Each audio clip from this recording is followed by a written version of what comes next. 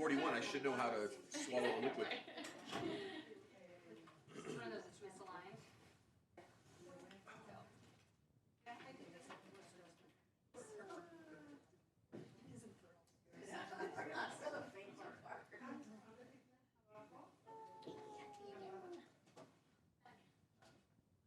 We'll have the mic right here. Okay.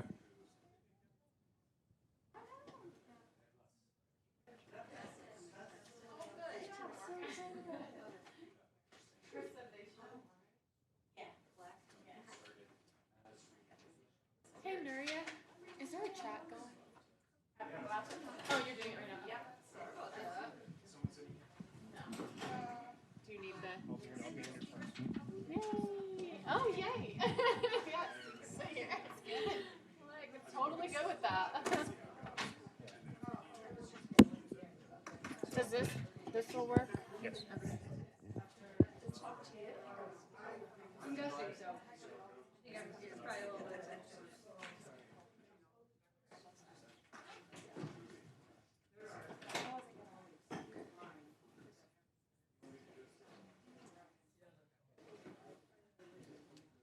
It's 6:01. I'm waiting for. I don't know, Aaron said it's like 2 more minutes.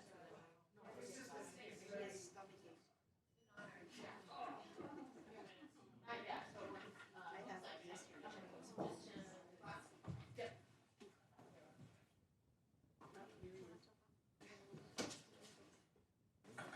59.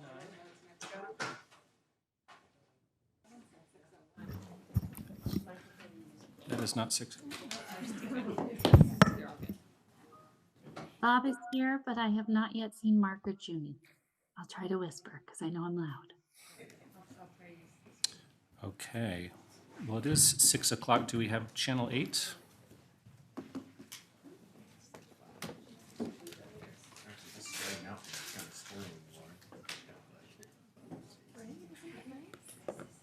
We do have Junie. Oh.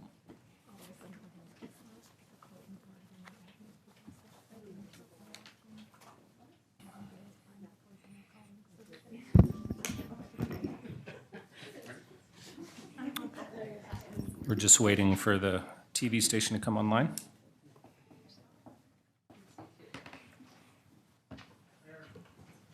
Junie's here. Welcome, Junie. Thank you. Channel 8 says they need just a minute. Matt, this might be a good time for a dad joke. All right.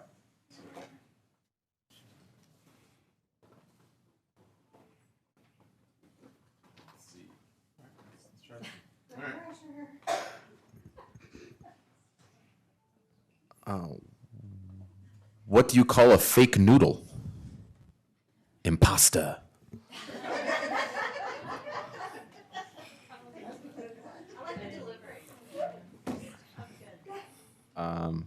You know, I have a fear of speed bumps, and I'm slowly getting over it. Okay. Thanks for keeping us entertained while we wait for the broadcast to start. Actually, I was at a Northwest Mayor and Commissioner Coalition meeting the other day, and we had like a 2-minute gap between things. And I said, anybody have any jokes? And people brought the jokes. So like, trying to keep some humor in our public meetings.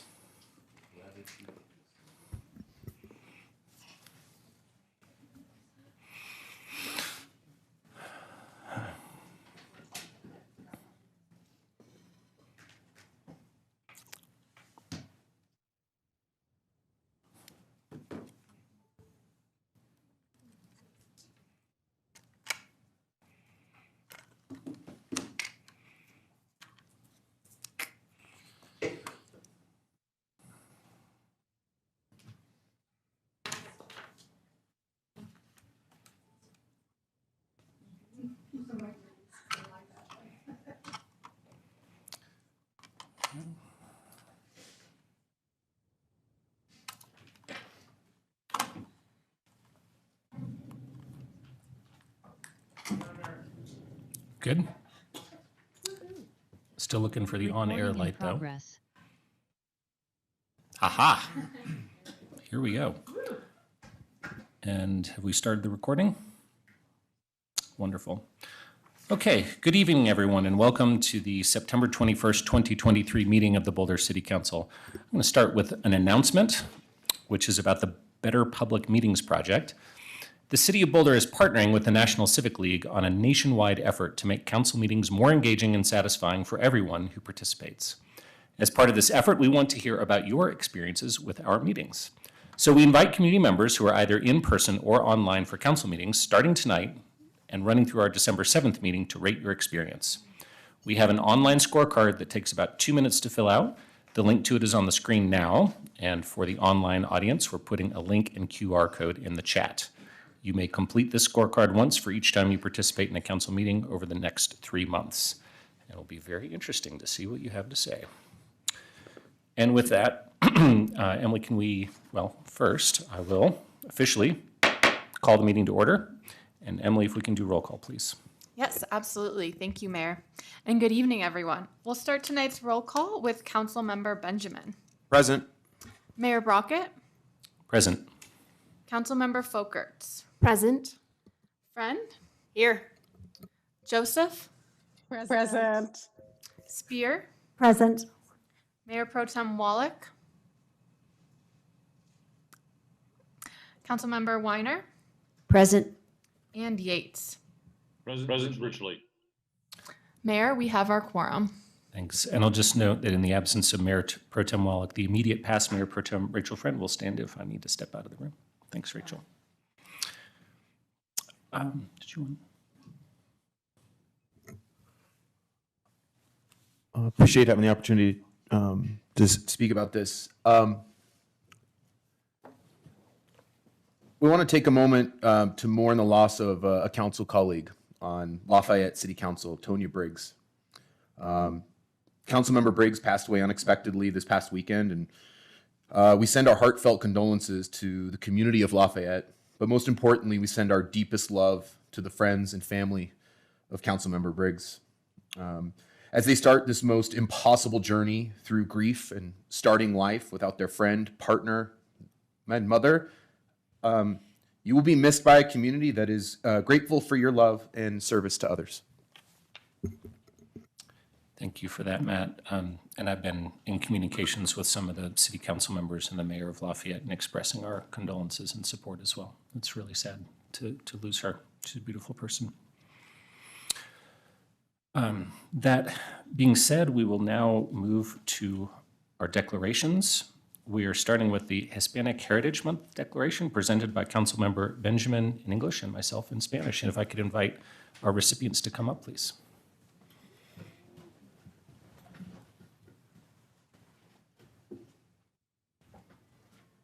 Come all the way. All the way? Yeah. Don't mind those signs. They're breaking the law already.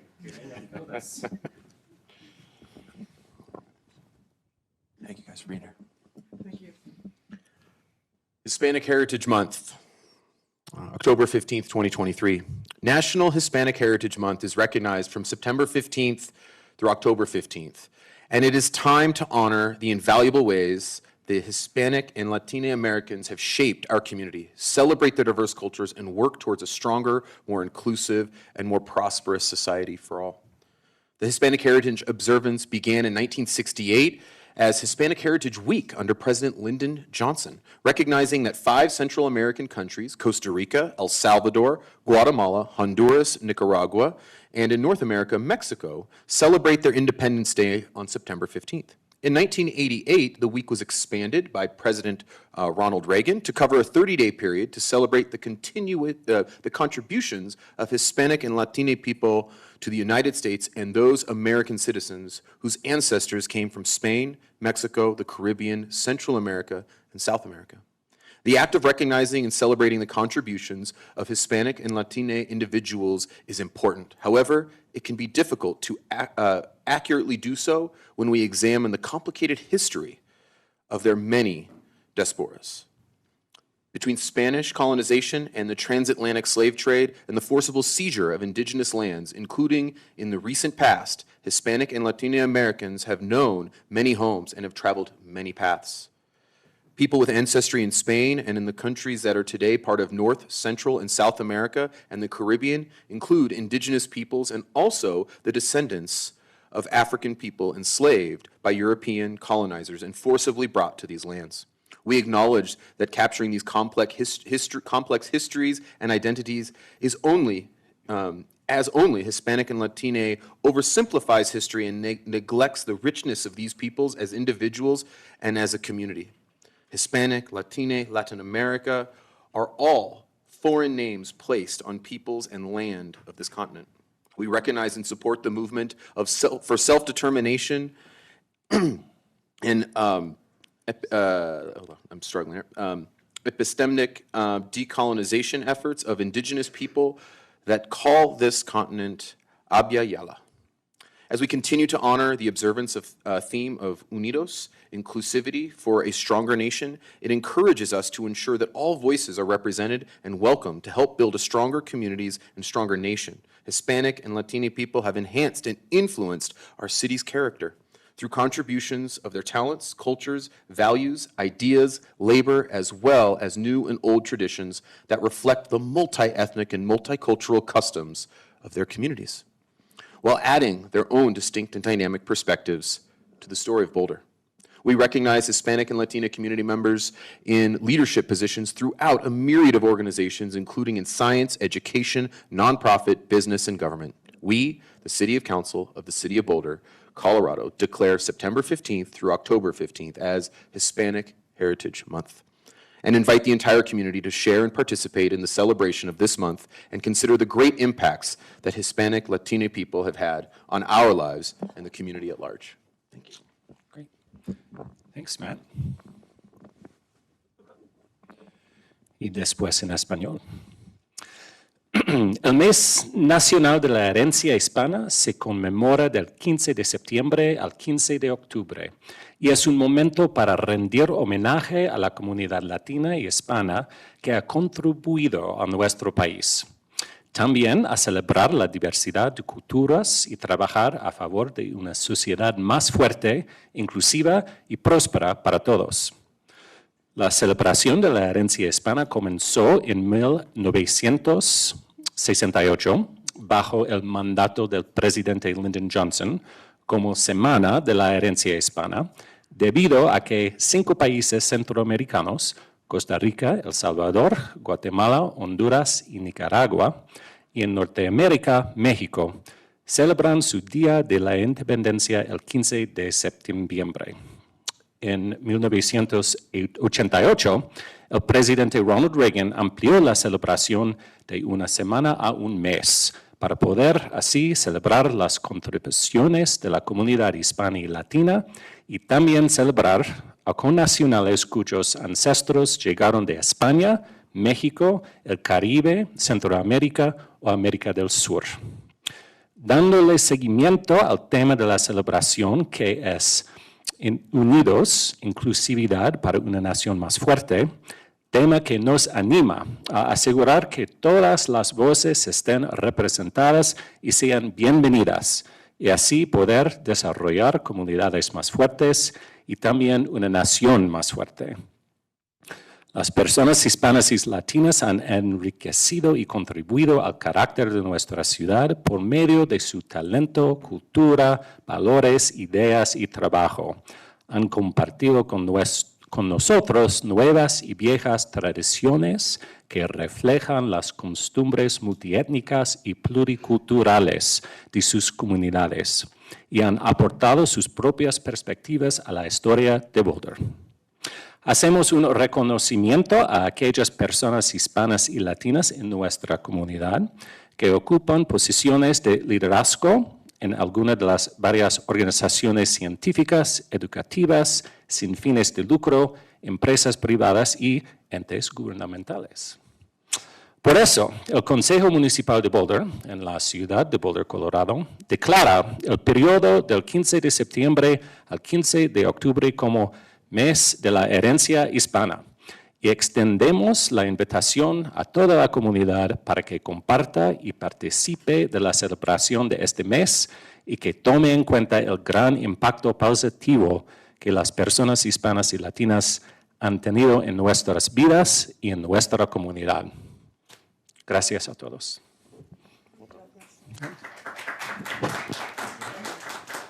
If any of you all would like to share a few words, it would be very welcome. En nombre de todos mis colegas, entre ellos Rosabel Rice, Elena Clever, Tania Balado y Leticia Pérez, yo soy Leticia Abajo, queremos agradecerles este paso tan significativo que la ciudad de Boulder está dando hacia la equidad y la justicia del lenguaje. Son muchos años que hemos estado algunas de nosotras luchando para que esa justicia del lenguaje se pueda cumplir, para que todas las personas que viven en Boulder puedan entender qué se les dice, qué tienen que hacer, especialmente en momentos muy importantes de su vida. Y este reconocimiento vale millones. Y ahora lo voy a decir en inglés. My fellow interpreters, if I miss out on anything, just let me know. On behalf of my colleagues, Elena Clever, Rosabel Rice, Tania Balado, Leticia Perez, and me, I'm Leticia Abajo, and all of the other interpreters and translators and advocates that have been working in Boulder for equity and language justice, we want to say thank you for this step towards a more just world. Many of us have been advocating for more just world here in Boulder. So those who primarily speak Spanish can understand what they are told, they can live a full life, and they can express themselves as well. So this is very meaningful to us and is worth millions. Thank you so much.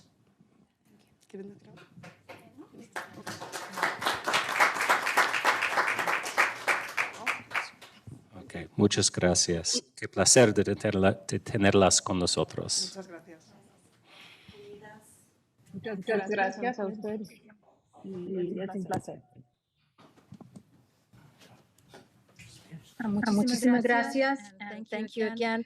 And just reminding us, we live in Colorado, we don't live in red. Thank you again. Thanks for that, Elena.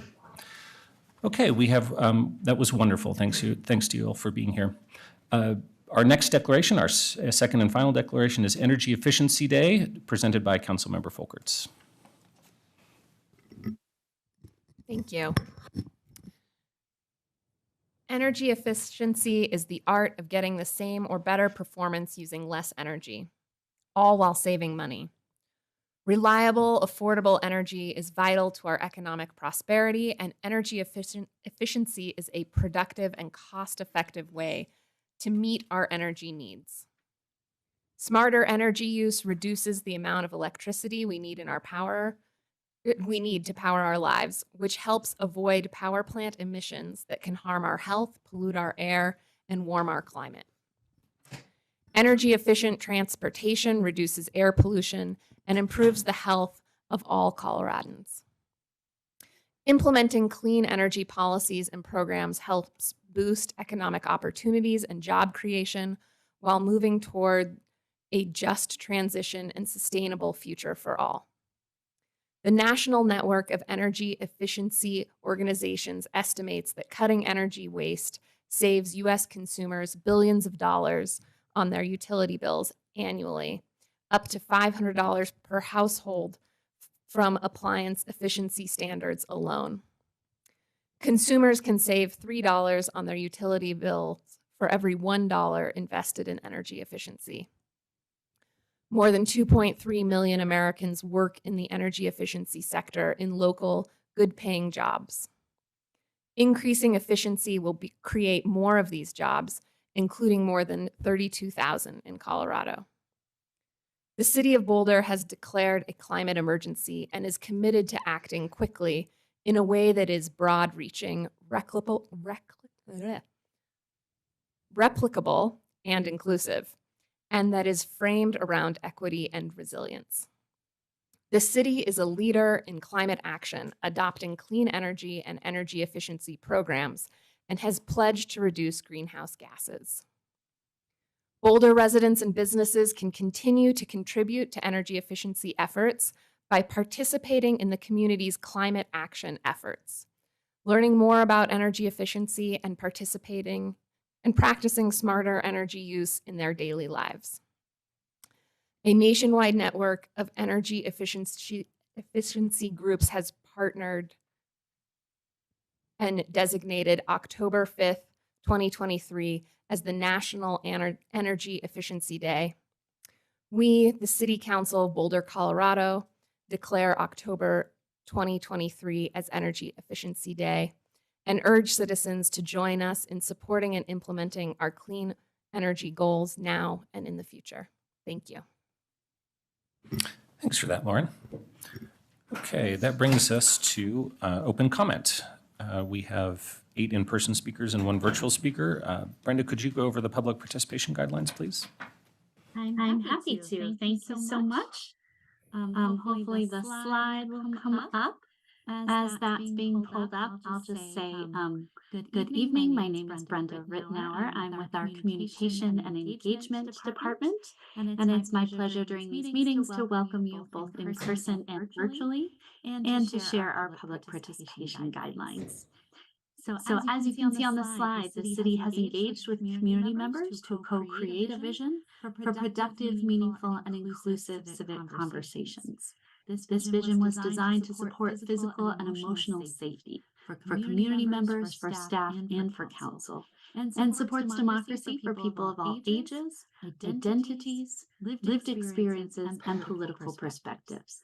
For more information about this vision and the engagement process that we use to reach it, please visit our website, bouldercolorado.gov, and in the search bar, put in productive atmospheres.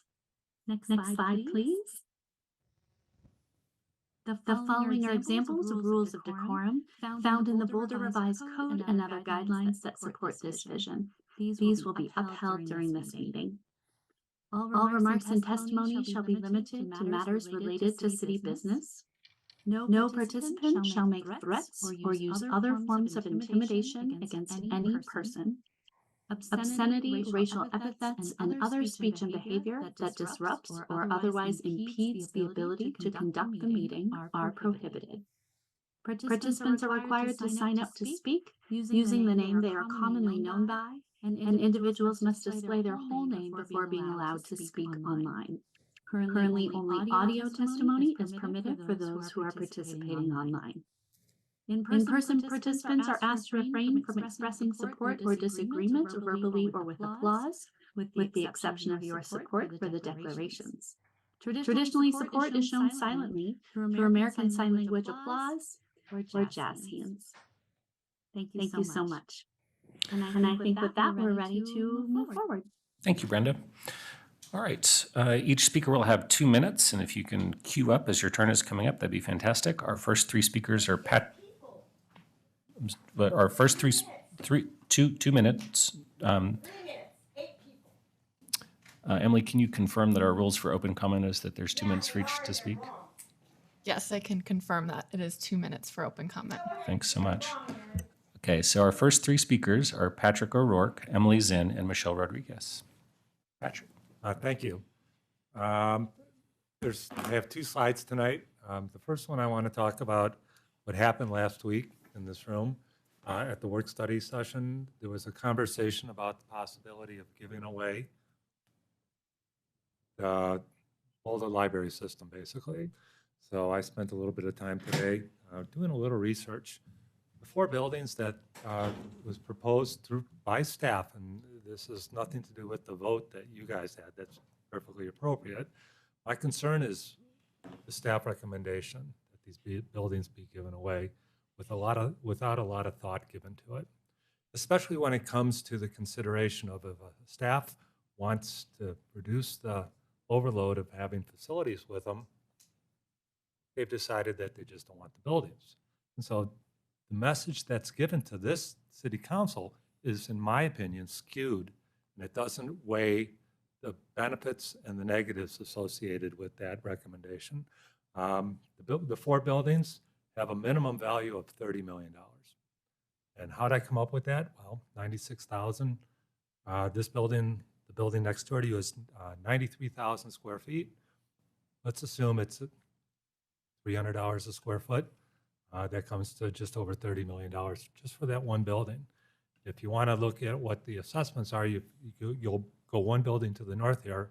It's 60,000 square feet, the building right there on the corner across the street from us. It has an assessed value of $25 million. Real estate tax bill, which I find astounding, of $599,000 this year. Next year, it's going to be $700,000. A lot of money. So what I was trying to get at is I believe that there's a fiduciary relationship or responsibility that the city of Boulder has to the citizens of this community and not necessarily to the district. And last but not least, Well, there's Patrick, 9 I'm afraid buildings. your time is up, but if you could email the rest of your comments to us, please, I'd There's appreciate it. 9 buildings about to be sold. So, Okay, 1 second. no, actually, I mean, I apologize, we give everybody the same amount of time. So Lynn, please no disruptions. If you can stay quiet, please, and not disrupt the meeting. 45 minutes it used to be, Aaron. Lynn, this is not the place to argue about this. 2 minutes. I've got, we have people who need to come on up and speak. So Emily Zinn, you're next, then Michelle Rodriguez and Andrew Hyman. Hi, thank you for having me. My name's Emily Zinn. I'm the Director of Education at the Museum of Boulder at Tebow Center up the road. And I'm also the project manager on Proclaiming Colorado's Black History, our upcoming exhibit that opens next Friday evening. And I wanted to invite you all to come see it. When we talk about creating a community where people of color feel welcome and feel a sense of belonging, we think that celebrating the accomplishments of our Black neighbors is an important piece of that complicated puzzle. Another is acknowledging the barriers that have always been present in this state and educating about the realities and truths of our past and present. With the help of the Institute for Museum and Library Services, we've been collaborating with the NAACP Boulder County, the Carnegie branch of the Boulder Public Library, and many, many other partners from throughout the state for 2 years. And to bring this exhibit to life, which will also run for 2 years. We've assembled a predominantly Black team and funded and supported their vision for how this story should be told. We hope that you'll join us in celebrating Black contributions in the face of adversity throughout the life of this state. You're welcome to contact me or any of our staff at the museum, and we would love to schedule private tours with our project team so that you can come see it. We open next Friday evening. You're all invited, and I appreciate the time. Thank you. Thanks, Emily. I look forward to the reception.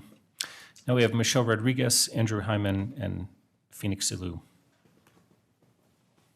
Hi, guys. I'm in a better light today.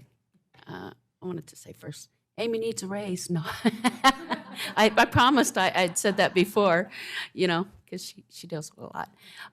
I just wanted to say I had some pretty exciting conversation, and actually about 4 hours this week with community involvement and direct involvement and engagement with the new police monitor. I learned some exciting things.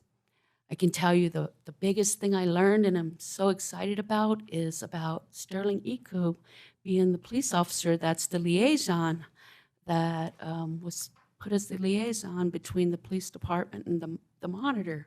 And you guys all know he's my favorite. My favorite person, and the most perfect choice and pick for that position. And I was ecstatic. They almost had to strap me to the table. But in addition, I wanted to speak real quick. The thing that went on in the park across the street, it's unacceptable.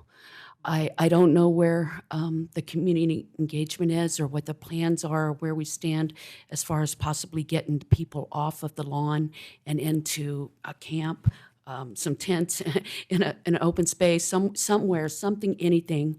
I have actively been engaging and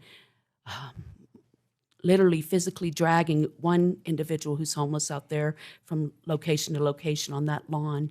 Most recently, she's not mobile. And had she been laying in that exact spot where that truck went up, it would have been. And so the chief is so right about that. I support that camping ban staying in place. I support safe zones for the kids. I support safe zones for the public, and we're asking for safe zones for us too. Thanks, Michelle. Andrew Hyman, Phoenix Ilou, and Evan Ravitz.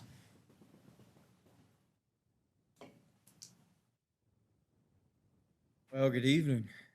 My name is Andrew Hyman. Get the mic up a little bit. Yeah, I'm part of an organization known as Architectural Uprising. I run the Western United States chapter. We have branches across Europe, different parts of Asia, and now in the United States, which is exciting. Essentially, what we are trying to do is return to traditional architecture as well as proper building and good urban planning. You know, I'm sure you've all heard of the walkable city. That's kind of in the same thing we're thinking. I just really wanted to introduce myself. I'm sure you'll be hearing a lot from me in the future. And if you have any questions from me, you can message me on Instagram. You can just look up Architectural Uprising, Colorado chapter. Thank you very much. Thanks, Andrew. Now we have Phoenix Ilou, Evan Ravitz, and James Duncan. Hi. So I really loved the What's Up Boulder event. I did go and I very much enjoyed it. And I was pleasantly surprised to see child-friendly initiatives being taken. And so that's what I synchronistically wanted to come speak about, because I actually started potty training my daughter at 7 weeks, and by 17 months she was going by herself. And so for me, one thing that I found could be helpful would be stools in the bathrooms for children to be able to get to the sinks, as well as stools in the toilets, maybe placing like seat reducers in public restrooms as a way for them to have more access, as well as an initiative for parents to maybe step deeper into, if they're in a potty training phase, the availability for that.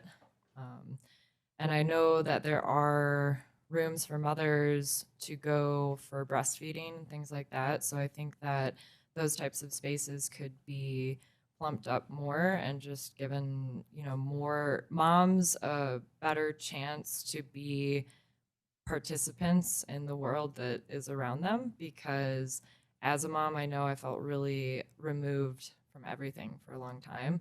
And even having a toddler, it's still hard. So, but thank you very much. Have a good night. Thanks, Phoenix. Now, Evan Ravitz, James Duncan, and Lynn Siegel.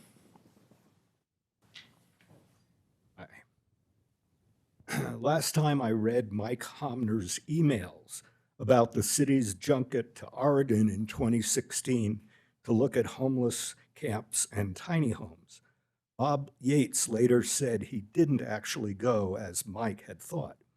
Mike told me it was because someone in his photos looks like Bob. Mistake fixed.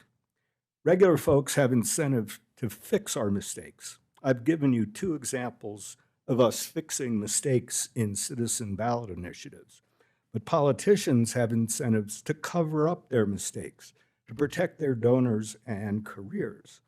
Bob has still not fixed his mistake in his January 2022 Boulder Bulletin, easy to find online, when he claimed that Excel voluntarily started using renewable energy in the 2010s, when it was actually forced to by Colorado Initiative 37 that voters passed in 2004.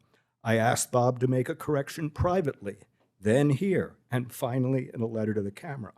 Bob continues to sucker his readers, hoping they vote in 2025 to continue the Excel franchise. That lovely company whose greedy negligence ignited the Marshall Fire and will be billing us to pay for hundreds of millions in lawsuits.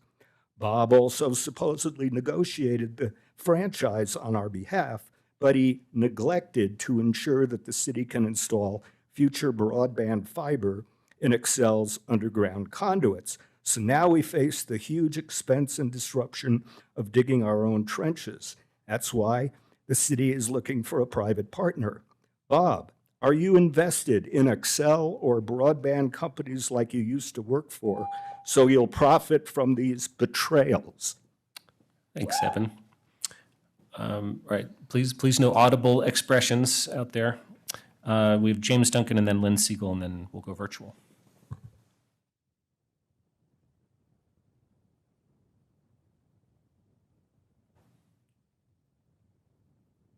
Hang on. Let me find it.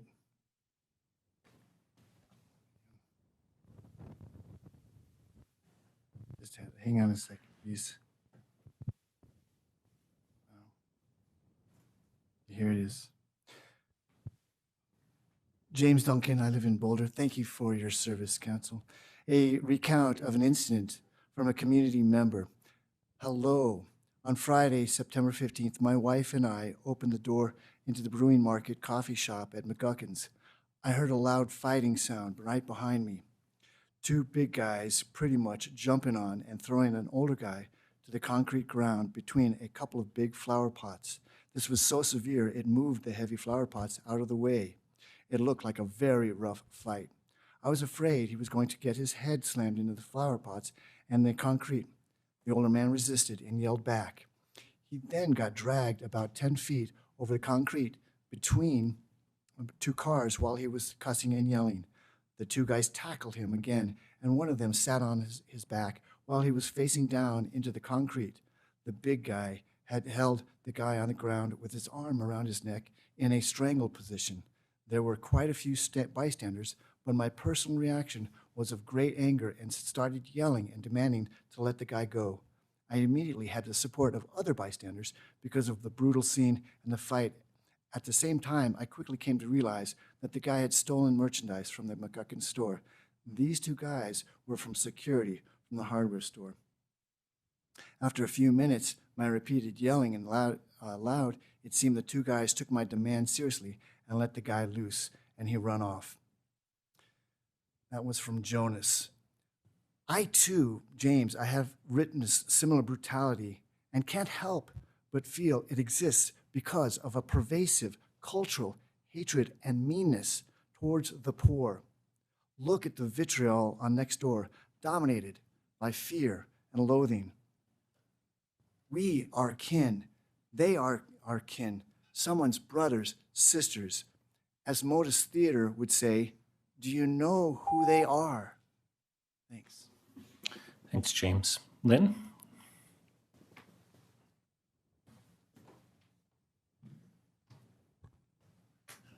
So, what about the LDRC, the Landmarks Design Review Committee, that is not recorded? This is the house that they are demolishing. In LDRC, I request that the LDRC be disbanded. They can't record their meetings. I can't go back and see why would they demolish this 8,000 square foot, $6.1 million house in Boulder that's fireproof on the Wildlands Urban Interface, 770 Circle. That's 1941. Go ahead, Lisa, to the, yeah. So a garage was added on. Big effing deal.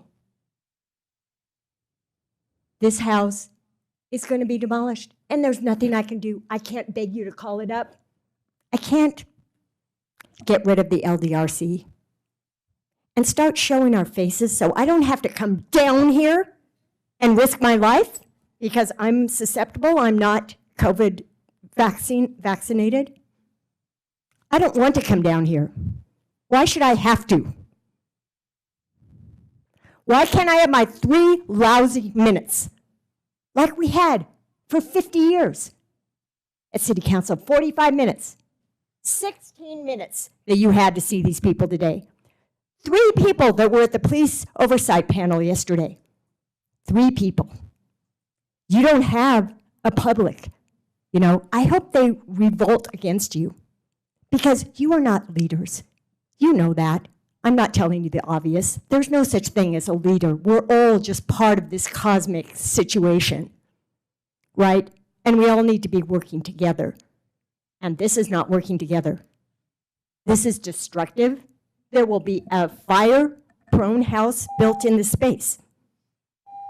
EAB needs to be part of Landmarks Board, Environmental Advisory Your Board. time is up, Lynn, but thank you for your testimony. I got it, Aaron. I got my time is up. 2 lousy minutes.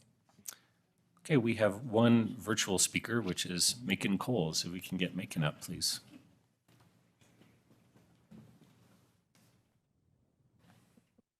Council, I want to talk to you about 28th and J, the project for 84 units, 34 of which are for sale middle-income housing.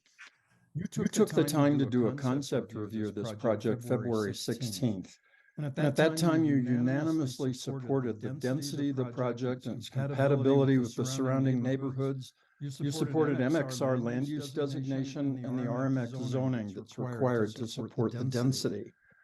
But in June, planning staff's written direction to the developer was the exact opposite of what you supported in February. Staff said they could not support the quote MXR designation or the proposed mass scale and density of the development, close quote.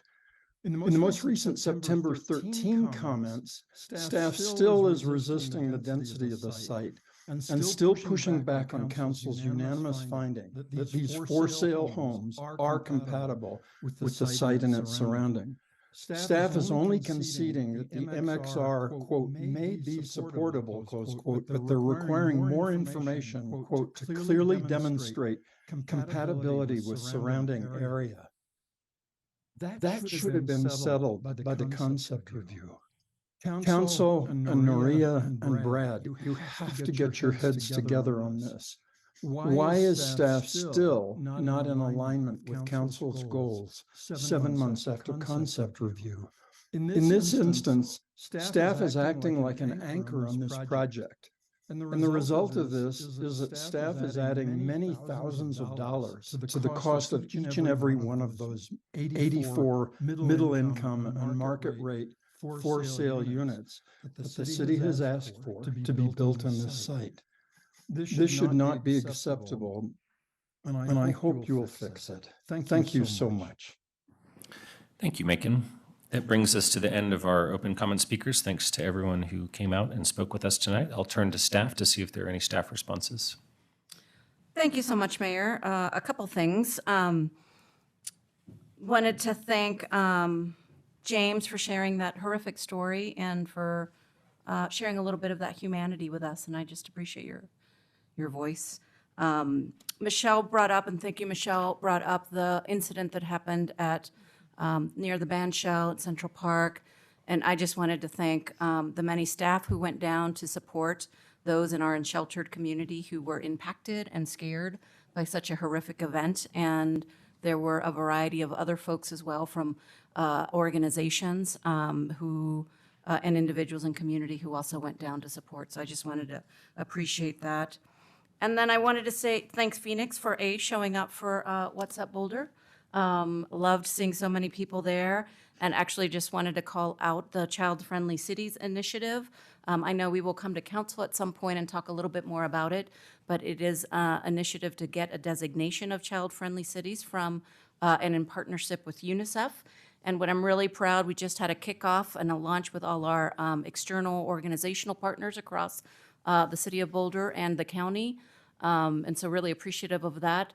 But the thing I think I most want to tout, we are the only jurisdiction thus far, I believe, and I hope others will follow, that are really leading with youth voice. And so we have had a lot of engagement sessions with our youth. We have gotten our own youth opportunities advisory board involved, and I'm really excited about the possibility of being able to implement something that is not perhaps done by us grown-ups in a child-friendly initiative, but is really informed and led with youth voice. So excited to see that, and I know we'll bring that to you soon. Thanks, Nuria. Any council comments or questions? Rachel? Thanks. Just two. For Michelle Rodriguez, just a FYI, we're having a virtual study session next week that will cover safe outdoor spaces as part of it. So hope you'll tune in. Maybe there's help on the way. I don't know yet.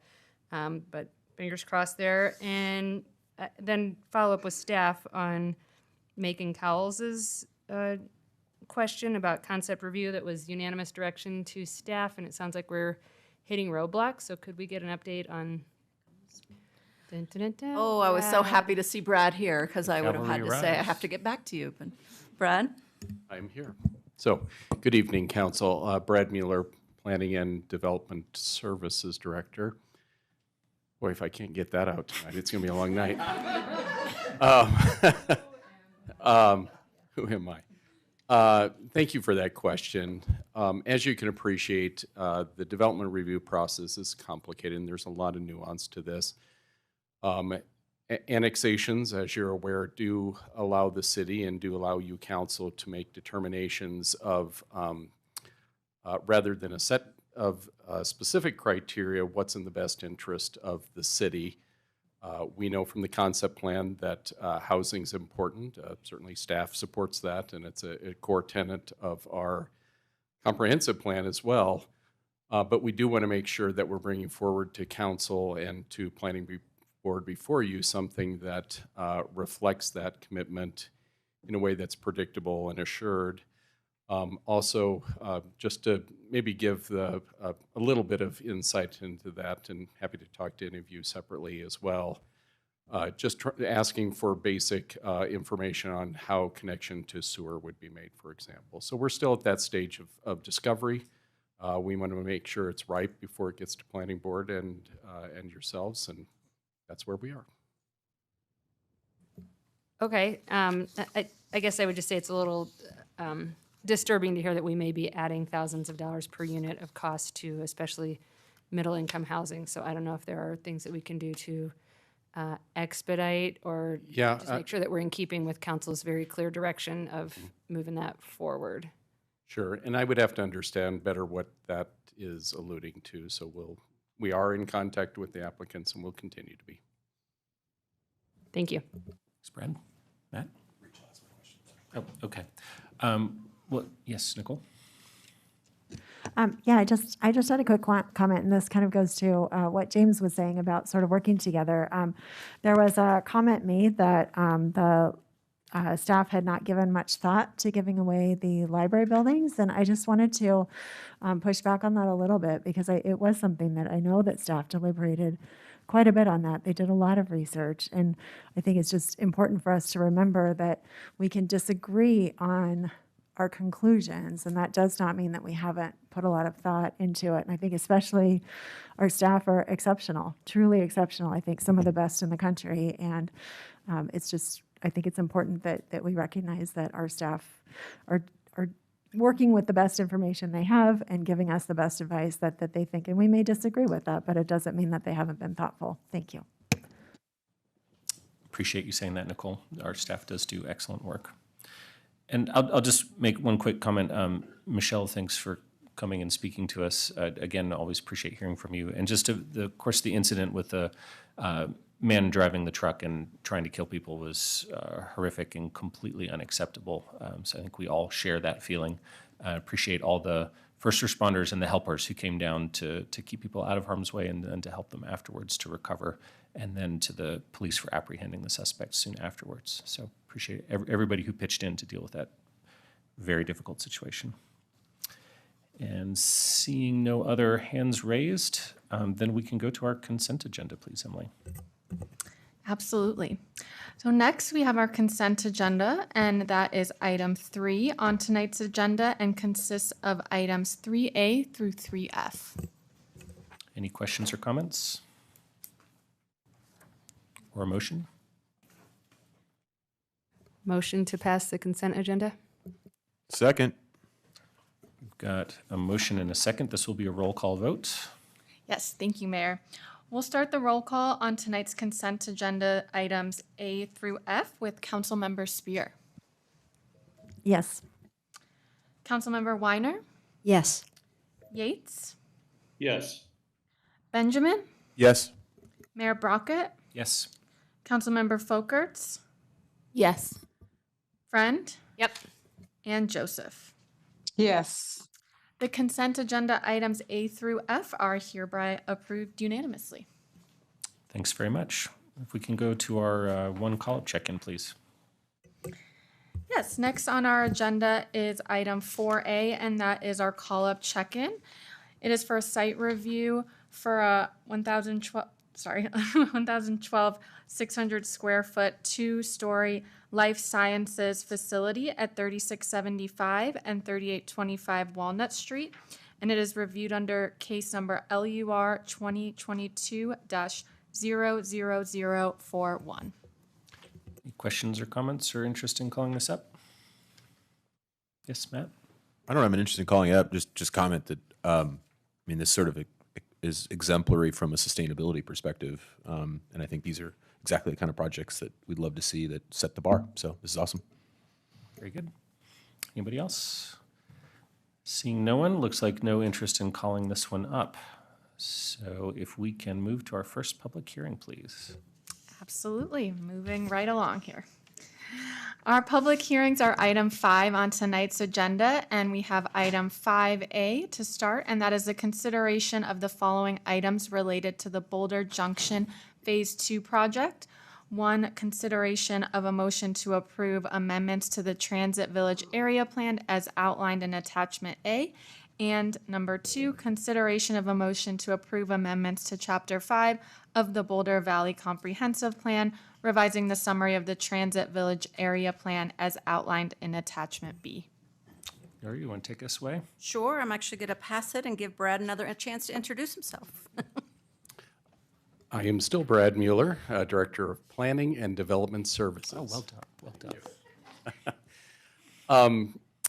I just wanted to frame these two items for you a little bit before we get started. Over 18 months or more ago, actually before I started, you all went through a rigorous process of identifying your key priorities for the next couple of years in a retreat. We were fortunate to have 5 of your 10, and we've been happy to be working on those with you. You're welcome. Yeah, thank you. And really happy and pleased to be able to bring 2 of those to you this evening. We had a conversation, you'll recall, back in November with you about how we could in fact get these sequenced, these 5 priorities sequenced, balancing the need for public outreach and input, not stepping on each other though with the various kind of interrelated projects, and finding a way to sequence that within the scope that we had presented to you, both discussed in the retreat as I understand it, but also as we discussed in more detail on in November of last year. So we're excited to bring these to you this evening, and hope that we are able to bring those to closure for you, and of course answering any questions you have. Thanks, Brad. And now I will turn it over to Becca. Hi, my name is Becca Heeb. I am a Beck, if you can get a little closer into the mic, please.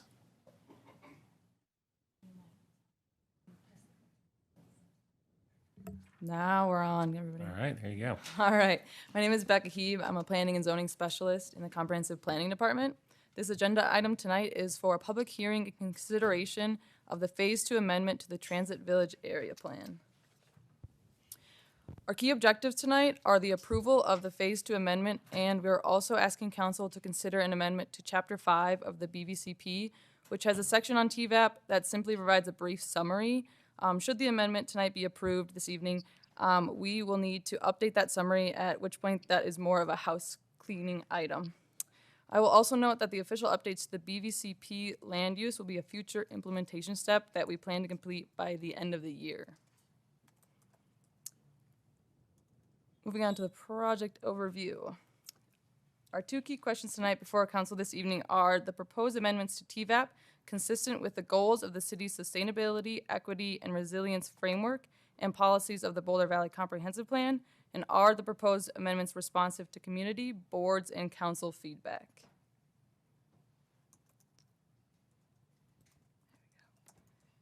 We'll start with a reminder that we do already have an adopted area plan that sets the vision for Boulder Junction area. Adopted in 2007, TVAP established a desire for Boulder Junction to become lively and engaging with a range of uses attracting a broad diversity of people. It describes the future of the area as having a charming chaos and should incorporate citywide and neighborhood scale public spaces and there's an emphasis on sustainability, walking, biking, and possibly car-free areas. That vision continues to guide the future of Boulder Junction today. However, there was a broad belief from City Council and the community collectively that elements of Phase 2 needed to be updated after 15 years. The proposed amendment is an additional piece to ensuring the land uses, transportation connections, and urban design elements of Phase 2 align with our current community needs.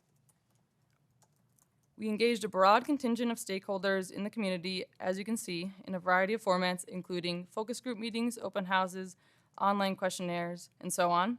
We also convened a pilot of a multi-board working group that included representatives from 9 different city boards. From all of those conversations, several key themes for Phase 2 emerged. There is a desire to allow greater flexibility for residential and mixed-use outcomes than TVAP originally would have allowed for, a desire to see enhanced support for existing and new and local small businesses. The community wants to prioritize pedestrian and bicycle connectivity over vehicles, as well as incorporate more tree canopy and landscaped areas to balance higher intensity development. And overall, there is a desire to embody the creative, entrepreneurial, and funky spirit that is Boulder. I will point out that there is a variety of opinions from stakeholders on whether mixed-use transit-oriented development or mixed-use industrial is a more appropriate land use designation along Old Pearl. We're going to touch on this later and elaborate more on the staff recommendation, but I just wanted to point that out here. I will pass it on to Rachel from EPS, who has provided consultant support on the project, to share some highlights on the market analysis. Great, thank you. So I'm going to go over some of the key themes. Could you introduce yourself? Yeah, sorry. I'm Rachel Shinman. I'm a vice president with Economic and Planning Systems, and we were brought on to do the market analysis component, which is one of the pieces in order to move forward with Phase 2. So we've been working over the last couple months on understanding market trends, what's been happening, where is their strongest market support, where are their challenges, absent anything else, what can be expected in this area over the next 10 to 20 years, and how that aligns or doesn't align with the 2007 plan and what we might be looking to update. And part of the reason we do this and why we do market analyses as part of planning efforts is to make sure that what we adopt and what's in the plan is implementable and can happen, and we understand where the market is aligning with community desires and values and where we might need additional tools and policies and strategies to get there where the market won't do it itself. So that was sort of the basis of our effort. And so the future development context, we looked at really these 4 key, what we call asset classes, types of development. So retail, office, multifamily, residential, and industrial. And in general, there's some demand for retail in this area right now. With more residential coming online, that's when we tend to see, the phrases retail follows rooftops. With more people in the area, there will be more demand for retail. But one of the key takeaways, and we'll see this, there'll be a little bit of repetition throughout this, is to really focus it and not try to do, first floor retail everywhere. We've seen the struggles with that, but really be intentional about where that goes and where other first floor uses might be better suited. Office, we're still seeing the impacts of COVID over time. One strength of this area is the types of office users that are here. So there's a lot of high-tech space, lab space, health sciences, biosciences that are much more place-focused than sort of traditional office users where remote work is more of a possibility. So that's a really big strength of the area, and that's something that we see continuing to be a strength moving forward. As we'll see, we did some development feasibility work. Right now, it might be a little challenging to build that space unless we're building really high-end spaces. And so that's potentially more of a longer-term opportunity. Residential, as we've seen over time in the city, there's a lot of demand for that. And so that's part of the greater emphasis in this area on residential, is to really be able to meet some of that demand and then also create a more vibrant area that can support some of these other uses. And then industrial is a challenge. And there is older industrial space in this area, but in terms of future demand, it's really difficult to build new industrial in Boulder right now. Land values are really high, and it's really tough to support industrial development given the cost of land. And so we'll see sort of rethinking how we look at existing industrial space and what can be done to incorporate what we call more like flex uses, but less like warehousing and manufacturing, that there just aren't the sites and the development costs just don't support that. And so what the market analysis really showed us is that we have 3 pretty distinct sub areas within phase 2. And so we're going to move from south to north, which is how the redevelopment timeline is likely to play out. In the south, we have consolidated ownership, which helps with redevelopment. And it's sort of larger single spaces. And there's already some planning efforts ongoing. And so that's where we're likely to see the earliest redevelopment. And a key theme throughout this whole process was that flexibility is really key. In the central area, that's going to be a challenge because that's where some of the existing sort of service commercial and service industrial users are, who are going to face some of the most challenges as redevelopment happens and as rents go up. And when buildings redevelop, it's going to be really challenging for a lot of those businesses to stay in those spaces. And then in the north, there's some really strong employment uses. And so we'll see there's a desire for more residential in this area, but an opportunity to really create a mixed area with maintaining and enhancing some of those office uses. And so the key findings, as we sort of talked about, right now residential is just more feasible than other uses, given sort of land cost, construction cost, and the rents available. And so allowing residential to be included in a lot of different types of developments can help achieve some of the other uses that we're looking for. We did some development feasibility analysis to understand, thinking forward towards implementation, what some key considerations will be. And parking is going to be a key consideration. It's very expensive, and it really impacts the types of development that can be feasibly built. And then again, just thinking over the timeline, so 3 and 4 kind of combined, phase 1 redeveloped relatively quickly, partially because a lot of the land was vacant and there were a number of city-owned parcels. Phase 2, given that there's development on almost every site, will happen over a much slower timeline. And so just keeping that in mind and accounting for market changes over time. So right now, the strength of residential is really driving a lot of new development. In 10 years, there might be more demand for office uses. And so maintaining that flexibility can help adapt to changes in the market over time.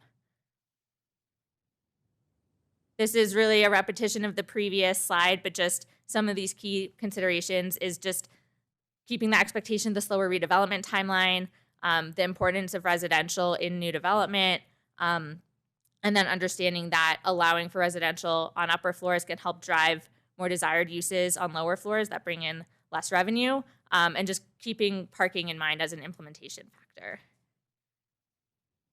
And so in terms of next steps from the market perspective, just understanding barriers to development, so considerations like height and site coverage and parking and those components, understanding the need for a parking strategy, the balance of employment with housing uses, and we'll talk about this a little bit later on in terms of where entirely office buildings might fit in, and allowing for that balance within areas, sub-areas, and the entire area. Particularly in the central area, just considering business stabilization and anti-displacement strategies for those businesses that are currently there. And then, like I noted at the beginning, just identifying those key locations for first floor retail and not necessarily blanket everywhere. And we'll be available for questions later on. Thank you, Rachel. Is that working? Yeah, great. Good evening, Council. Christopher Johnson. I'm the Comprehensive Planning Manager. I will dive into the proposed amendments themselves and give you an overview of what is before you this evening. So we focused very strategically on updating the land use, transportation, and urban design sections of the Transit Village Area Plan. It was really in response to the themes that emerged through our process, and also, understanding the timeline and the framework that we had to work with through this year, and hoping to be able to bring this to council. We wanted to make sure that we had a fairly narrow focus. We have just logistically, we've updated the original 2007 TVAP document. There's a number of big notations within there that you can see. They really direct community, staff, future boards and council, and other interested parties to the Phase 2 amendment itself. The amendment is then attached as an addendum to the original 2007 plan, and really a large bulk of the existing vision for the entirety of the Boulder Junction area still applies and is still relevant, and so it's not overwritten or overlooked by this amendment. So moving into, sort of the land use updates, the plan amendment proposes two different land use categories that really allows for a wide variety of residential, commercial, and light industrial outcomes. And that's really in response to the community feedback that we had heard throughout this process for greater flexibility. The mixed-use transit-oriented development land use focuses primarily on residential and other transit-supportive uses. Mixed-use industrial also allows for residential, but places an important focus on light industrial manufacturing and service uses on the ground floor. And then we also have identified the Goose Creek Greenway really as an enhanced community amenity, and that's being formalized through the application of the PKUO, or Park Urban Other, land use designation. This map shows how those three different categories are applied geographically to the Phase 2 area. The amendment focuses the MUTOD land uses in the north, primarily near that future rail station site, which is where that would be located. You can see that in the red star in the northern portion. And the the MUTOD is also applied then to the south, where change is anticipated to occur earlier in this overall redevelopment cycle. MUI was specifically targeted and applied to the old Pearl Street area in response to a lot of those existing light industrial and service uses, but also understanding that in the future and over time, there really is a vision and an expectation that evolve into really a more eclectic interaction of uses and structures and a mixture of maker spaces and other types of manufacturing types of uses in addition to residential. The PKUO, as I mentioned, is applied to city-owned parcels along that Goose Creek Greenway. And the other thing that's actually, it's a little bit hard to see on the graphic, but there is a small sliver of OSDR, which stands for Open Space Development Rights or Restrictions. And that's really kind of a cleanup item that we worked closely with our colleagues in Open Space and Mountain Parks. There's an existing scenic easement right there along Pearl Parkway that they control, and so we're updating that to that OSDR land use. These descriptions here, or these snippets of descriptions, are pulled directly from the Boulder Valley Comprehensive Plan. They further outline sort of the broad vision that's expected within these primary land use categories. As I mentioned, MUTOD pairs existing or planned transit facilities with residential and commercial development opportunities. MUI integrates diverse housing, commercial, and retail options into industrial areas.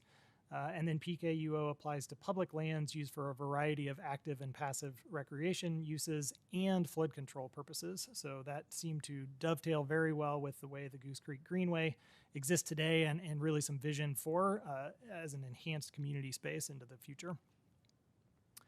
I wanted to point out really in this question, and as Becca mentioned, there's been a lot of discussion around, what is more appropriate here, MUTOD or MUI.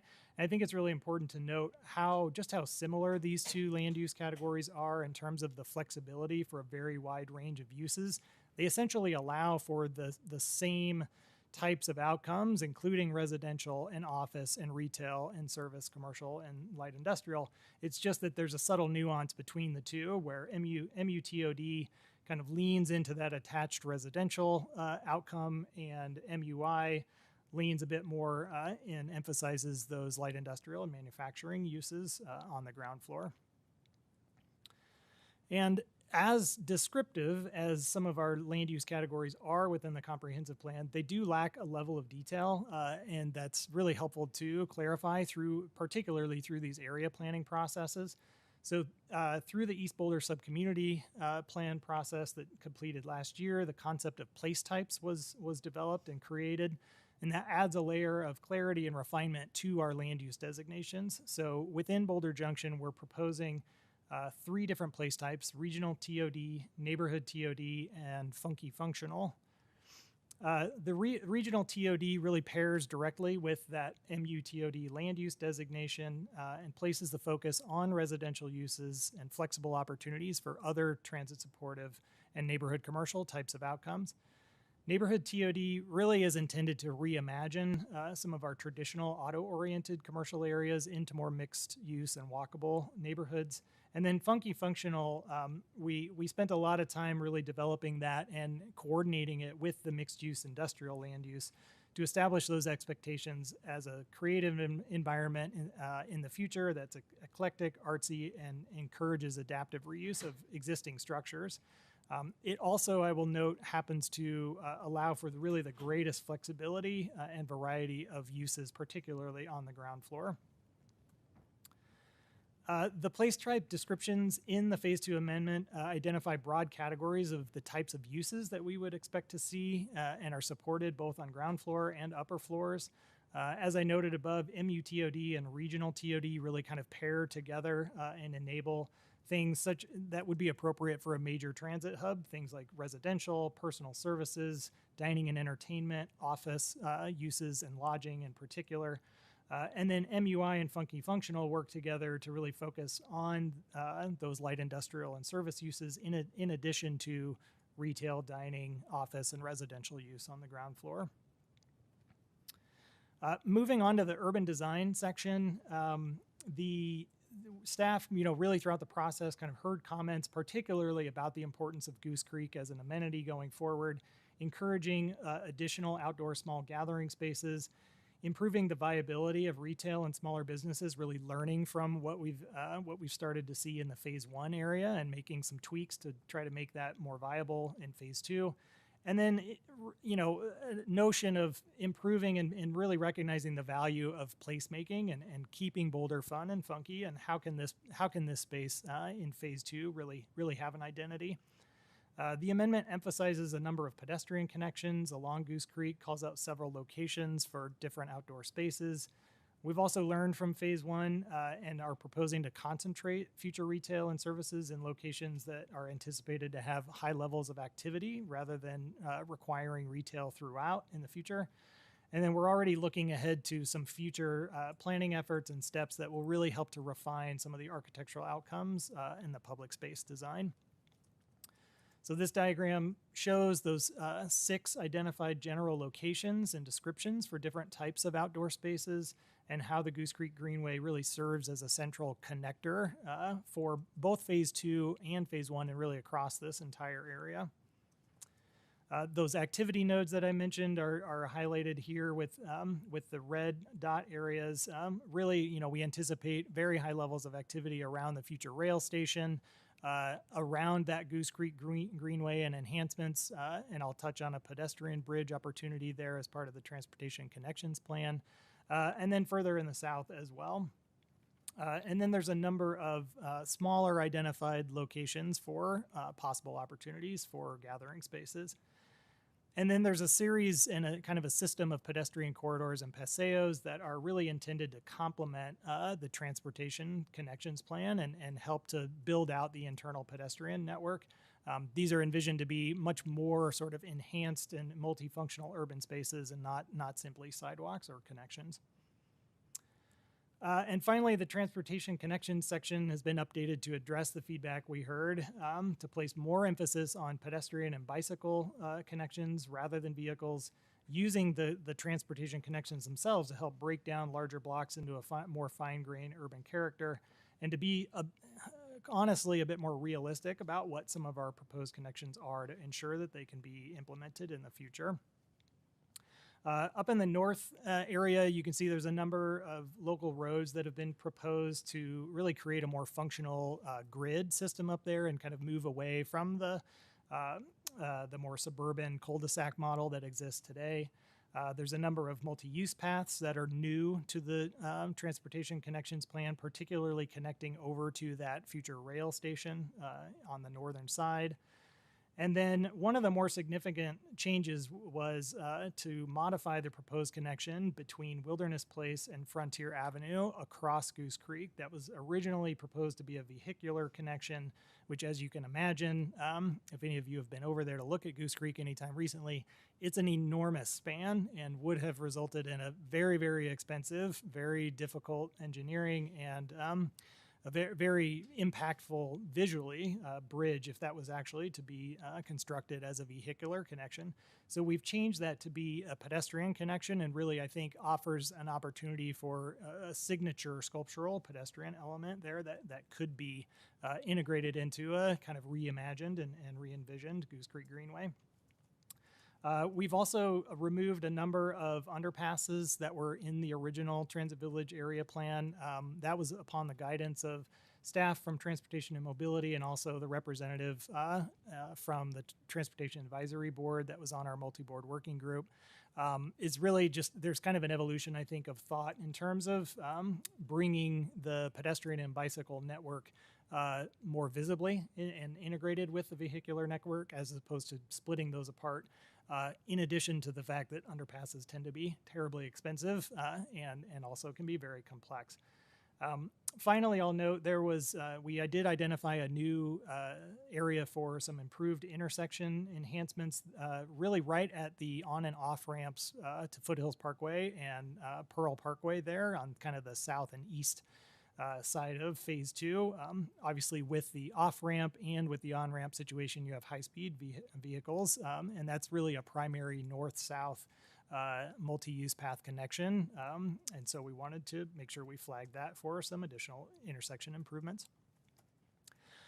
Finally, in the packet, you have the draft of the revised summary of the Transit Village Area Plan that would go into Chapter 5 of the Comprehensive Plan. Really, this is just to make sure that we update that description so that it reflects the Phase 2 amendments and the changes that are before you. Finally, one of our key questions to you this evening was the consistency with our SER framework and the Boulder Valley Comprehensive Plan. You know, really fundamentally, our area plans need to be consistent with these documents, and really we took this very seriously as we went into the process at the beginning, and several of the SER objectives are highlighted there on the right-hand side, particularly those that are in the livable goal that deal with housing types and affordability and the prevalence of 15-minute neighborhoods. The changes that are being proposed here, you know, really lean into some of those goals and support both the transportation and transit system, and also the vitality of our local economy and the diversity of businesses that could be envisioned using both the MUI and MUTOD land use categories. And then the Boulder Valley Comprehensive Plan, similarly, the amendments that are proposed are consistent with the comprehensive plan policies. The Phase 2 updates will lead to an incorporation of more housing opportunities into what has traditionally been an employment center.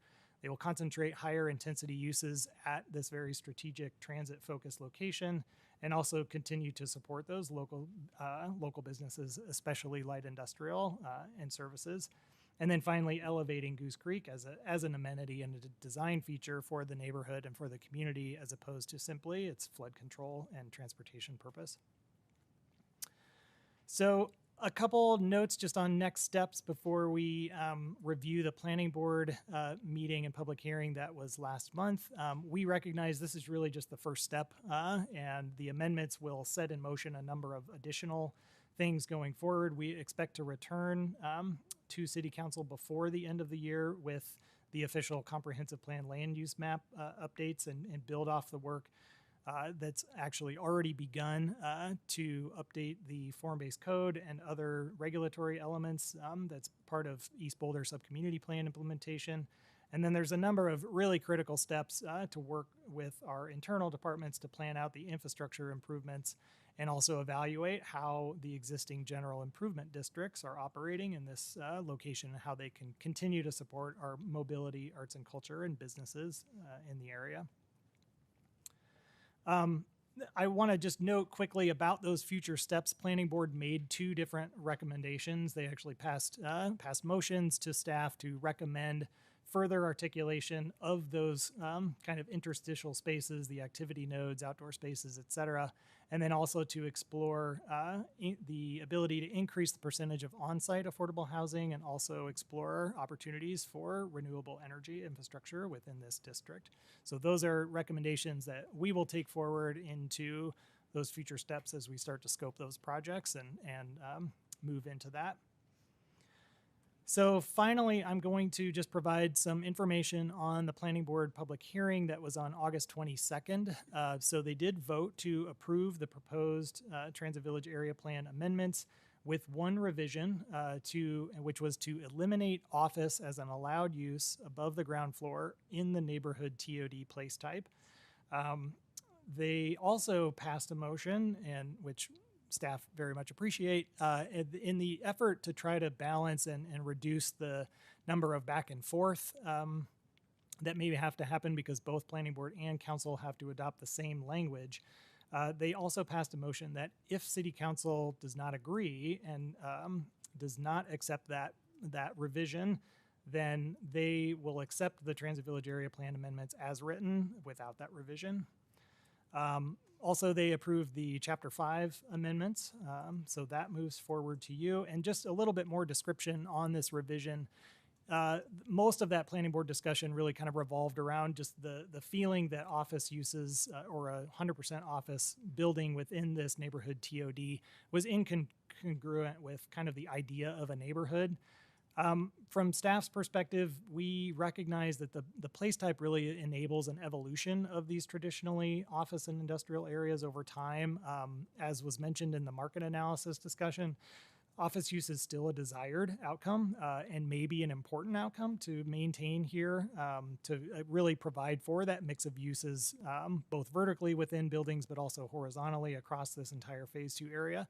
So our preference is to not accept that revision and to maintain the flexibility for both housing and employment uses going forward within that place type. So the two recommended motions that staff is proposing to you this evening is a motion to approve the amendments to the Transit Village Area Plan as outlined in Attachment A. And just a note, that does not include the planning board revision. And then finally, a motion to approve the amendments to Chapter 5 of the Boulder Valley Comprehensive Plan, revising the summary of TVAP as outlined in Attachment B. And we're happy to take questions. Thanks so much for that, Christopher. Did we end up having a planning board representative join us for the meeting tonight? I believe that Kurt Nordback was invited. He may be online, he may be virtual, yes. Great. Well, I'd appreciate, maybe we can promote Kurt. Kurt, thanks for being here tonight. I just say if you had a couple of words to explain the planning board's deliberations, that would be welcome.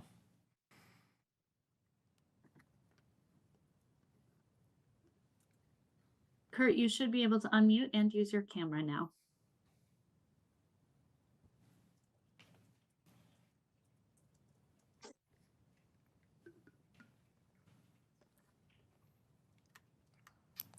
Kurt, we can see you, and it looks like you're unmuted.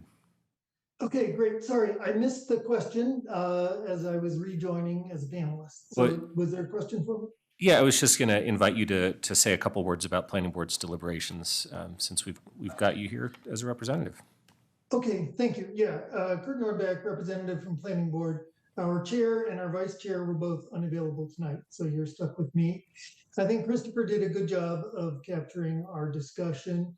The one thing that I would add is that we saw estimates of the build-out potential for this area that still indicated a significantly larger number of jobs than dwelling units. And so it was partly based on that we felt that it was important to preserve as much opportunity for housing as possible in the neighborhood TOD area.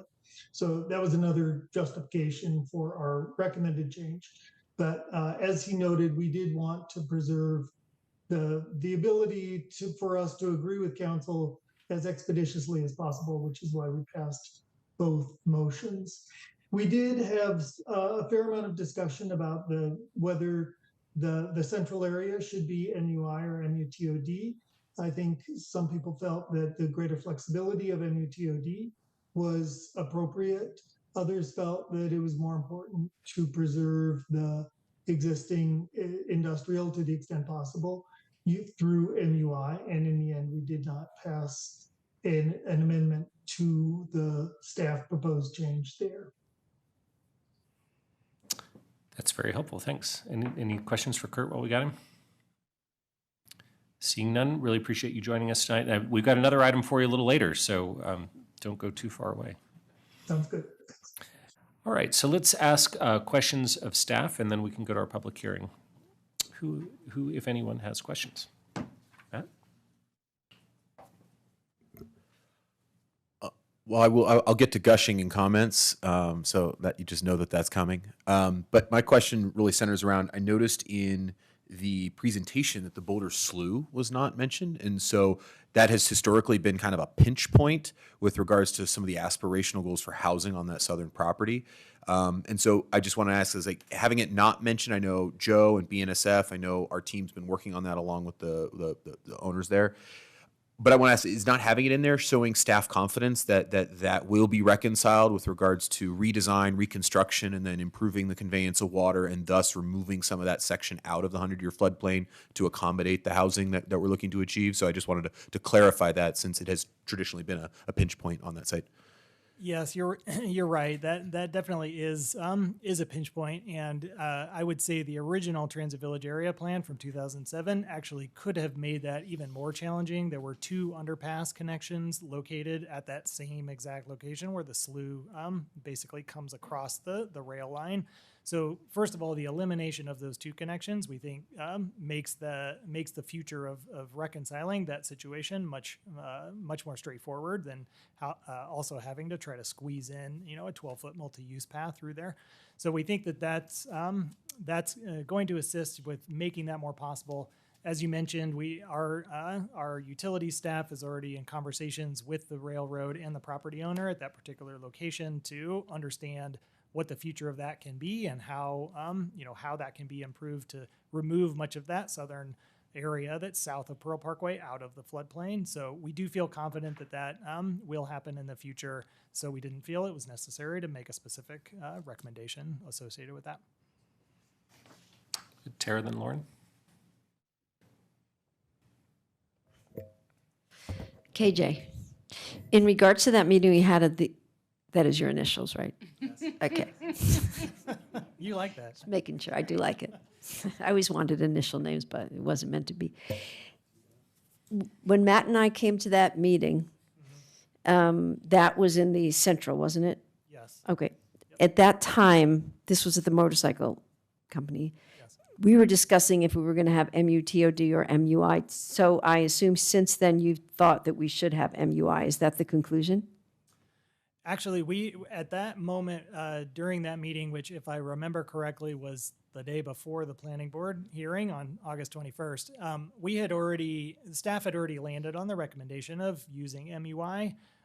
There certainly were some property owners and business owners in the area that would have preferred MUTOD. We continued to have conversations with them, and I think that discussion we had at the House of Motorrad with a lot of the other property owners as well from the auto body shop and others there. I think that the takeaway that staff came away from that discussion is that there was not an overwhelming shift or desire to shift to that MUTOD, and there really was a balance of opinions as to what was going to be important. And we heard a number of those property and business owners reflecting on the importance for them and the desire for them to be able to pass these businesses and these properties on to their kids and their other generations, and for them to have the opportunity to establish those types of businesses. From a market perspective, that might prove to be difficult, and so that's something we're going to want to look at in terms of what incentives we might be able to provide or other support systems we can offer there. But from a land use perspective, we wanted to make sure that that was still feasible and possible going forward. That's great news. I really agreed with that, by the way. Okay, second question and third question. I think, is your name Rachel? Oh, so I remembered. 2 questions for you. How will residential, which you were very excited about, not drive up rents for light industrial? And number 2, what are your anti-displacement strategies? I mean, in like just a minute or less. You don't have to give me a long thing. Because I'm worried about the light industrial. Yeah, so great questions. I would say I'm not necessarily personally excited about residential, but that's where the market excitement is right now. And so the the market driving those rents are a little bit different. And at the end of the day, if someone builds something and charges more than anyone there can pay, it's going to sit vacant. And so what we're likely to see in terms of what we call light industrial space is a difference in user. And so it might not be what we see right now, but that could be more of, you know, like a brewery, a tap house, a bakery with manufacturing space in the back, things like that, that are not like an office or retail space. They might have, you know, retail facing the street, but there's more or, you know, like a maker space, something like that. And so one consideration, and we had this a little bit in the market report with retail, is we look at the ability to create smaller spaces. Even when rents per square foot might be higher, it just enables additional affordability for users because you might be able to afford it for, you know, 8,000 square feet, but not 16,000 square feet. And so that gets to the flexibility consideration in terms of what can go into these buildings, what's allowed, and there's the secondary consideration of what's actually feasible. I don't know if that fully answers the question, but they're related but not tied together. And one of the benefits of the residential is that it's not necessarily a benefit, but as we know, housing is very expensive here, and that can help drive the feasibility of the development so that lower rents can be feasible on the first floor, depending on the space. But let's say we want to keep, let's say, those current businesses or businesses like that. So one of the interesting things that the automotive person said was, why would somebody want to live over an automotive shop? Will that drive me out? So my concern is exactly that. Yeah, so from a market and development perspective, typically speaking, they won't.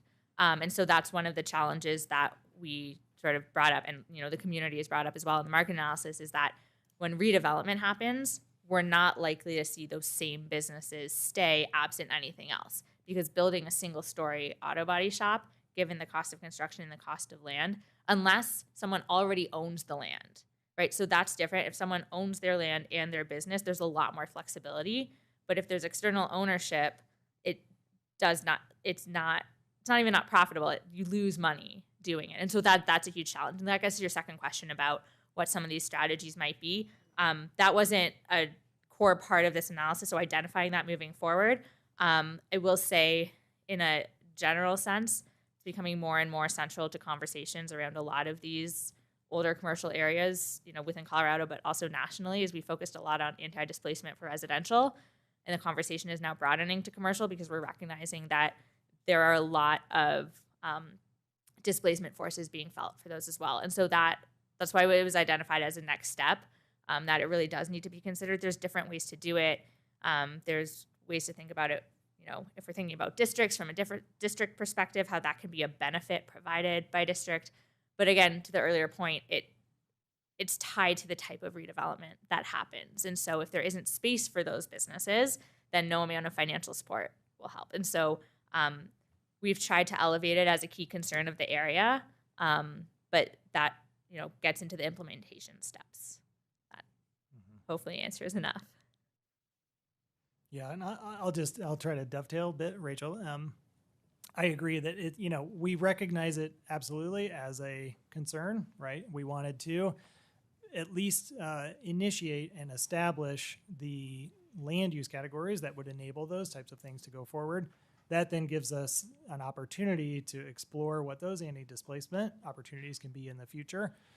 Rachel mentioned, we could re-envision the way that the improvement districts are operating out there in the future. It's possible that there could be, ways for those improvement districts to help fund or help support those other, those types of industrial uses that we may want in that location. So I think there's a financial component to it. Rachel also mentioned the physical space, right? So making sure that our regulatory codes and if this area comes under the form-based code, we have kind of rules in there about designing ground floor spaces that are flexible in terms of expanding to 25,000 square feet for a restaurant, but could be divvied up into 5 different 5,000 square foot smaller locations for retail or other types of uses. So I think there's, and obviously Boulder is not alone in this. You know, I came to the city from city of Denver, and we were having these same kinds of conversations down there as well, and really kind of wrestling with what are the opportunities that the city has in order to support these businesses.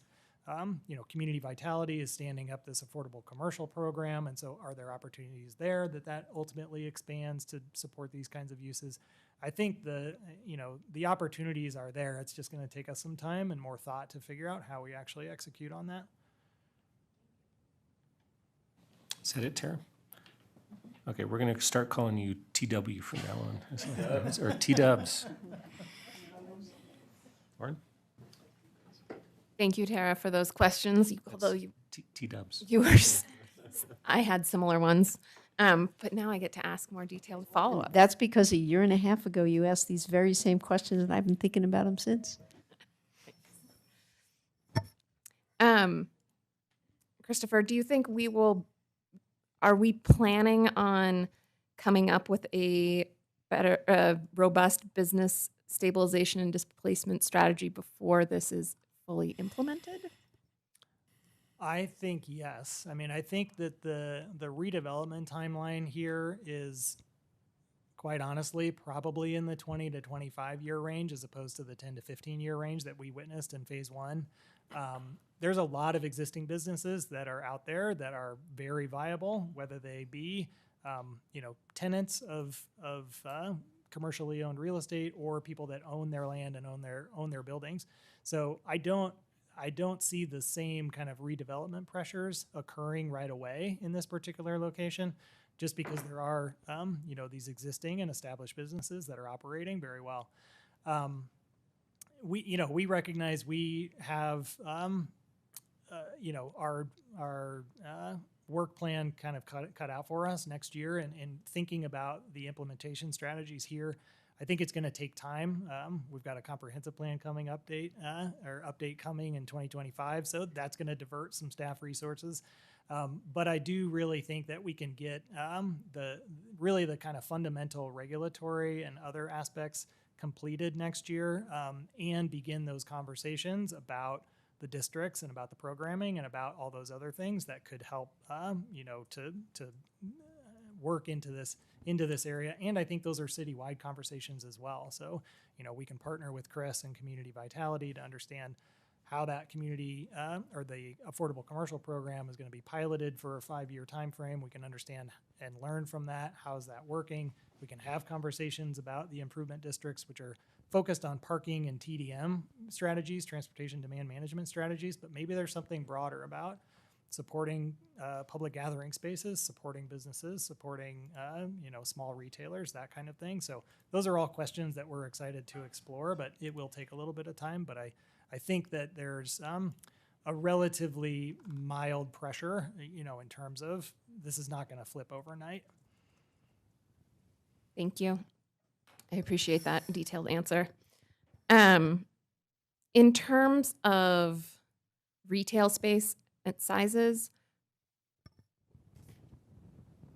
to me, it doesn't seem like do we currently have restrictions that make retail spaces larger?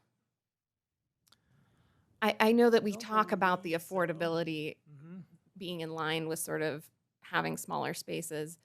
And in my mind, I can't think of off the top of my head anything that requires them to be larger, and yet we still see, I think, a preference in the market from developers to build and lease larger spaces.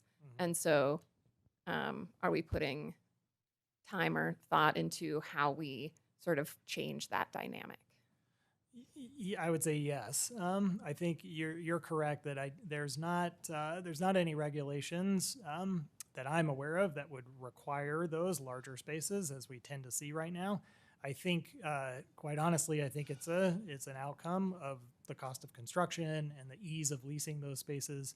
Having to manage 5 tenants versus 1 tenant, obviously for the building owner, it's going to be easier to manage that 1 tenant. What we know from experience is that those larger commercial spaces are typically only affordable to national retailers and other kind of larger chains.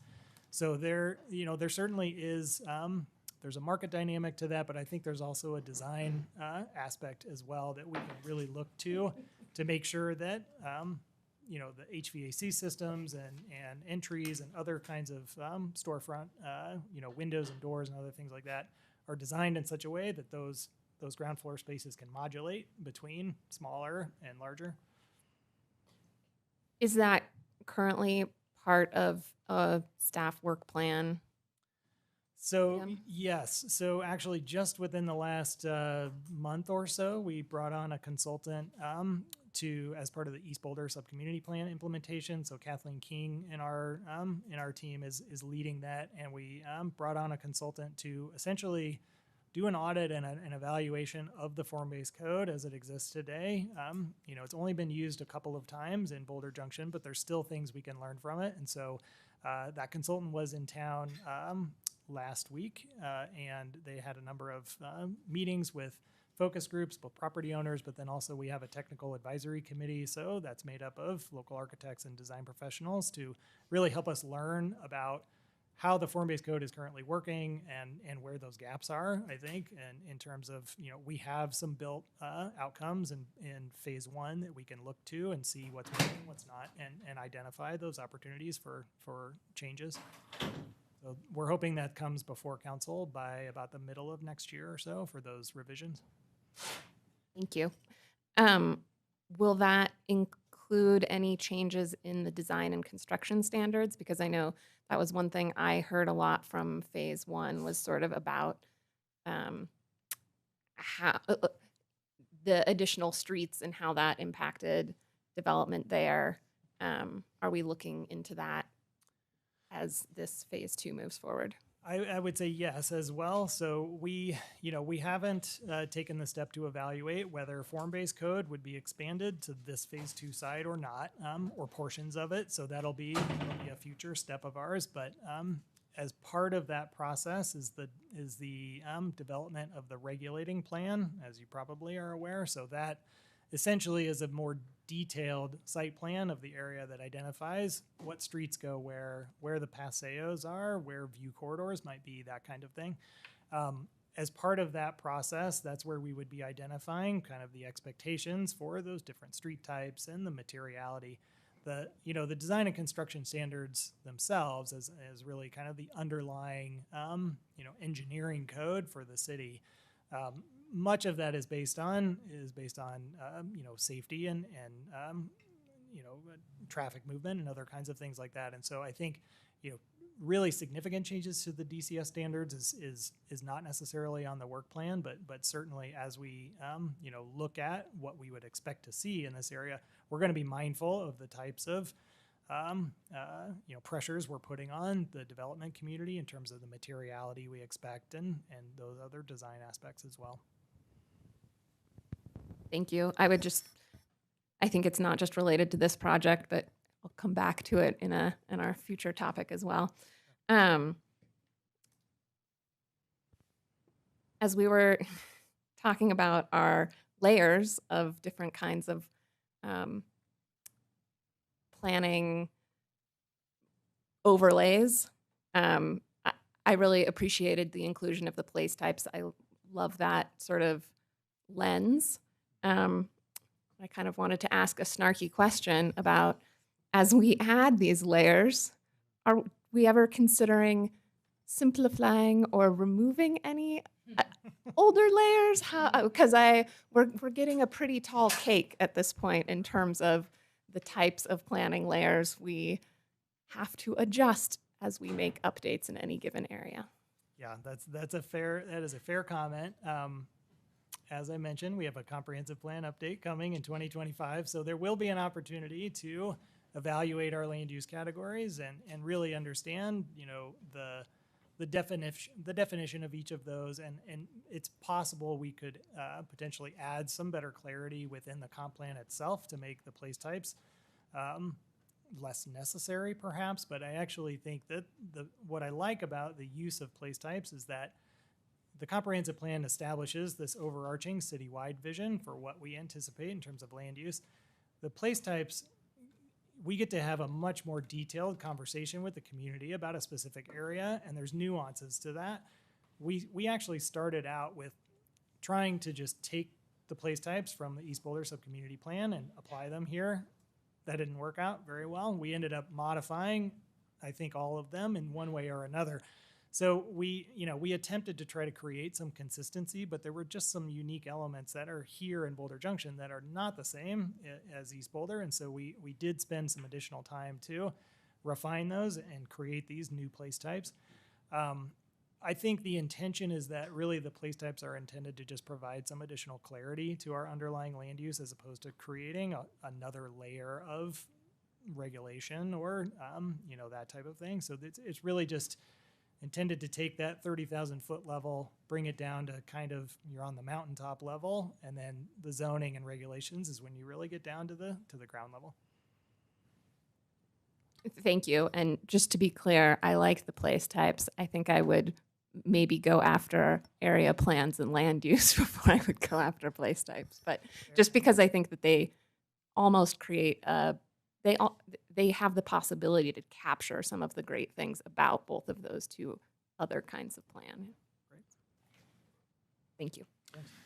So, Rachel, I got one. Just a quick colloquy from, I think, Lauren and Tara on the displacement. It seems to me that this is not our first rodeo on displacement, and I remember us looking at that on the Hill Hotel as an example and offering relocation money to businesses. So just wondering, is there sort of a playbook or cut and paste or cribbing that we can do from other efforts to help people who are being possibly displaced? Yeah, we will certainly not reinvent the wheel, borrowing that from my boss over there. That is a common refrain within our department. So our intention is to think big and think broadly, but also not reinvent the wheel. We can learn a tremendous amount from existing programs that are already in place or things we've already kind of talked about or things we've tried that didn't work, so we can learn from those. But absolutely, we'll be starting with really kind of an inventory and understanding of what we've attempted to date and what things are currently working and maybe not, and start from there and really look for opportunities to perhaps expand existing programs as opposed to creating a number of new ones. Thanks for that. And do we go back, like using Hill Hotel displacements as an example, do we go back a year or two or three after and ask, like, what could we have done better, or how are y'all doing? I hope we do, yes. And I would imagine that we do, but if we don't, we will take that on. And That would be a good, I know we're not on comments now, but we're under questions. I would just say that seems like that would be a good practice and something we could learn from before we do this. Thanks. Calling myself for one question, which was, I heard from a community member about a question of why indoor recreation isn't included in the mixed-use transit-oriented development, or specifically in that place type, and just wanted to get your thoughts on that, KJ. Yeah, and I will admit, Lauren, even though you may enjoy the place types, they also do introduce a little bit of additional nuance and can cause some confusion. So the descriptions and sort of the use categories that are in those place type descriptions are not intended to relate specifically back to our zoning code and the actual, large kind of use categories that we have in our regulations. They're intended to just be a little bit more descriptive and qualitative and kind of performance expectations. Indoor recreation as a zoning category is actually more focused on things, if I remember correctly, things like theaters and bowling alleys and things like that. The indoor recreation that you might be thinking about in terms of Boulder indoor soccer or the pickleball courts, things like that, those actually tend to fall into our personal service category, I believe, because they're considered an indoor athletic facility, not an indoor recreation use. So it is a nuance, and admittedly, there's probably some cleanup that we can do, over time to make sure that there's better alignment along those things. But so to your point, I think the general understanding of indoor recreation is probably in that indoor athletic facility, which would technically qualify and fall under that personal service category, which is allowed within MUTOD. Okay, Got it. So in other words, it's not 100% prescriptive. Like if there's not a little icon for it, that doesn't mean it's disallowed. That is correct, and also I think that there's there's some clear flexibility through future site review processes and other things to if there's a case to be made about a use that is consistent with the intent, even though it may not have that little icon or be specifically listed, I think we can get there. Okay, that's very helpful. Thanks. Not seeing any other questions, so we can go to the public hearing. We have one person signed up to speak on this, which is Lynn Siegel. Lynn, are you in the room? Maybe you're virtual because you're signed up as Is Lynn Siegel online? Not seeing Lynn online either. Not see Lynn online. Okay. All right. No Lynn present, so that actually closes our public hearing. So here we go. Back to council for discussion. Does anybody want to get us started on comments? Rachel.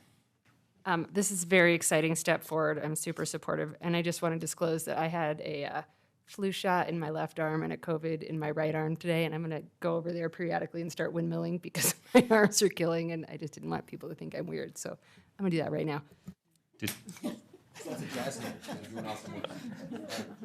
So this is her reaction to the plan. It's right over here when it's Matt. And it makes anything I say just like totally anticlimactic at this point. So thanks for the upstage there, Rachel. I'll start off with what I deferred on my previous question, which is this is awesome. I think just credit to staff for thorough engagement. And I think that's probably the hallmark of this is just how much engagement has been done at all levels to really hear what's been going on. And I'm just really happy to see this because changes like this can cause a lot of either consternation, concern, fear.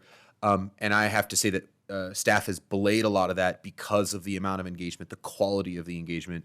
And I'll call out individually, KJ, the personal attention to detail you've done. I've heard from numerous business owners and property owners in that area who have called you out specifically to say, like, KJ was awesome throughout this. So I just want to give you specific kudos.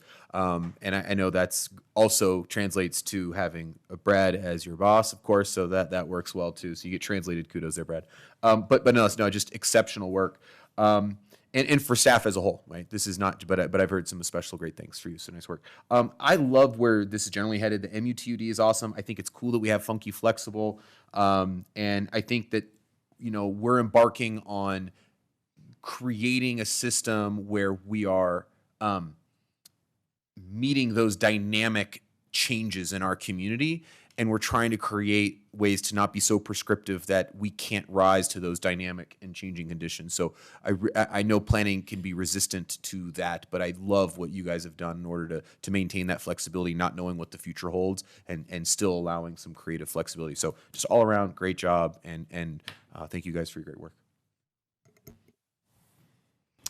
Maybe I'll call on myself and just echo the thanks and the praise. It really is remarkably well done. This was an item that I brought to the retreat as a kind of a last minute addition and was really glad that council supported it. And really, it's really extraordinary the way that you all are getting all 5 of these things done in this 2-year time period. So, I mean, we'll do 10 next year. Right. So we're just coming in with just a couple months left, but it's really extraordinary work. But not just for the quantity, but of course for the quality. It's really high quality. This is an extremely well done plan, and it positions this area well for the 21st century because the zoning out there right now is more of a 20th century oriented to the needs of our community from 20 or 30 years ago. I think this positions us extremely well for the next 20 or 30 years. So I'm very excited to be supporting it tonight. And and Lauren, and we can always get a motion at some point too. Yeah, I'd like to echo the comments before me. I do really appreciate this plan. I think it's excellent. One of the things that I like about this area and that I think that it's important that we keep is the flexibility. And so I will be supporting it, and I would also like to support staff's recommendation. While I understand the concerns that planning board has and the interest in seeing more housing here. I think that the market dynamics currently are most likely going to push for more housing, but over time, I really do think it's important to maintain that flexibility. So I appreciate the direction staff was encouraging on that. I would like to flag sort of the rent stabilization, the design and construction standards, and the retail space, encouraging smaller retail spaces is really important items that we continue moving forward with to ensure that this project is really successful as it develops. Thank you. No, I was going to make a motion, but it's not on the screen. I'd like to read it. Oh, thank you. My first motion, I'm not prepared. Where is it? Second page. Well, let me read it from yours.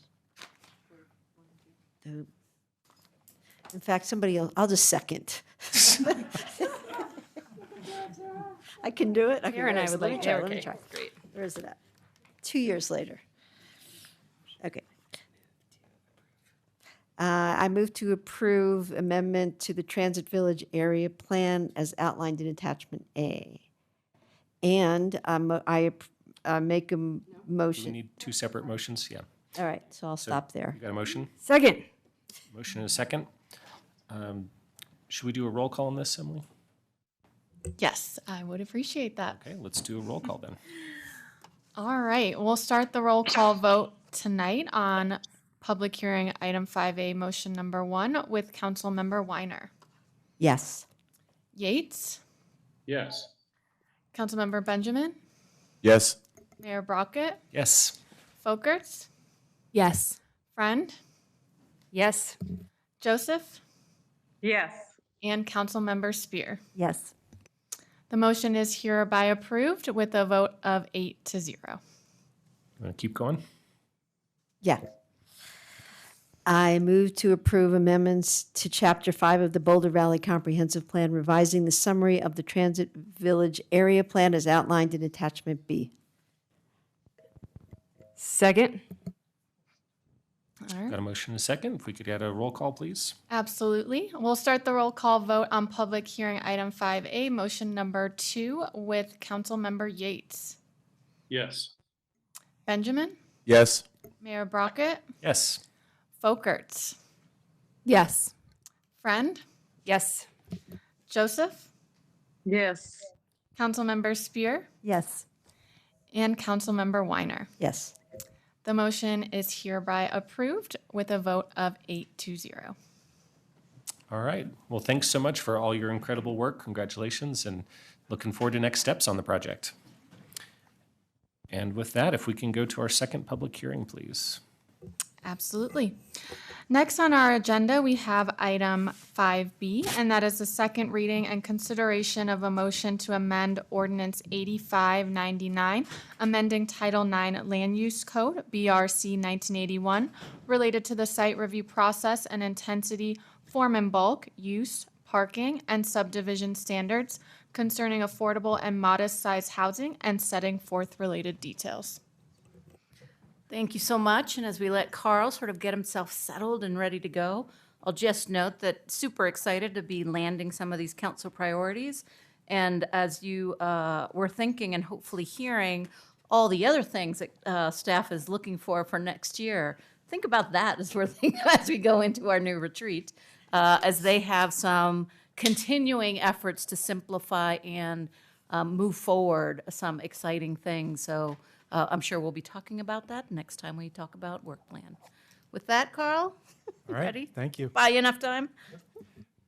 Good evening, Council. I'm Carl Geiler, Senior Policy Advisor with Planning and Development Services. Before the Council tonight is Ordinance 8599, which is related to the project zoning for affordable housing.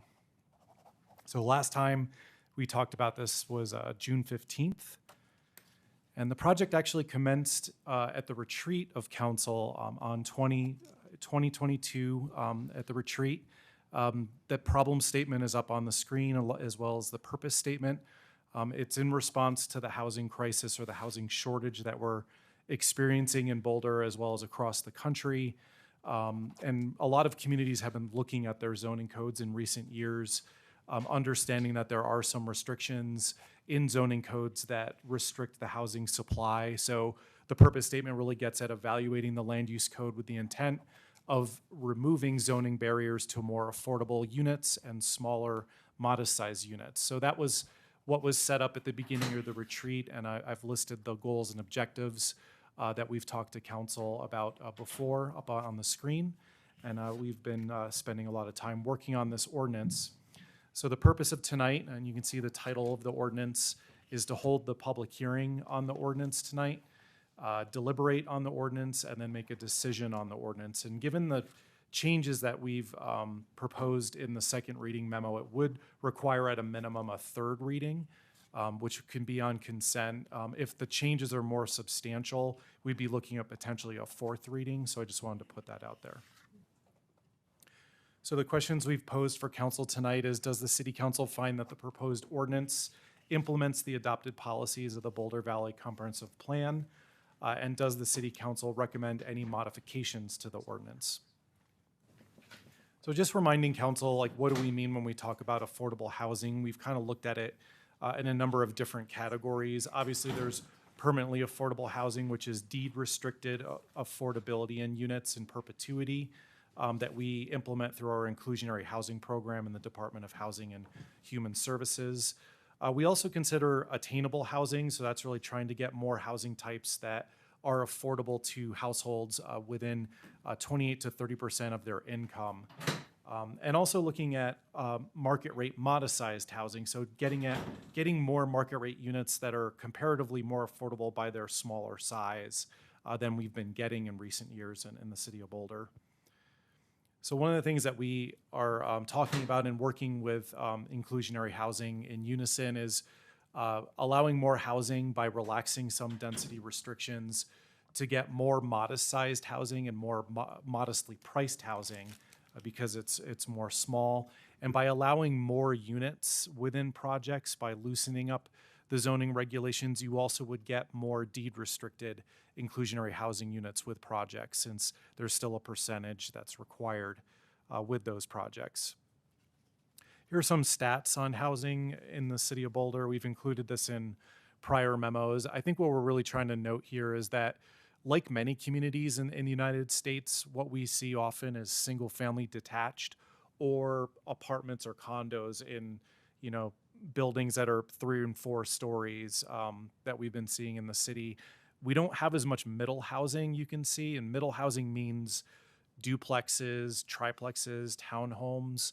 You can see it's only 9% of our housing stock. So that's another part of this project, is really trying to get more middle housing in the community.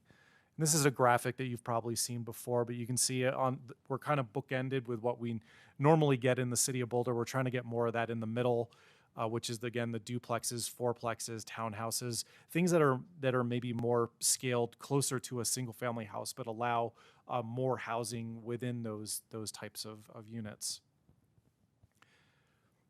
If you follow planning across the country, this is something that's basically trending across the country, re-looking at our zoning restrictions that have been created over the years and loosening that up to get more housing, because the way we build cities in the United States isn't always conducive to supplying housing for everyone's needs. So this is something that we're looking at in a number of different cities throughout the country that are looking at reducing lot sizes, trying to get more middle income housing, looking at parking requirements to try to loosen things up to get more housing. This is something that cities are electing to do. One example is Minneapolis. I know there's a lot of interest in looking at areas that don't typically allow a lot of different housing types. So Minneapolis has embarked on this before the city of Boulder and did go through a process of updating their comprehensive plan to be more open to different housing types throughout the city and then implementing that through zoning. And I think the council is aware of the Senate bill that we were looking at earlier this year. We followed it with great interest and we reported to council on that. Obviously, it didn't pass, but it showed that it's something that's even being recognized at the state level, which we don't often see particularly here in Colorado. And it was a bill that was trying to get more middle housing in cities, ADUs, relaxing occupancy regulations. It didn't pass, but it's something that could come back in different iterations, so we're going to be watching out for that. When we talked to council in June, we did supply a number of different national studies and commentaries and articles that showed a broad range of opinions on the issue of housing, some ranging from, adding more housing is not going to address the housing crisis, and others saying that it's integral to loosen up zoning to get more housing. When we looked at those studies, most of them did suggest that zoning restrictions do greatly limit housing availability and do, among other factors, drive up housing costs because it does greatly constrain the supply. So a lot of those studies talk about loosening up those regulations to get more affordability. Obviously, Boulder, like other communities that are unique and desirable, particularly in like California, Bay Area, experience an even higher threshold of challenge on this issue because there's such a high desirability to live here, and with the limited land, it does drive up the prices. So we do have to look at this through a multi-pronged approach. So that's why we're working with housing on updating the inclusionary housing standards, also looking at other ordinances that we've passed recently, like ADUs and occupancy, to address this issue. So no one option can solve the problem, and this particular ordinance is just one component of addressing that.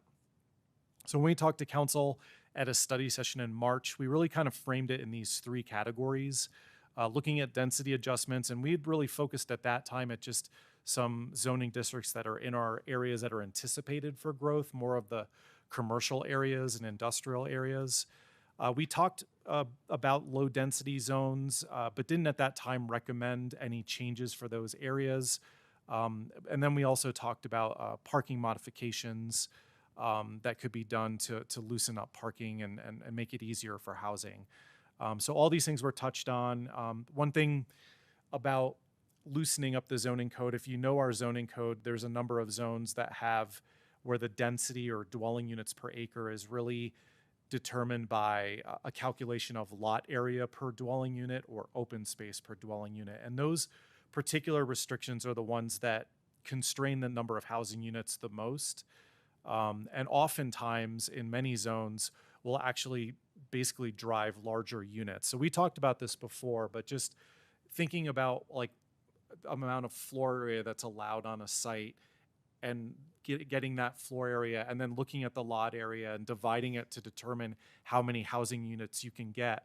Oftentimes that gave us units that average around 3,500 square feet. And one of the examples that we've talked about is the Diagonal Plaza project. When you looked at the zoning there, that's what basically it would drive. And a special ordinance was approved there to loosen that restriction and basically just go with an open space limitation on the site. So they were able to get more housing units. And in turn, because of those additional housing units, you could get more inclusionary housing units. It was and ended up basically, based on our estimations, more than double the number of IH units that would be permitted in that by making that change. So this was an example of how we could apply what we've learned from the Diagonal Plaza site to other zoning districts to get more housing units. And when you do that, you end up getting more of an average of like around 1,500 square feet, which is more in that modest sized range. So the direction that we got from council at that study session was to expand the scope of the project to include more high density residential zones, which we've done, look at how we can get more missing middle housing in the community, and also take more time to look at where we could possibly get more duplexes and triplexes in low density areas in a way that's still consistent with the Boulder Valley Comprehensive Plan land use designation density caps that we had. And we talked about that last time, that basically allowing more density in those areas more than there is today would require a more expanded process. But there are some areas where there's opportunities to get more housing. So what we've looked at is based on housing lot sizes in these zones. There are a number of lots that could be eligible today to subdivide to add some additional single family units. Why they're not subdivided, I think, is based on a property owner's preference, or it actually might be some constraints. like topography or a ditch or a creek that run through the property that don't allow them to subdivide. So what we've looked at is if they have the land area to enable additional units, these changes in the ordinance would allow duplexes and triplexes if they have the land area, and it might allow for conversion. So that's something that we've been looking at. And council asked that we go out to the community to talk more about this. So we've gotten a diverse range of opinions. We've included, I think it's in attachment C, the summary of the broad engagement that we've done. What we've heard from some single family areas is that there are concerns that those neighborhoods would be disproportionately impacted by these changes. There's concerns about adding duplexes and triplexes in single family zones. There's concerns that families will be driven out or that there'll be more parking impacts. But we're not hearing kind of the same intensity that we were hearing years ago with the large homes and lots project. It seems like maybe with the understanding that the density is generally similar to what we have today, that maybe there's a broader acceptance of that. We heard from Plan Boulder, again, concerns about neighborhoods that adding units without actual guaranteed affordability is concerned, that there should be deed restriction in return for allowing the units. We also heard some interesting sentiments from the community connectors and residents. They did acknowledge that zoning regulations are limiting and targeted to specific people.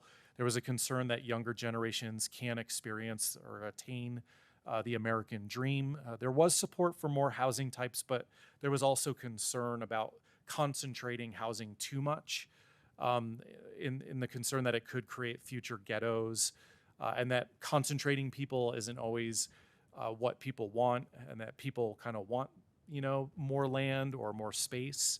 So there was a little bit of concern about how crowding people could affect mental health. So that was something that came out of those comments.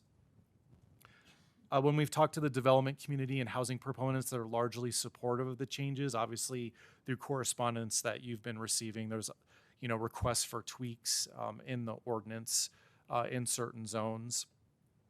We talked about the Be Heard Boulder questionnaire, which again, what we say at every hearing is that it's not a statistically valid survey. We don't look at it as such. It's not supposed to be sacrosanct, cut into what people feel in the community, but it is a very useful tool to get a gauge of where people are on certain issues. We see consistencies in certain the way people put their answers in. We've received a significant number of comments on this, over 2,000 responses.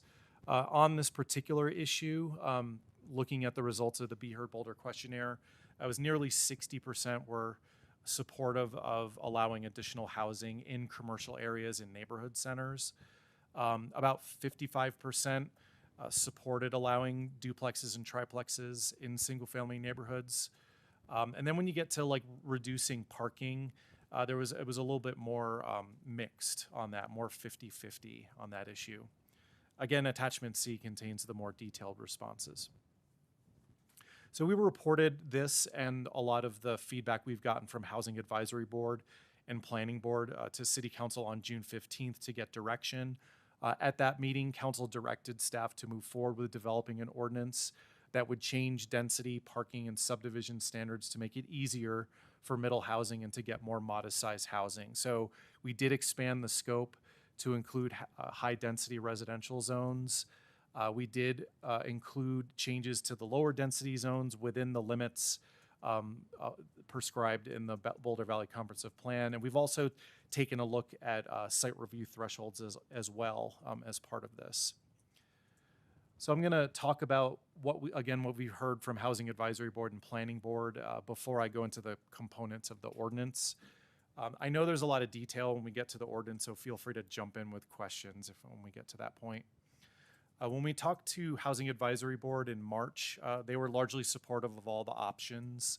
A couple members expressed disappointment that we couldn't increase density or get more housing types within the single-family area without a more involved process. They did show that their support for updating the comp plan in the future to allow those changes. Some felt that there should be more aggressive parking reduction changes. When we brought the ordinance to Housing Advisory Board on August 23rd, they recommended approval of it 5-0. At that time, they commended the expanded scope of the ordinance changes. They did commend making the process easier for additional housing types. There was one member that expressed some skepticism about whether we would get more affordability if it's not deed restricted, but still supported the ordinance. We talked to Planning Board on April 18th. They were largely supportive of the changes. 3 were supportive of duplexes and triplexes in low-density areas of the city, but there were 2 board members that were more cautious of those changes, and again talked about the deed restriction issues in those areas and the concern about impacts to lower-density areas. When we brought the ordinance to the Planning Board on August 29th, they recommended approval of the ordinance 5-0. They did include 3 particular amendments, which I'll talk about a little bit later because we have incorporated those into the ordinance. So now I'm going to jump into the content of the ordinance. So just as far as review process, intensity, form, and bulk standards, we're proposing that projects that build 100% of their units as middle housing, which is duplexes, triplexes, or fourplexes, or townhouses, could be exempt from the site review process if they meet all the other zoning restrictions. If they ask for any modifications, that would put them in site review. There's a number of zones that have a required automatic planning board review for requests for additional density or housing units. In the code, we are proposing that be eliminated, and that's in the RH1, RH2, RH3, and RH7 zones. So basically, it would make that density by right in the code. We've heard from a number of folks that there's a lot of barriers to townhouses in the community. So, and part of that is that zones often have side yard setbacks, and if you want to do a townhouse on your individual lot, just by going to a common wall, you're in a site review. So we've changed the code to propose a 0 setback between townhouses. So they wouldn't have to go through site review to do that. With respect to the use standards, we're proposing a change that would allow duplexes and triplexes in the RL, RR, and RE zones. Again, they would still have to follow the density limitations in those areas to be consistent with the plan. We're proposing to eliminate the use review requirement for efficiency living units, which is in the code now. If you have more than 40% of your units as ELUs, it requires use review. We already have a mechanism in the site review criteria that requires a diversity of housing types, so we don't find that the use review is necessary. The intensity standards is where a bulk of the changes are made. This really gets at that issue that we've talked about with trying to change a number of different zones, the lot area per dwelling unit or the open space per dwelling unit, getting rid of that and going and trying to find a similar intensity in a simpler way. So using floor area ratio or FAR and using site-wide open space regulations to regulate the intensity in zones rather than that per unit basis, which obviously lowers the number of housing units and discourages housing units. So I've listed on the slide all the zones, all the specific changes. I'm happy to go into any detail. I'm not going to read off the slides. We can come back to this if need be. And we've expanded it to the RH zones with similar changes. And then getting to the parking standards, we're proposing that the 1.25 parking spaces per one bedroom unit be eliminated and replaced with just 1 per unit. The code currently requires any projects that have more than 60% of their units as 1 bedroom, the parking requirement goes up. We're just making that 1 per unit. Right now, a residential parking reduction automatically requires site review. We're proposing that change to administrative review, so you can actually ask for up to a 25% reduction through an administrative process rather than having to go through site review. We've also taken another look at the parking reduction criteria and tried to bolster them with more transportation demand management requirements, but also simplify and reorganize the parking reduction criteria so it's more understandable. And then getting back to townhouses, there's a 30-foot lot width requirement that also stands in the way of townhouses. We're proposing that be narrowed down to 15 feet for townhouse lots only. So now you wouldn't have to go through a subdivision waiver if you wanted to do a townhouse development. So overall, this is a summary of why we believe that the project meets the goals and objectives of the project and is consistent with the Boulder Valley Comprehensive Plan. All these changes combine to encourage more buy-rate development of middle housing. It keeps a relatively similar form and massing restriction, but it does it in a simpler way that can allow more housing and more smaller units. The goal is obviously to get more attainable housing, and with that, getting more deed-restricted permanently affordable housing. So the changes would focus housing in areas where we're anticipating to see more density, more mixed use, and it removes some of the onerous reviews for residential projects. So we found this consistent with the policies that are listed up on the slide.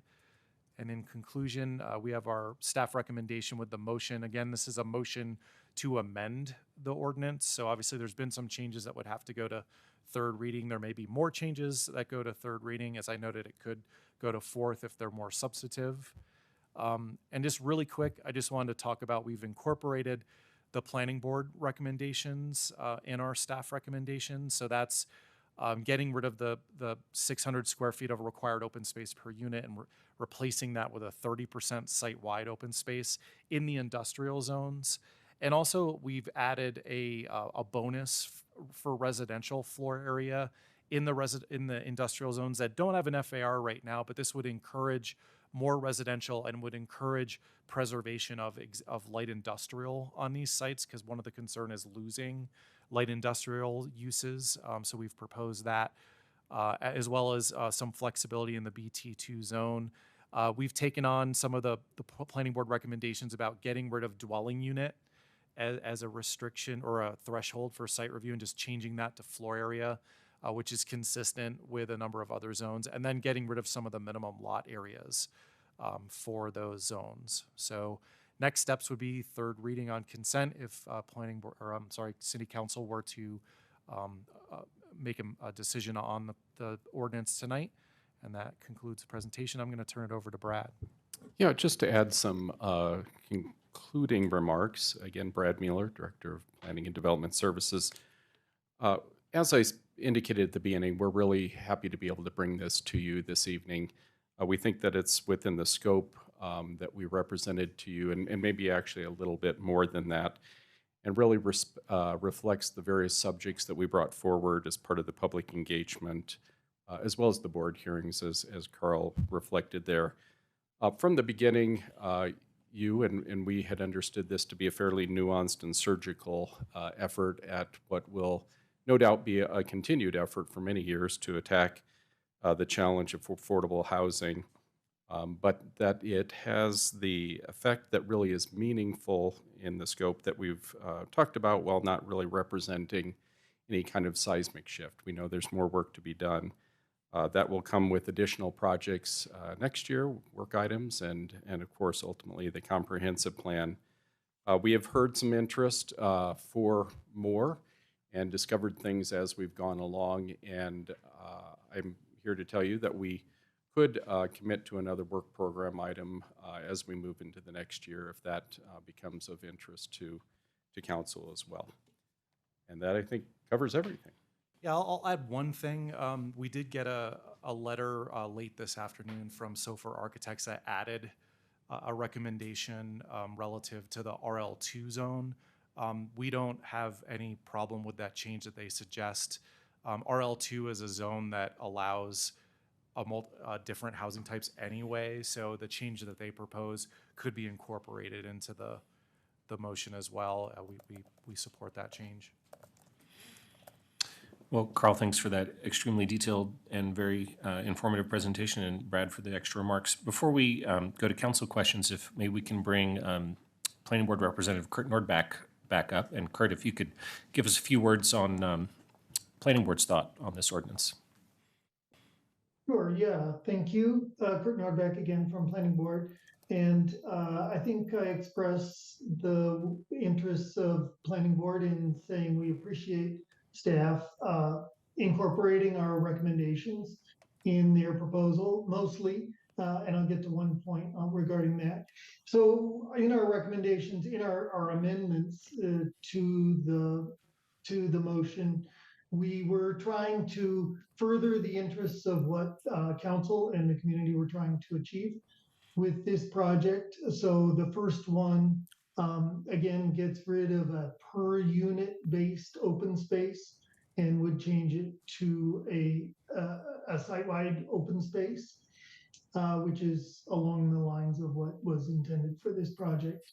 The second one would change the site review thresholds. So currently the site review thresholds in some cases are based on number of units. So since the site review is a costly and expensive and risky proposition, there can be a disincentive, I guess, to going to the number of units that would require site review. And so we were trying to eliminate that disincentive. I will note that there are two different levels of thresholds in table 2-2. And what I see proposed in staff's proposal is to change the higher threshold, which is for both site review and concept review. There's a lower threshold just to do site review, and that doesn't seem to be approved. So that doesn't seem to be changed. And so I think what staff is proposing is not completely, it's not exactly, it's a slightly smaller or narrower version of what we were suggesting in our second amendment. The third one really is just clean up and getting rid of some entries in the intensity standards in table 8.1 that didn't seem to be necessary, requiring minimum lot sizes on some industrial zones where the minimum lot sizes are not really, they're not regulating the intensity. And, you know, we felt that it would be appropriate to have smaller lots if someone wants to build a small industrial building on a small lot, that you shouldn't be prohibiting that. We also had some discussion of the FARs. I think there was some concern, for example, thinking about Diagonal Plaza. Diagonal Plaza is currently approved at about a 1.77 FAR, if I recall correctly. And what staff was proposing for BC1 was a 1.5. So even under what is proposed by staff, the currently approved plan for Diagonal Plaza would not be allowed. And so we were concerned about that. Some people were concerned about that, but we didn't end up agreeing on a change to that. There was also some concern with the recommendation to eliminate use review for ELUs, efficiency living units. But there wasn't agreement to change that. So I think that is the main content of our discussion, and I'm happy to take any questions if there are any. Thanks, Kurt. Rachel's got a question for you. Just one. Hi, Kurt. Thanks for being here. When you say that we didn't agree to it, do you mean you didn't unanimously agree, or what does that mean? Sorry, yeah, we did not have the 4 votes necessary to approve an amendment. Okay. I will note that we only had 5 members of planning board at this meeting, and it requires 4, our rules require 4 to approve an amendment. Got it. That helps. We did not have the 4 votes. Thanks. Tara? Kurt, can you explain your thinking on the efficiency units, even though you did not come to an agreement on it? Yeah, there was some concern that the efficiency living units, that the current requirement for use review is important, just because there's a concern that efficiency living units may become a predominant type, I guess, if there aren't limits on it.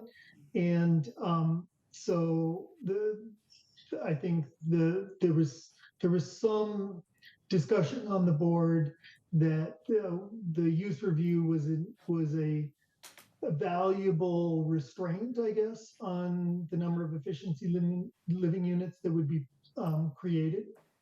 But again, there wasn't support on the board for actually adding an amendment to that effect.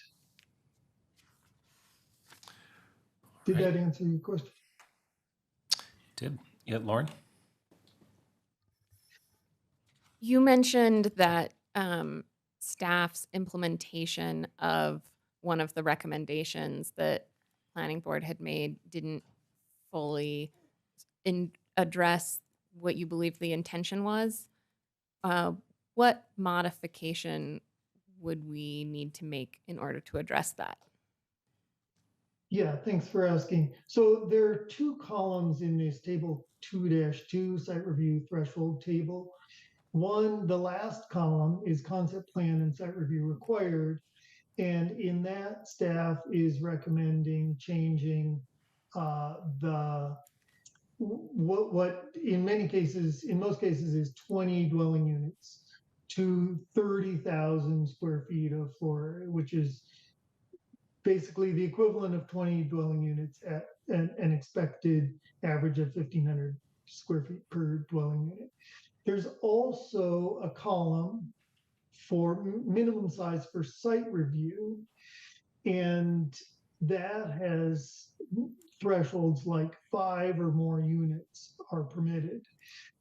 And I believe that the intent of the amendment that planning board passed was to change both of these columns to get rid of the unit count based thresholds and replace them entirely by floor area thresholds. And what I'm seeing, at least in staff's proposal, does not change those thresholds in this minimum size for site review column. And so it would require changing where it says 5 or more units are permitted on the property, changing it to 7,500 square feet of floor area. 7,500 square feet of floor area being the equivalent of 5 units at 1,500 square feet per dwelling.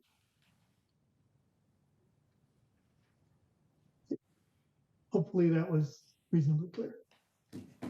I understood that. Thank you, Kurt. All right. Well, Kurt, thanks so much for being with us here tonight, and for your and the planning board's very hard and detailed work on this. It's been immensely helpful in our consideration of this initiative. So really appreciate it. Great, thank you. So now council questions, and council members, I would encourage you to focus questions on where answers would affect your decision tonight, as opposed to maybe curiosity questions. But you have the floor, Rachel. I don't know if it'll affect my vote or not. Maybe it depends on what it said. But if we go to third and fourth readings, what does the timing look like for that? Probably October. We would try to do it as quickly as we can within October. And are there required days between readings, hearings? Is that a no? Yes. 10 days, isn't it? Just 10? Okay. Between second, third, and fourth. Thank you. And this would not go back to planning board if we picked up something, say, from Lauren's hotline tonight that was more novel, can I assume that planning board would not have looked at it? Would it have to go back there? It wouldn't have to go back to planning board. Okay. Let's see. The survey that was on there, that was the same as the survey we got for occupancy, right? Some of those answers seemed... questionnaire? Yeah. Yeah. Okay. And then what middle... We're looking at the duplex, triplex, townhome scenario. My understanding from my really brilliant colleague Lauren is that a lot of middle housing is already exempted from site review. So what are the contours of what's already exempted from site review, and what would we be adding as an exemption? I think the thought behind that exemption is that a lot of developers might just go right to doing a large apartment building, and rather than doing that, we might encourage them, by not having to go through site review, to just do a number of smaller buildings that are quadplexes, as opposed to a large building. And I think I'm following that, but don't we already exempt some of those from any site review? Like if it's under a certain square footage citywide, is it already, are some of those? It's because a lot of it's based on dwelling units, like 20 dwelling units, you know, you could potentially do a 21 unit development. And if it's just townhouses and quadplexes, you wouldn't have to go through site review under the proposal. Whereas under today's code, you would. But I guess I'm trying to figure out what would take you to site review under today's code? If you are doing a duplex. Propose more than 20 units, or if your site is over a certain acreage, or if you're asking for land use modifications. Okay. And if you ask for modifications, you're still going to go to site review under the new one, though? So I guess I'm just trying to figure out, I'm sorry to beat a dead horse here, but if I'm trying to do a duplex, I already don't have to go to site review in a lot of situations. Is that currently accurate? In most cases, unless it, you know, is like at 18 dwelling units and your duplex brings it to 20, that would technically put you in site review. But Okay. All right. Thanks.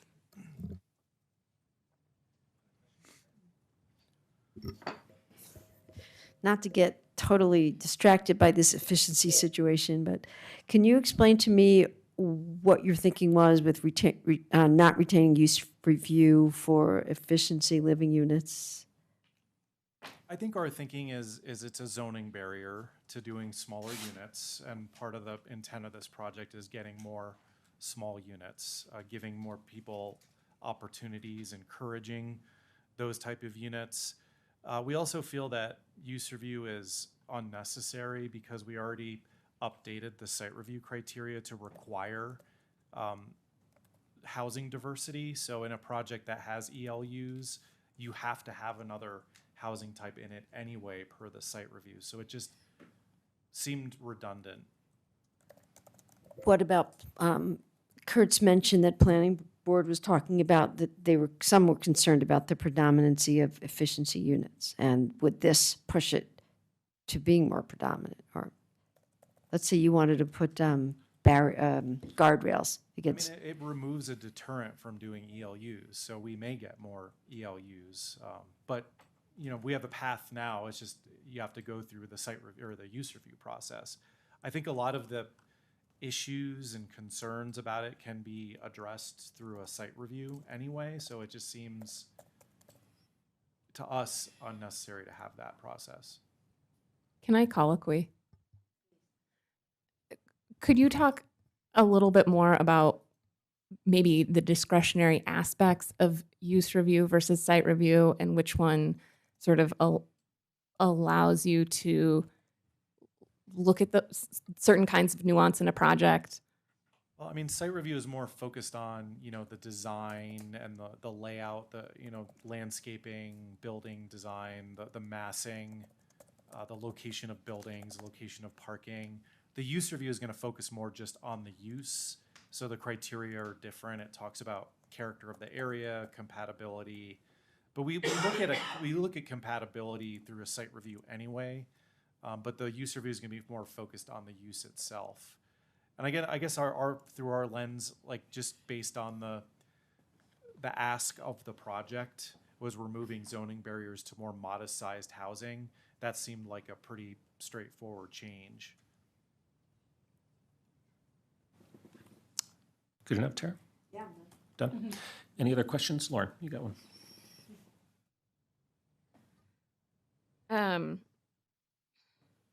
Let's start. So with one of the early slides, you showed that the city only has 9% middle housing.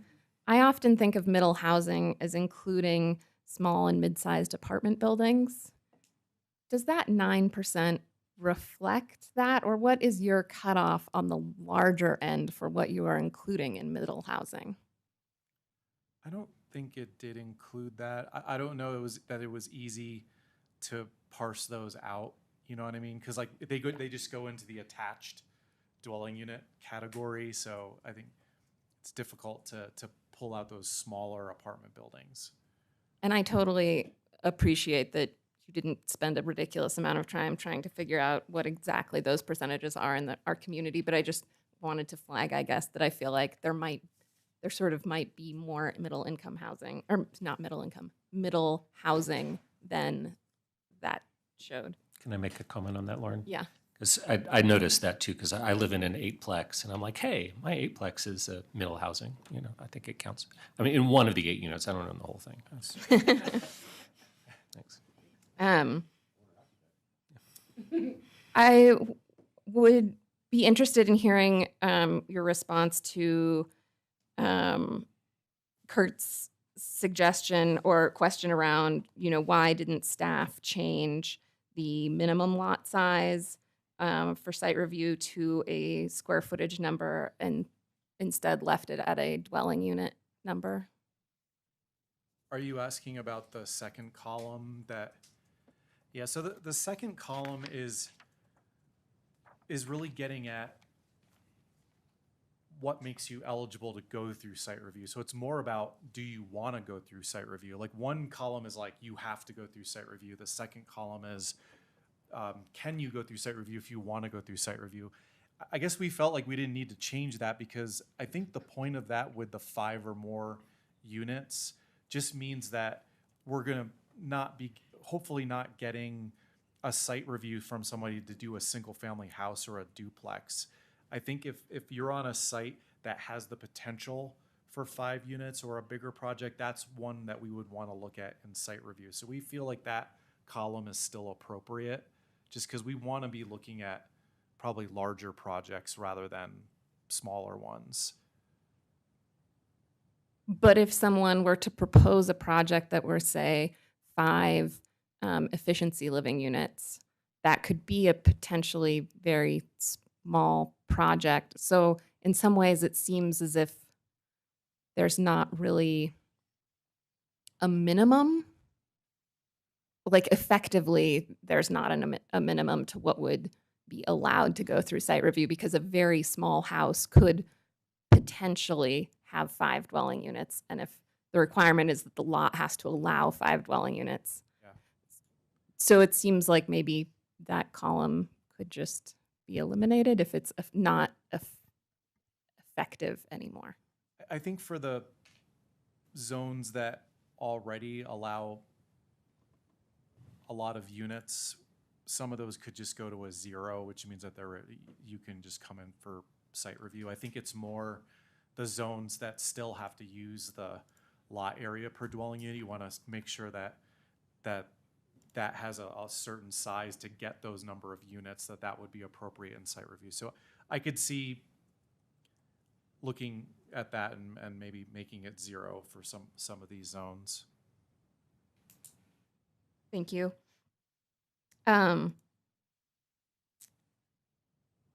You mentioned that some changes might require not just 3rd readings, but 4th readings. I sent out a hotline with several recommended changes, and I was hoping you could maybe suggest which ones of those staff thinks would require a 4th reading, or which ones would just require a 3rd reading. I think we'd have to maybe go through each of them, but some of them, if it's like a pretty straightforward language change, like you proposed, a permanently affordable project, if that can just be added, I think that would be relatively simple.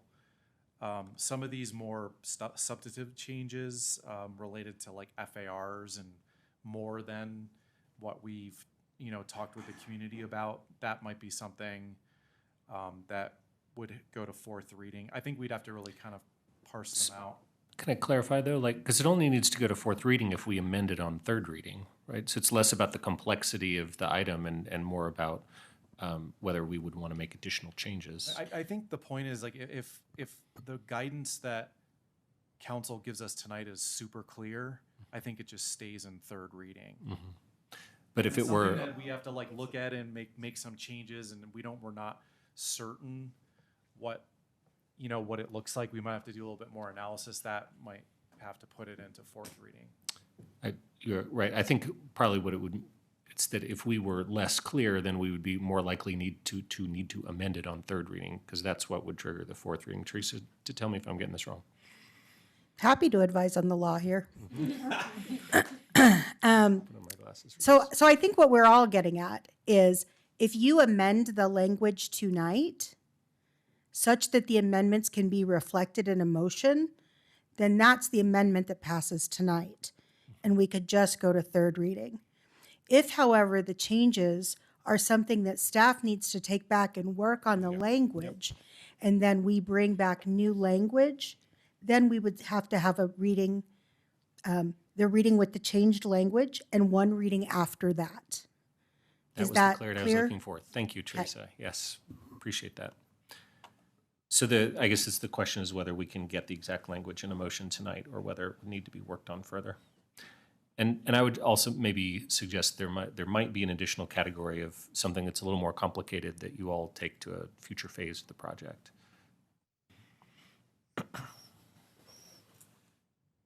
Okay. And then I was wondering,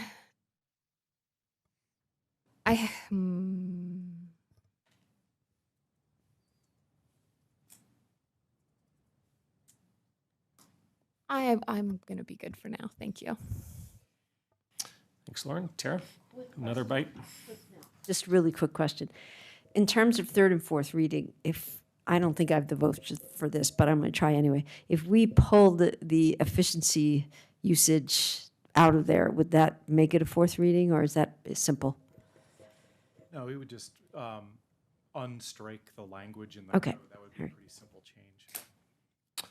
Okay, seeing no other questions, we can go to our public hearing. We've got 4 people signed up to speak. They were all signed up as virtual, but I see one person here in person. So I'm only actually seeing one of our other 3 speakers present online. So, but Lynn Siegel, you are our first and only in-person speaker. You have 3 minutes. Okay, we'll defer on you then. And online, our first speaker is Lisa Spalding, and then I also have Macon Coles and Emily Reynolds, but I do not see them in the meeting. But Lisa, you're up. Thank you. Lisa Spalding for UNA.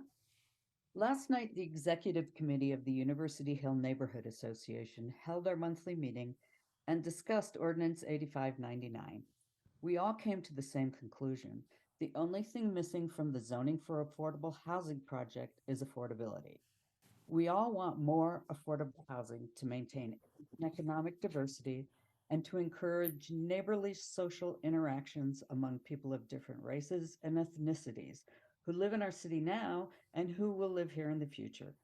We are particularly interested in keeping families with children here and welcoming more into the city. We would love to see more children benefit from our excellent schools and outstanding natural environment. However, we are not convinced that we will increase affordability by simply decreasing the size and increasing the number of homes without regulations that directly address the price of homes. Recently, we were told that loosening regulations on zoning and occupancy is not meant to result in immediate affordability. Rather, these measures are meant to increase affordability in 20 years. How will that work? Does it presume the additional new housing built as a result of Ordinance 8599 will be so run down that it will be affordable in 20 years? That would infer that owners will not keep up their properties and that none of these homes would be torn down and replaced 20 years from now. We're also concerned about who will buy these additional homes. We're seeing an increasing number of rental housing investors buying up homes in neighborhoods around the university, but we have no mechanism to disincentivize corporate investors from buying our neighborhoods and replacing long-term residents and families with a transient population.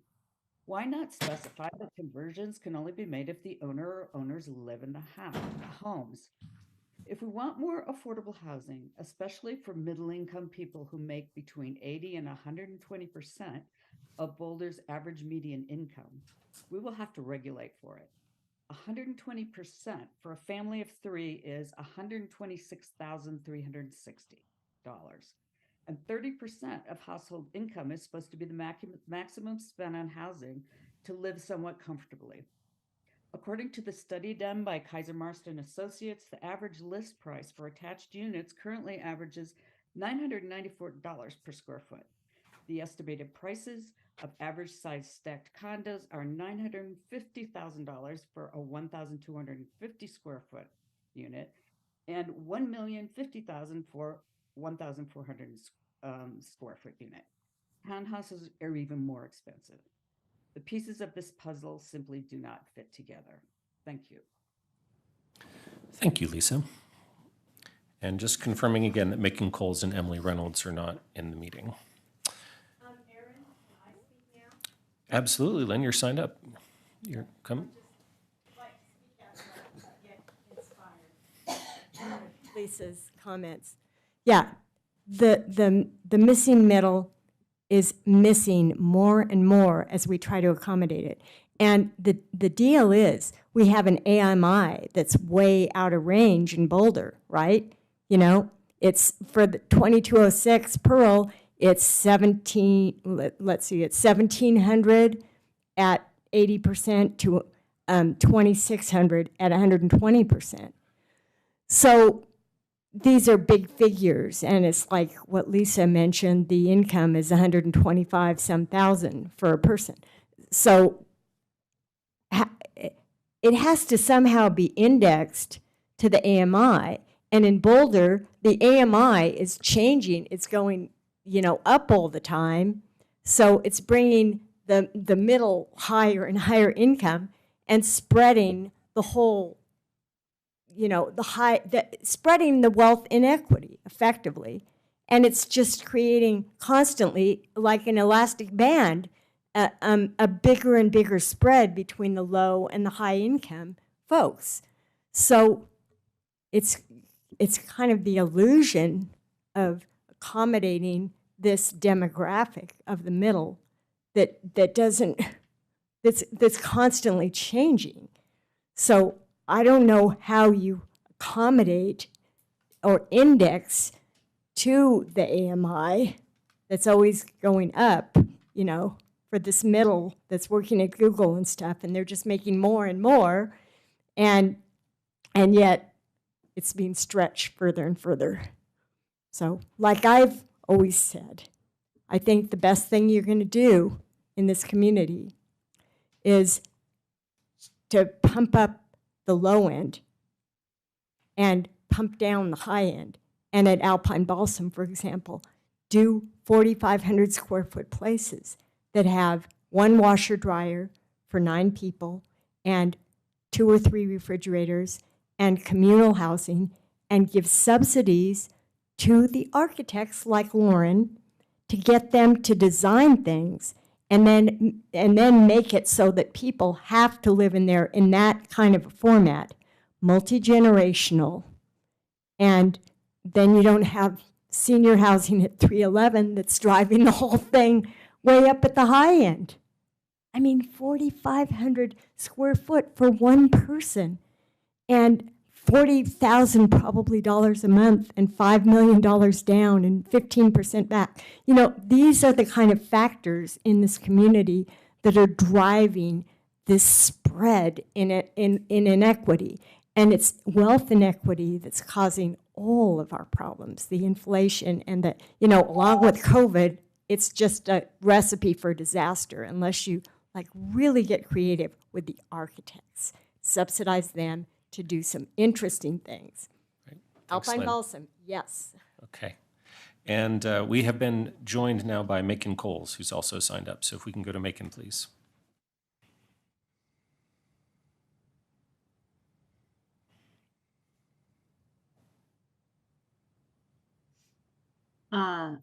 I am not getting the ability to, Give me 1 second, Macon. Here we go. I lost my buttons for a moment there, but here you are. Carl Geiler, you have been doing fine work for many years. Thank you so much for this. I'm very much in support of the ordinance that is before council to increase the affordability of housing in Boulder. Please hear my support as a yes, and there is more that can be done. Lauren Folkert's email about this ordinance recommended changes that will further advance the goal of attainable housing. My points follow the numbered points that she made today in her email. Point 1, site review is expensive. The California Affordable Housing Study in 2014 that I just sent to all of you tonight assessed the cost of discretionary review where 4 public hearings are required. Think concept review and site reviews at Planning Board and Council, adds $19,000 to the cost of each unit. So yes, if a project is offering 100% permanently affordable housing, it should not have to go through site review. Please make the change suggested by Lauren. Number 2, bike parking is so important in supporting the convenience of using a bike for everyday errands. Right now, if a developer commits 500 square feet of bike parking on a project, that 500 feet is deducted from the total amount of floor area that she can build in the project. That's a penalty for creating bike parking, and it ought to be removed, as Lauren suggests. Her third point, our existing regulations favor low-density development. We should amend this ordinance to enable more housing in RH2 and BT1 zones. Importantly, these zones are on or adjacent to major transportation corridors, like the Best Western conversion along 28 that you recently approved in BT1. In order to enable additional density elsewhere in RH2 and BT1, please change the ordinance as Lauren suggests to permit up to 0.3 additional FAR through site review. Her fourth point has to do with the residential and mixed use in RMX, the zoning district that surrounds downtown, like Whittier. There's a lot of older housing with 3 and 4 units, but when an owner wants to update this older housing, the current lot size requirement mandates that triplexes and quads, even sixplexes, can only be redeveloped as single family. We're losing units in a time when we most assuredly need them. Please fix this as Lauren has laid out. There are only a few non-professional people who understand the zoning code as she does, enough to understand the benefits that she calls for. But I hope you will adopt her suggestions for BC1 and, like the Diagonal Plaza, BC2 and RM1 in the final 2 points of her email today. Thank you so much for your service and for listening to me this evening. Thank you, Macon. All right, that's all of our public speakers for tonight. Thanks for joining us. So I'm going to come back to City Council to talk about the ordinance. And so what I might suggest is that we structure this with proposed changes, because there's a number of proposed changes out there. And so if people maybe can speak to them and we can see if each proposed change has majority support. So I think council is generally interested in the ordinance, but we'll get to that eventually with a formal vote. But Tara. Actually want feedback from council when I ask this, because you all have been, a lot of you know more than I do on this subject. That is, if we're trying to make... Can I interrupt you? Yeah. Junie got dropped out of the meeting. Can we promote her back in, please? When we saw that chart of a lot of single family and then a lot of apartments, and then there was that dip in the middle, why would we want to have more efficiencies, which to me, Lauren, unless I'm not visualizing this correctly, because I need you for this, why would we want more efficiencies if it's all the way up here and we already have a lot of apartments? Well, apartments are composed of a lot of different units, so I don't know that efficiency is just a unit type, right? It's a smaller unit. Like I was mentioning before, I actually think that we have more middle housing than that 9% suggested, because it's very difficult to actually parse out what's middle versus high. Like, right, Boulder, we don't have very many high rises. So sort of everything is in that mid to low rise category. I don't know if I'm helping answer your question. Yes.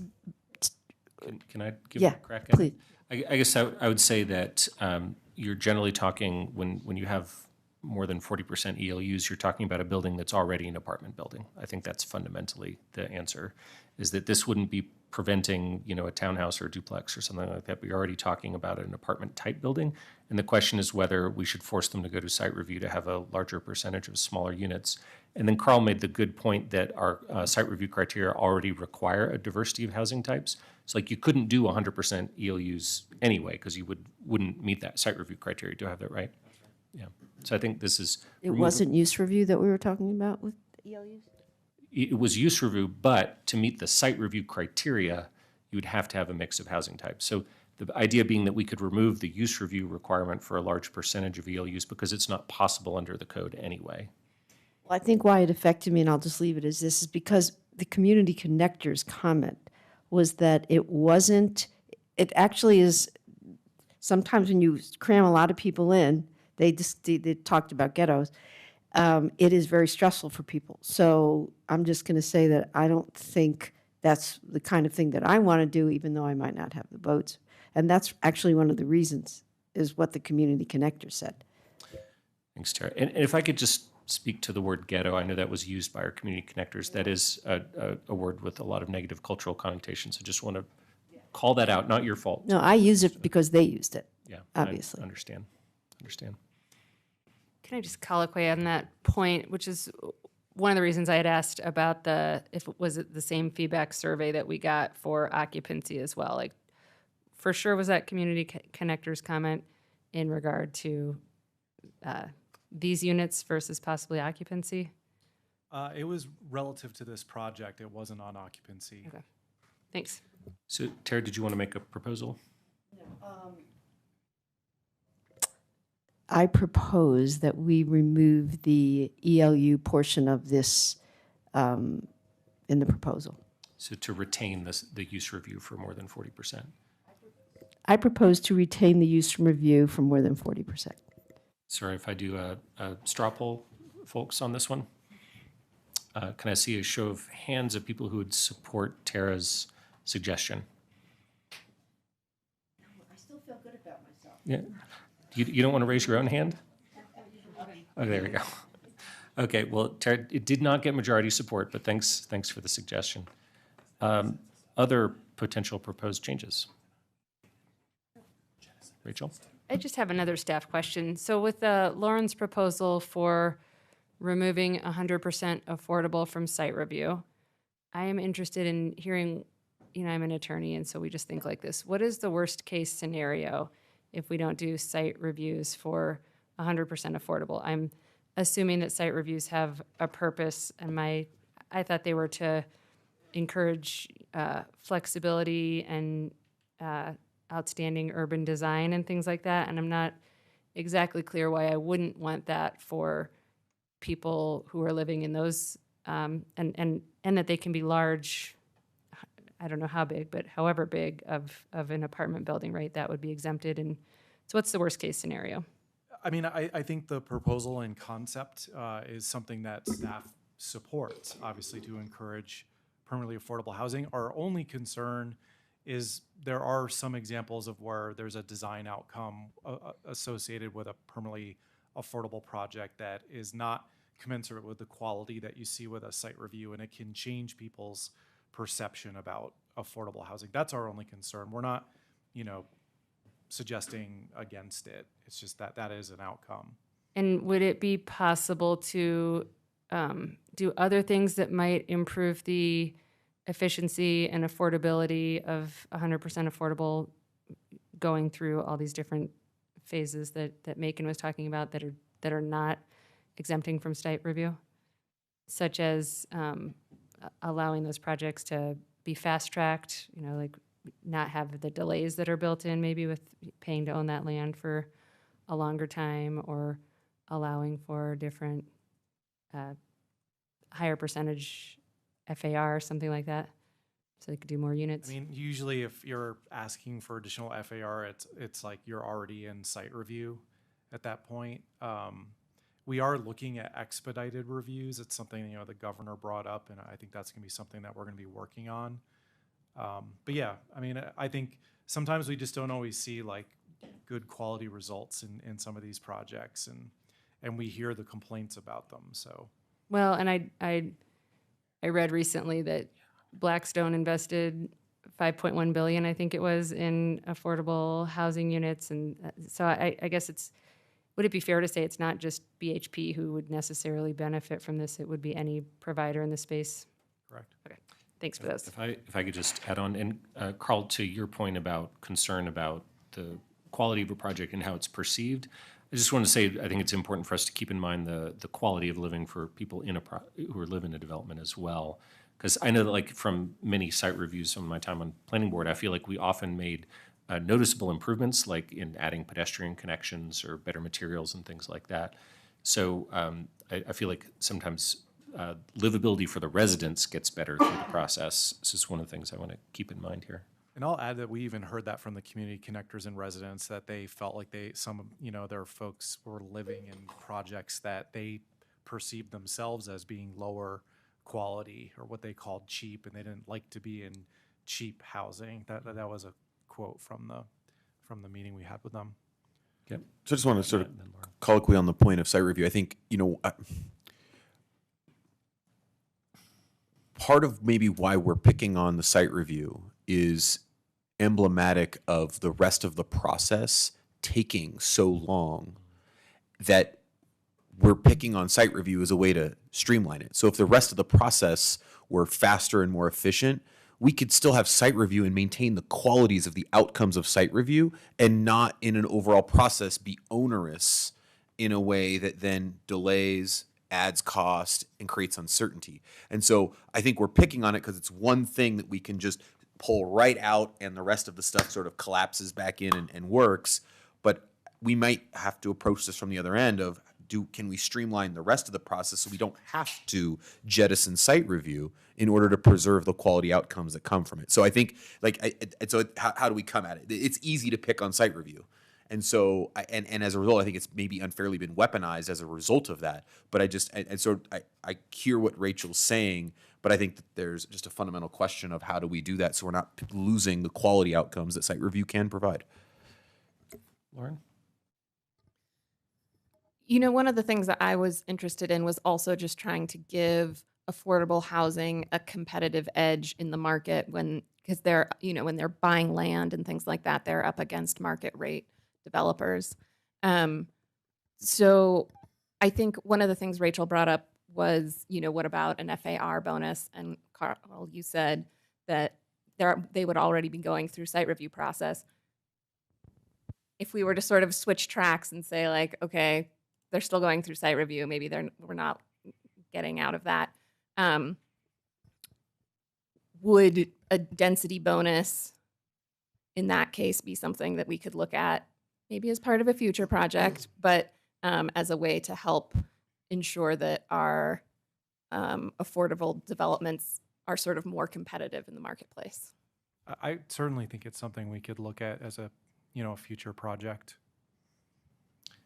So, Lauren, if I could chime in here, what would you think? So, because this is one of your proposals, right?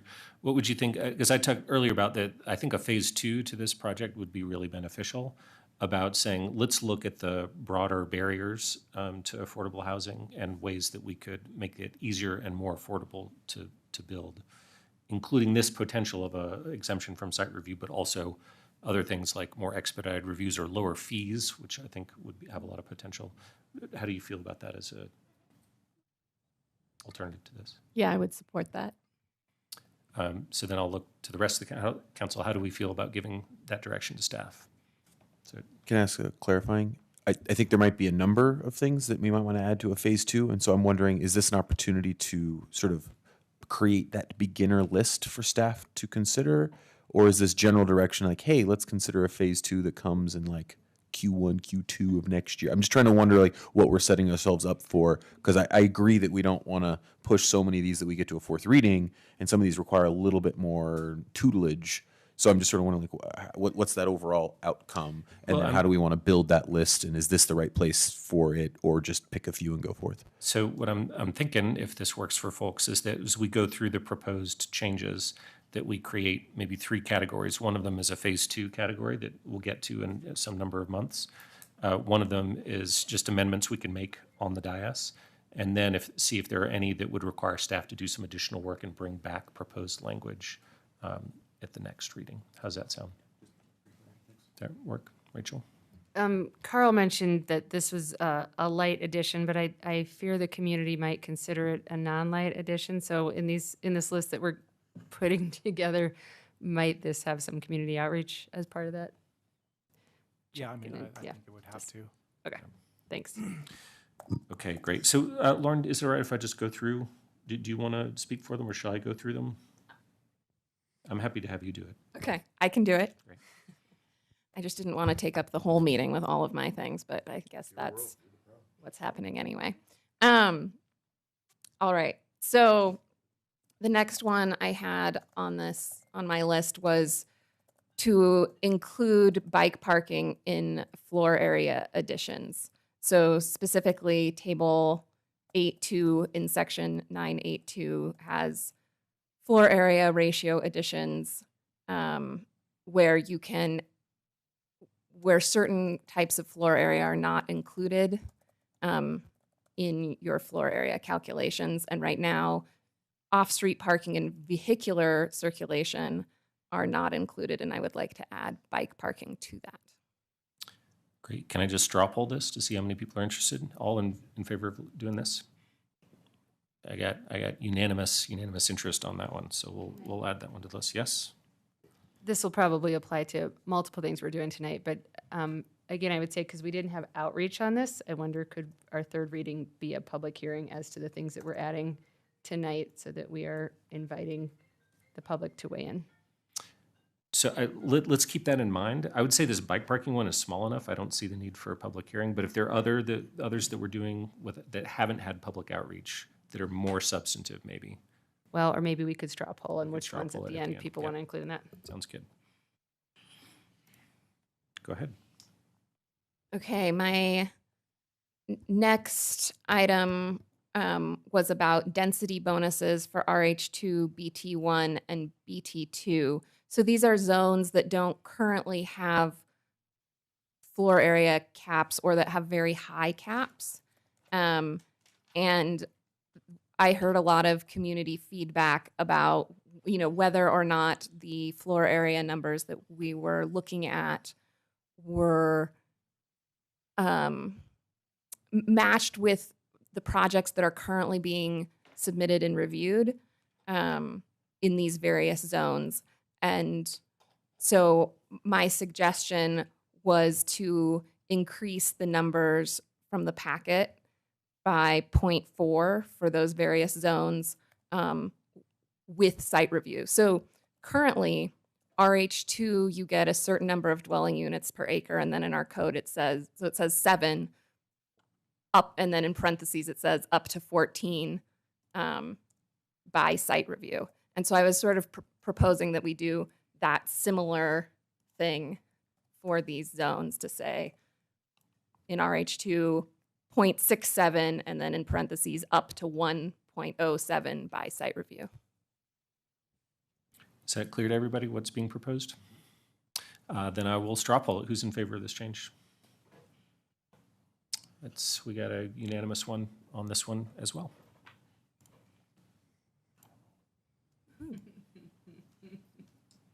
My next one was so this is going to be a more controversial one. RMX1 zone is a zoning district that has previously allowed significantly more density than it currently allows.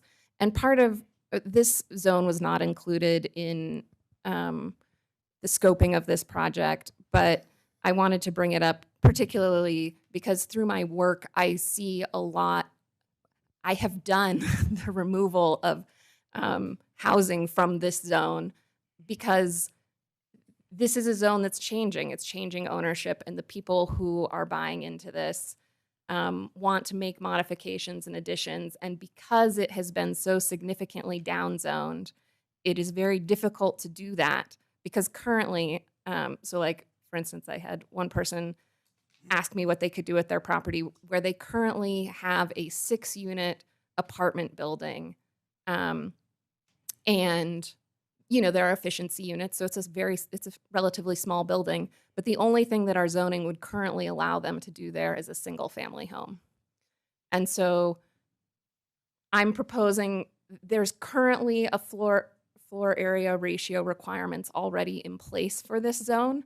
And so I was proposing that we keep those and like we're doing in other areas, not restrict the number of dwelling units by per acre, but just rely on that floor area requirement that is already in the current code. Yeah, go ahead.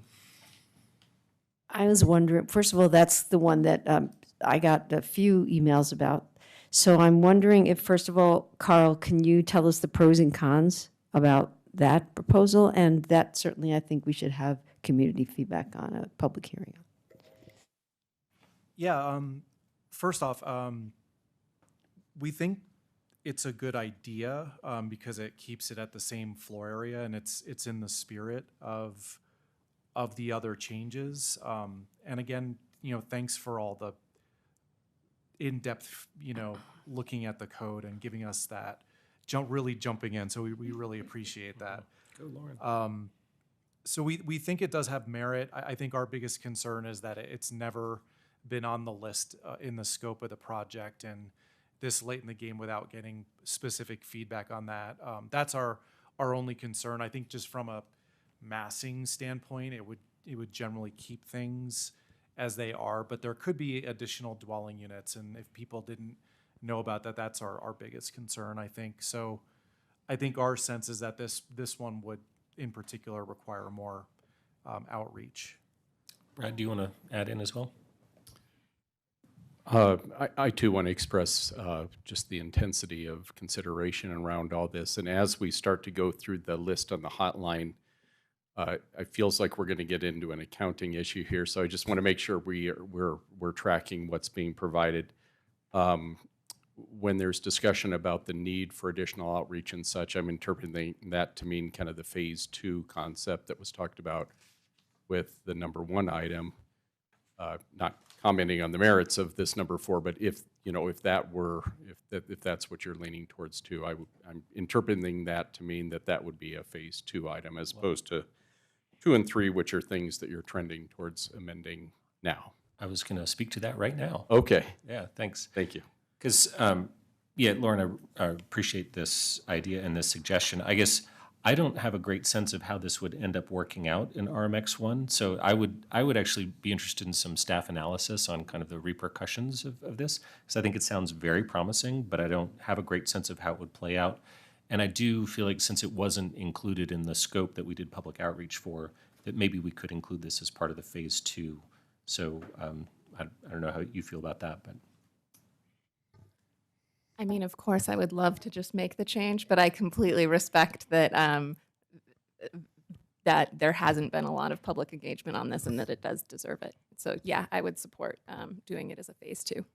So maybe I can Another point, if I could add, one thing we did think of too is the reason RMX1 is complicated is because of the down zoning. So that obviously has rendered a lot of the properties non-conforming. So based on the occupancy ordinance that was done several weeks ago, it froze occupancy from increasing in non-conforming areas. If the zoning were to change where they're not non-conforming anymore, it would impact how that occupancy ordinance in those particular areas. Some being around the university as well. So that was another concern we had. Aren't we freezing the occupancy and what prior to this coming into effect? In this ordinance, like in the RH2 zone, it could have a similar. We could do a similar thing. Yeah. Thank you. A great additional thing to consider as part of a phase 2 investigation of it. It sounds to me like we're probably trending towards putting this in the pot that's going to get further study and analysis, but we'll just add that I keep coming back to that, do things in a way that sticks. And I think that this has a much better chance of sticking. It sounds like something favorable, but I don't think we want to rush it and not get the feedback and analysis and allow the community to weigh in. So great. So maybe I'll straw poll putting this in a phase 2 section of the project. How many people are in favor? And we got unanimous. Very good. Go at it, Lauren. Okay, so the 5th thing that I had brought up was the BC1 and BC2 zones. So these are sort of our neighborhood center zones. And again, this is another area where some additional, where the floor area ratio proposed by staff makes sense for part of the zone, but maybe other parts of the zone, it might make sense to have a higher floor area ratio. So a community member had suggested using Appendix N, which really specifically calls out our business centers as a filter to where we might allow a higher FAR than what's currently proposed. And I think that that makes sense because one of the things that would allow is these business centers that are currently retail surrounded by parking. It potentially allows them to add residential to these areas that are really highly served by transit, and where that extra residential would just help bolster those businesses even more and help reduce site parking. Great. Is the proposal clear to folks? We already have Appendix N in there, which clearly identifies those. So I think in terms of like where and how, it's already self-identified in previous work. So I think that there's an elegance to what Lauren's proposed here that's just really straightforward. So I really like how you brought that up and allows Diagonal Plaza to be compliant. But Terry, you said you weren't sure. Can you repeat it in simple terms? Okay, so can I use the Table Mesa Shopping Center as so there's a large amount of, I can't remember if it's BC1 or BC2 off the top of my head, but it's not just the shopping center, it's also some of the surrounding area that starts to transition into residential. The shopping center itself is where I think we would like to see potentially higher levels of density. The area across the street where you start to be more in the neighborhood, I think is fine with the intensity standard, or with the 1.5 FAR that staff has proposed, but I'm proposing that in that area that Appendix N highlights, which is really just the more commercial areas, that we would move to a higher FAR of 2. And I'll just note that this would allow us to do future projects similar to the Diagonal Plaza redevelopment, right? Which would not be feasible under the original proposal. If there are no further questions, I'll straw poll who's interested in going for this one. Phase 1? Yeah, for tonight. And I got unanimous again.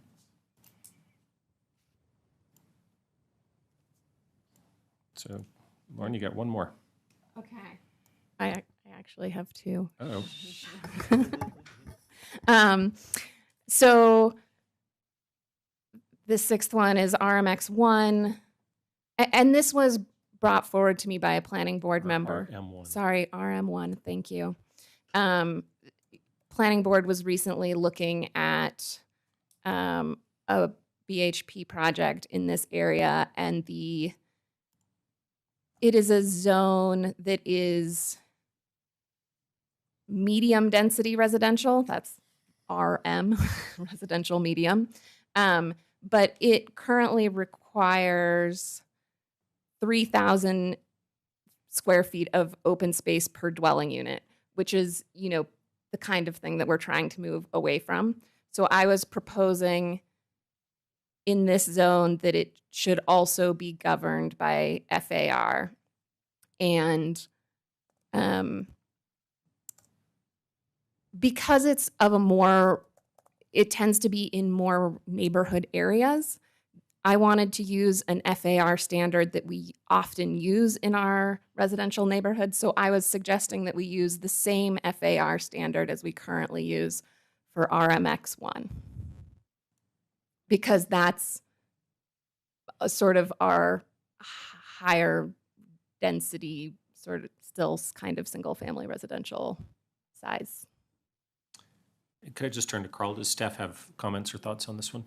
I think our thoughts on this are similar to our thoughts on RMX1, that maybe more phase 2-ish with community outreach.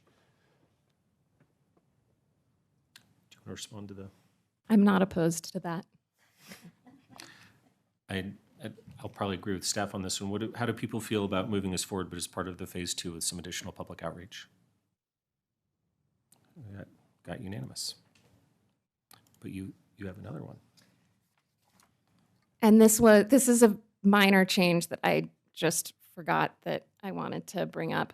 So I really appreciated the bonus in the IG and IM districts that's in our current proposal that would allow an increase of up to 1.25 residential use if at least 0.3 is industrial or research and development use.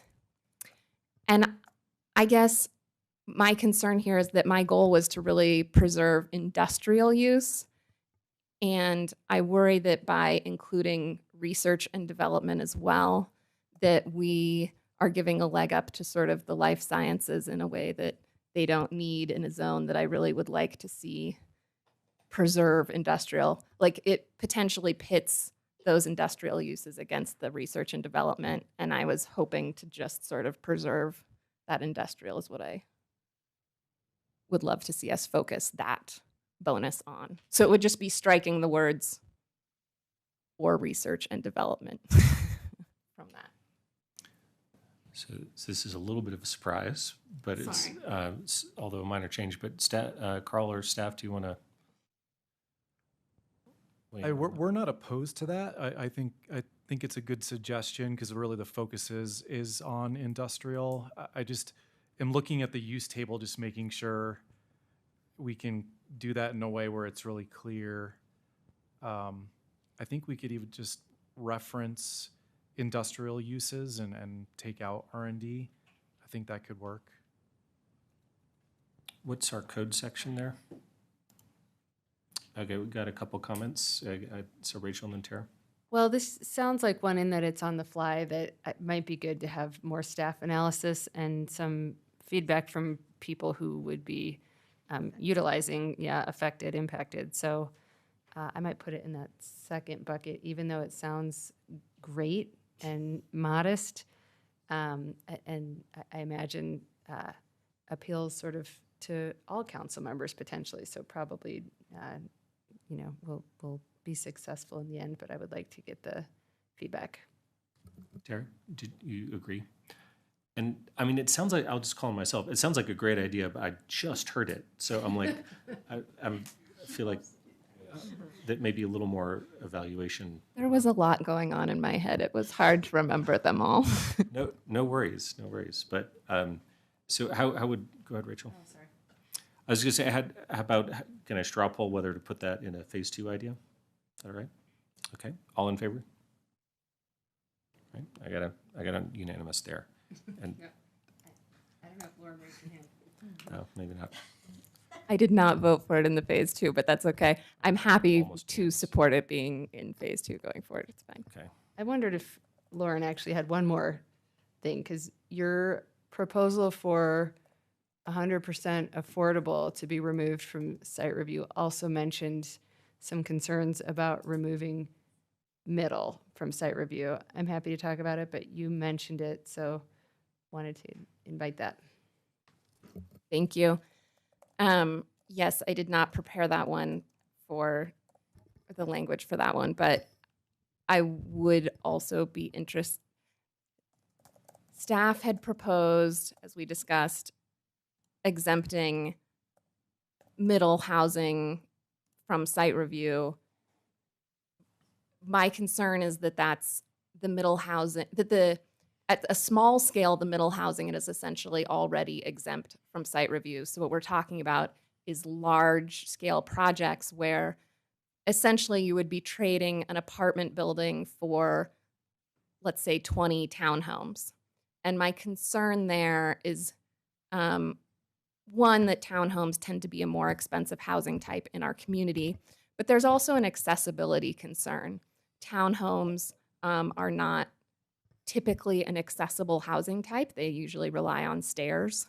And so an apartment building in this case would, any building that's elevator served, access to every unit is required to be accessible. And so we'd also be trading a certain amount of accessibility along with affordability. And so I didn't want to prioritize missing middle in this particular way through this. So I guess I would be proposing to strike that exemption. Did you want to speak to that, Rachel? No, I was just gonna say, I think she has to do what Tara did, trying to strike something, right? Like give us something to vote on. Before we do that, can we hear Carl's input on that? I don't think we're opposed to that idea.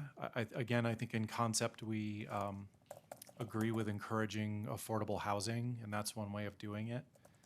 So it'd be striking middle housing and replacing it with 100% permanently affordable housing, right? Well, that was what I was initially proposing, but I think we're splitting them out as separate things. So in this case, like we already said, we wanted to do affordable housing as phase 2, but this would just be saying you had proposed an exemption for middle housing to site review, and I'm suggesting that we strike that exemption. So thoughts on that, Carl? I mean, we don't have any, concerns with striking it. It was just, an idea for how do we get more middle housing. It's, again, up to the council, so. Okay, other comment? I will say that in light of that we didn't get middle housing, was it 1 or 2 weeks ago?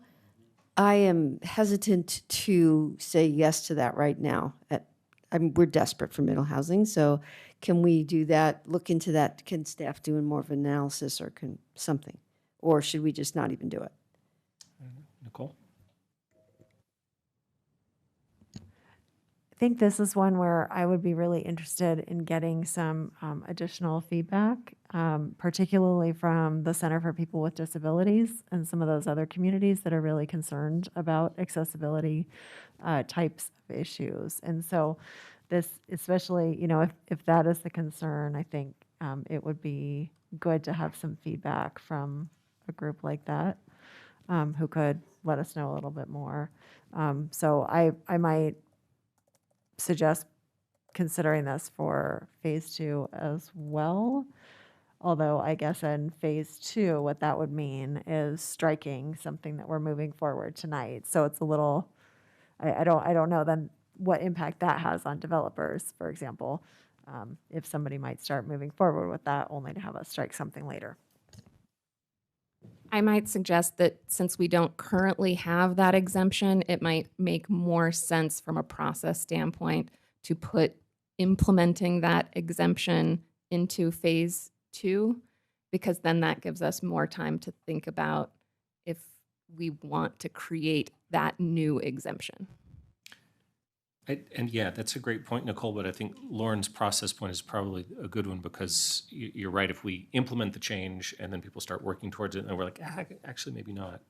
So maybe it's in both phase 1 and in phase 2 that we amend it tonight to remove the exemption, but look at recreating it for phase 2. Rachel? I don't know if this is the right spot to slide this in or not, but I won't be here when you all are on phase 2. I've got. Is this the same one, the same item? Yeah.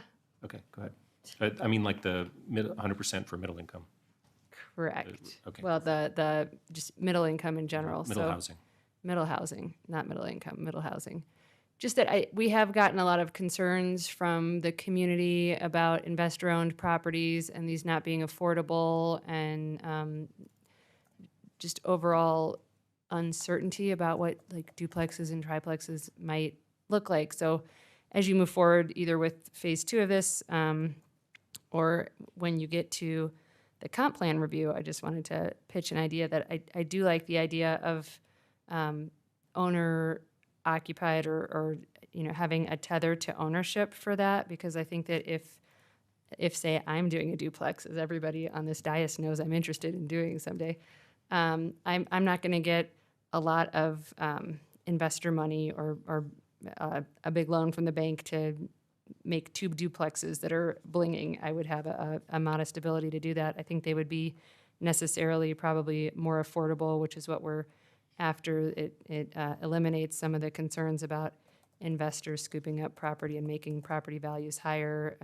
And I think it gets at a lot of what we're trying to do, while also allowing people to have flexibility to create a second unit, which is what we want in the end, instead of, I think we're going to get to a point where a lot of sort of the 1960s homes are going to be scraped, and it's a question of what do we want them to be rebuilt with. And I would say duplexes and triplexes are going to be beneficial to the community, and I think that one way to get more community buy-in will be to look hard at owner occupied for one of the units. Thanks. Did you have a comment on that? No, I had a follow-up to piggyback on that with another idea. So are we going to straw poll and we want that? Okay, so, and I was unclear, Rachel. I was trying to finish out the previous thing about exempting middle housing from site review. And as I said, this could be to include in that phase 2, so I was sliding it in right there. Got it. So let me come back to that here in a second, because I wanted to straw poll on, so what the proposal I think that we ended up with was to, in the ordinance that you gave us, to remove the exemption from site review for middle housing, but to then investigate in phase 2 whether we should add that back in. So all in favor of that? And that's everybody. Okay, so we put that one to bed. And now to Rachel's point, so did you want to get that on the record, or do you want to have it as a... I was just tossing it right out there, Mayor. Great, I'll put it on the Oh, list. how do I want to put it on the record? I mean, I don't think I have any influence on what you all do after 8 meetings plus 20 minutes from now. You're optimistic on the 20 minutes. You're still part of this family. Your ideas matter just as much as anyone else's at this dais. Whether you'll be here to ultimately vote on it is largely irrelevant. So yeah, maybe then I would say as part of phase 2, can staff bring information on what a ownership requirement look like for middle housing? Would that be beneficial to address some of the concerns, and what might be ideas for implementing that, such as, you have to live there for X years before, or is there a penalty if you sell right away? I don't really think it could be abused by investors, because if you have a requirement that you own it for some period of time, you're not gonna be able to do that more than once, really. Like, you'll be kind of busted the second time you try to do that as I think a developer. So just be curious what you all might make of that, and if that can be part of phase 2. Everyone in favor of that being investigated as a potential? We're getting 7, so I got, okay. It's a legacy. Thank you. I have one to add, and then we can maybe move on. Yep. If you don't mind. So this we've been kind of dancing around, and maybe waiting for the comp plan to sort of unlock this issue, which is roughly 70% of our residential land area is single family zoning, and so how do we unlock diversity of housing within such a large landmass within our city? And so we're dancing around it almost literally and figuratively in these conversations. But what we're not doing is trying to get into the meat of that. And so I know that at the comp plan level is when we'll really get a chance to tackle that. And what I'm curious about is, can we look at a phase approach in that sort of phase 2, a phase and a phase, where we investigate, like, can we really do duplexes in single family zoning before we get full comp plan? Because again, we're in an urgent state of diversity of housing with school enrollment and other things declining. Can we think about a built-in, almost intrinsic saturation limit of duplexes on corner lots along transit corridors? Because that's fundamentally limits it. It's not everywhere in single family zoning. It's something we can look at to see, can we start to make progress while we do the comp plan, while we eventually then make those changes, which are still years out before we're actualizing any of those changes, and start to build momentum in that direction, and maybe stymie some of the potential of having schools close on our watch and our jurisdiction, because that would be catastrophic if any one of us is on the dais and we're seeing schools close in our community. So that's something I'd love to see us try to investigate and figure out, can we crack that nut ahead of a comp plan revision? So I'll turn to Carl. Do you mind if, go ahead, Nicole. Carl, if you might, is that something that might be possible before the comp plan? Is it something we could investigate? I think we've thought of this, and if it fits within the density limits of the comp plan, it could be done. I think you're talking about like piloting certain areas with increased density. I mean, that could get complicated because if it does go over the maximum, then we'd have to like work with comp planning to add that as part of the project to increase density in a certain area. Yeah, or did you want to add to that as well? Well, I'll just agree with Carl and say that I think of all the phase 2 things that have been kind of proposed tonight, that one is maybe the most uncertain in my mind, but we could certainly commit to doing it. But that might be one where we have to come back and better define the scale, as Carl's saying. And I had Nicole first, if you don't mind, and then Lauren. Well, at this point, there, go ahead and call I guess, Carl, you brought up the comp plan and related to density, and my thinking there is there has to be some level of sort of restriction around how we would do this that wouldn't create enough units, because the comp plan is very specific that it's looking at these areas together and not as on a parcel by parcel basis. And so it seems like there is potentially a way to do it that it doesn't create a change so large that it would throw that entire zone out of alignment with the comp plan. Yeah, I think that analysis could be done. It's just, it's not something that can be turned around really quickly. I mean, just the nuance of looking at all the different areas of the city and what the pockets of density is and what the potential for increase can be is pretty complex. I'm wondering why it's seeming so complex if it's literally corner lots on transit corridors. I mean, that's sort of self-defining. I don't know where we get into pockets, because it's like if you have transit, that's self-defined. It's not like we're talking about a quarter mile away from a bus line. We're talking about like along the corridor in single-family zoning. So that's why I'm wondering if maybe I'm wondering how it gets so complicated. Is that, you know, if we're talking about like corner lots and allowing duplexes on the corner lots, a lot of these single-family zones already are more than the 2 to 6 dwelling units per acre, just by virtue of the fact that, you know, the minimum lot size is 7,000 square feet, but there's a pretty large percentage in certain zones where those lot sizes are a lot smaller, so the density is higher. So we can already look at certain areas and know that the density is already higher than what the comp plan allows. And what I might suggest, I think we're talking about planning to look into this, right? So I don't think we need to try to figure this out, whether it is or is not doable tonight. Yes, Nuria? And I appreciate that, Mayor. What I was going to say is a little bit to ground us in reality in terms of this is really kind of future work plan items. And I want to be thoughtful about that. We actually, I think I'm hearing a lot of great things and what direction you'd like us to move forward. And so know that for that phase 2, this will likely be considered a work plan item that we will be moving forward in 2024. We hear it loud and clear and understand that that will bring us to work prior to the comp plan as that moves forward. And we may be having conversations in the future when we do get to retreat about whether or not, how does that look like when we're looking at other work that the council would like us to work for the next midterm, for the next 2-year term. So just grounding us in all of the great work to be had ahead. So much great work. Nicole, you're still. Nuria just stole my thunder. So I was just going to remind us that we have 8 meetings and 10 minutes left with this council. So this one and the last point to me as well seemed a little bit in that target of future work and committing future councils. And I think they're great things to bring back. But I think those smaller changes seem like they're more reasonable things for us to move forward with. Yep. Okay. So getting that this is aspirational in the 2024 time period, who would like to have staff further look into this idea? And we got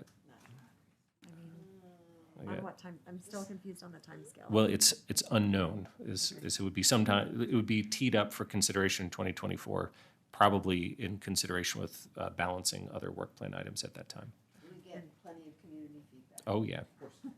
Yeah. But, and can I ask one more clarifying question? Does this then impact the work that you all have planned? And because I mean, there's still a little bit left, right? There's the baseline urban services study. There's some other things we're working on. So if we kind of commit you to doing this other stuff in anticipation of the next council's retreat, does that interfere with the other things that you are intending to do? It just feels like it's getting a bit bigger.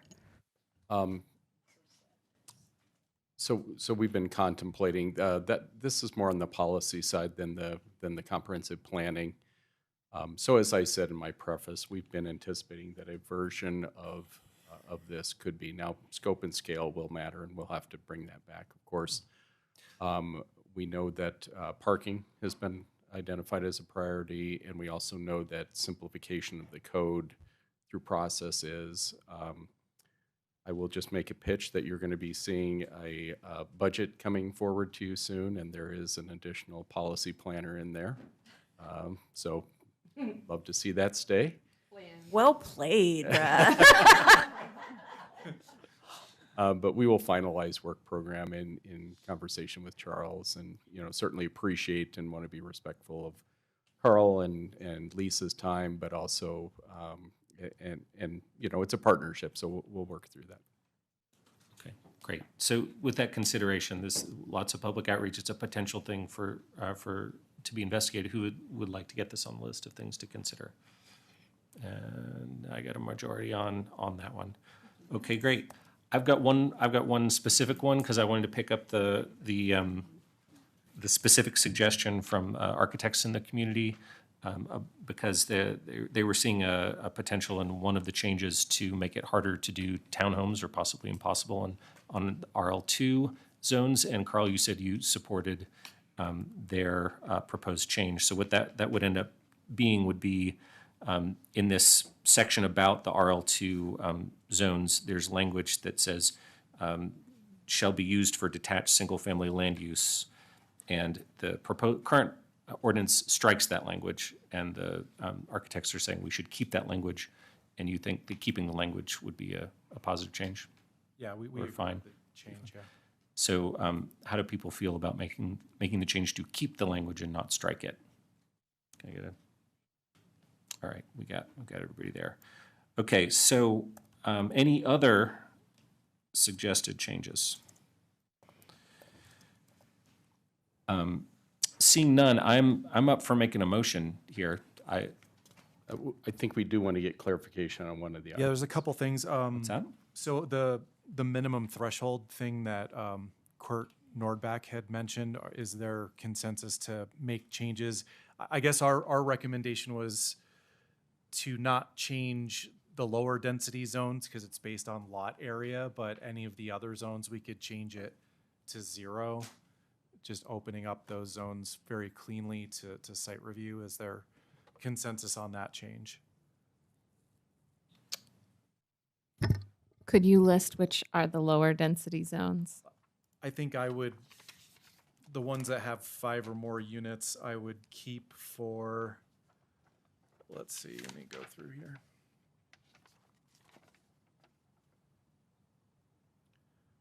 MH, RE,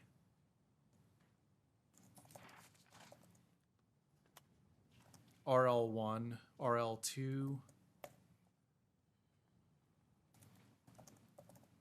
and maybe RM1 and RM2. And I would include RMX1 just because it is at the 6,000 per dwelling unit. But everything else I could see going to, an RR1 and RR2. So, Carl, I'm just going to say I'm getting a little uncomfortable with the off-the-cuff nature of this potential proposed change. And also, like, hearing MH was manufactured housing through a red flag to me as well, because we want to be careful to preserve those for. So I would not propose to make this right now, but maybe we can look at that. It's a later phase. How do people feel about that? Yeah, and I think it is more of a code cleanup item because essentially, if you look at 5 efficiency units, it's such a small square footage that it means that everything could go through. The way it is right now isn't currently a problem. It's just that it would be cleaner to do it a different way.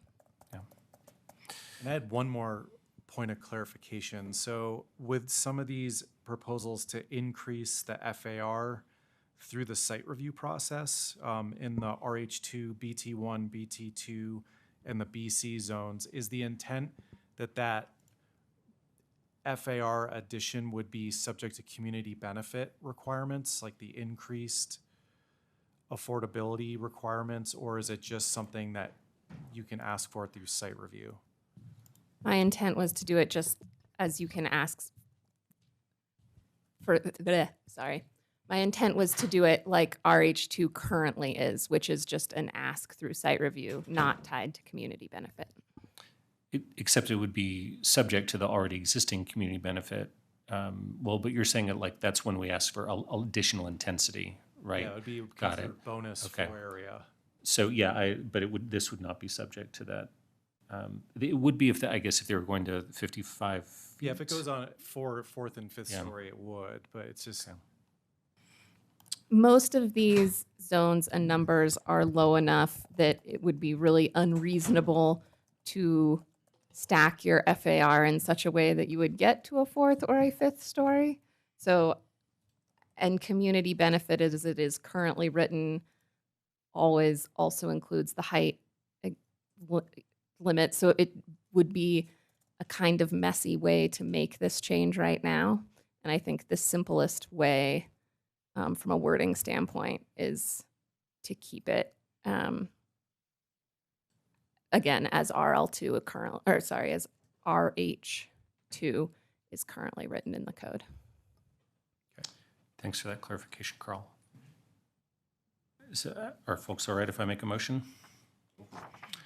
Okay, so I move to amend Ordinance 8599, amending Title IX Land Use Code BRC 1981, related to the site review process and intensity, form, and bulk use parking as subdivision standards concerning affordable and modest-sized housing, and setting forth related details with the additional amendments from the ordinance that was provided in our packet, which are in Section 982, Table 8.2, floor area ratio additions, to change the language to say floor area used as off-street parking. Oh, this doesn't have the right language in it. It needs to say bike parking. Oh, include bike parking. Okay, got it.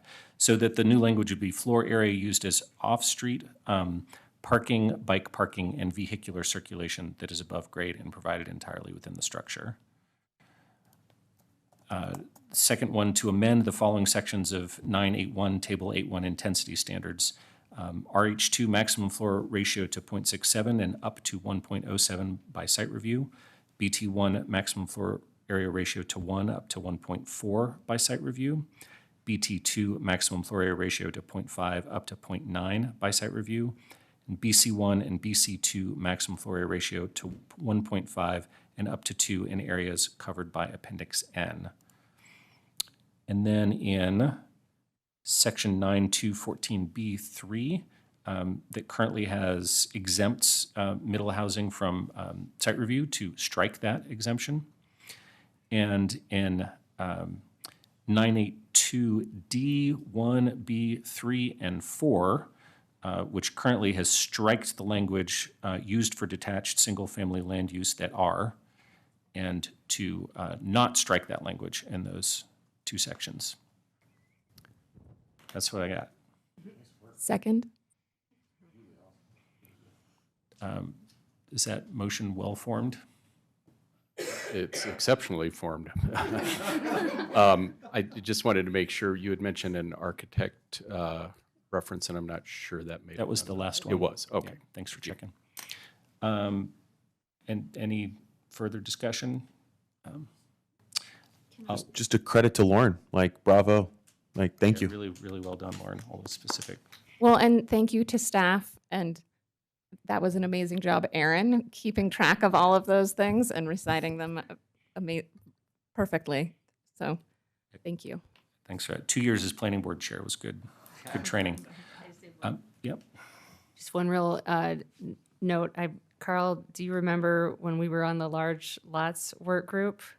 I mean, that's what, 5 years ago or something. So like, this is a long, many of these things are a long time coming. So I just wanted to particularly thank you for a lengthy run up to tonight. Nice job. And I'll just say a couple words, or Nicole, go. Okay. Yep, I had just a couple words too. I haven't said much tonight, and I don't have too much here, but I just really wanted to recognize staff and Brad, particularly your leadership here. We started really behind. We loaded a department that was short-staffed with most of our work plan priorities. I think, some of us were nervous when it took a while to get started with all of this, and you gave us a plan and you stuck to it, and we've been following that timeline, and it's just really impressive. And so I just wanted to notice that. And also just for council, I think this was a great set of kind of work plan items that we all agreed on and supported and moved forward. I think the community engagement on this was really good, both with the folks who will be living in some of these spaces as well as with the people who will be building them. So thank you to everybody who engaged in that. And Lauren, thank you for your leadership and coming up with some tweaks. And I think I also really just appreciated our discussion and our ability to rein in some of these things and not try to add on a bunch of stuff tonight, but really to try to do it in a thoughtful way that is mindful of the work that we still have to do on this council, the work that the next council will do, and the work that staff is doing. So to me, this is just a great example of all of us working together well, and thanks to staff for keeping us on track. Thanks for that, Nicole. And yeah, just to echo all the enormous thanks. And Carl, we've been working together on these issues for like 13 years now. And I remember in some of the early days, approving projects and being frustrated because I'm like, well, why are we getting this and not something else? And as you work on it for a number of years, we're like, well, it's because it's baked into the codes. I mean, we're getting what we require. And this has been identified for a very long time that we've been getting larger and more expensive units instead of more attainable units. And so finally cracking that nut as part of this council's work plan is really exciting. This is a very detailed ordinance, lots of changes. I think it's exceptional work, and it's in the weeds, right? All the details of the code, but I think it's going to have a really positive impact on development in the community for the decades to come. So huge thanks, and this is a great step forward. And with that, if we could do a roll call vote, please, Emily. Of course. We'll start the roll call vote on public hearing item 5B with Councilmember Benjamin. Yes. Mayor Brockett? Yes. Folkerts? An emphatic yes. Councilmember Friend? Yes. Joseph? Yes. Spear? Yes. Councilmember Weiner? Yes. And Yates. Yes. Ordinance 8499 is hereby passed and amended unanimously with a vote of 8-0. Right on. And I got something else, but Rachel? Just, did we establish what we're going to have public hearings for, a public hearing for in third reading? Yes, so that we can come back to that. So the question is, based on those changes that we made, do people feel like this is a consent item or is this a public hearing item? And that's...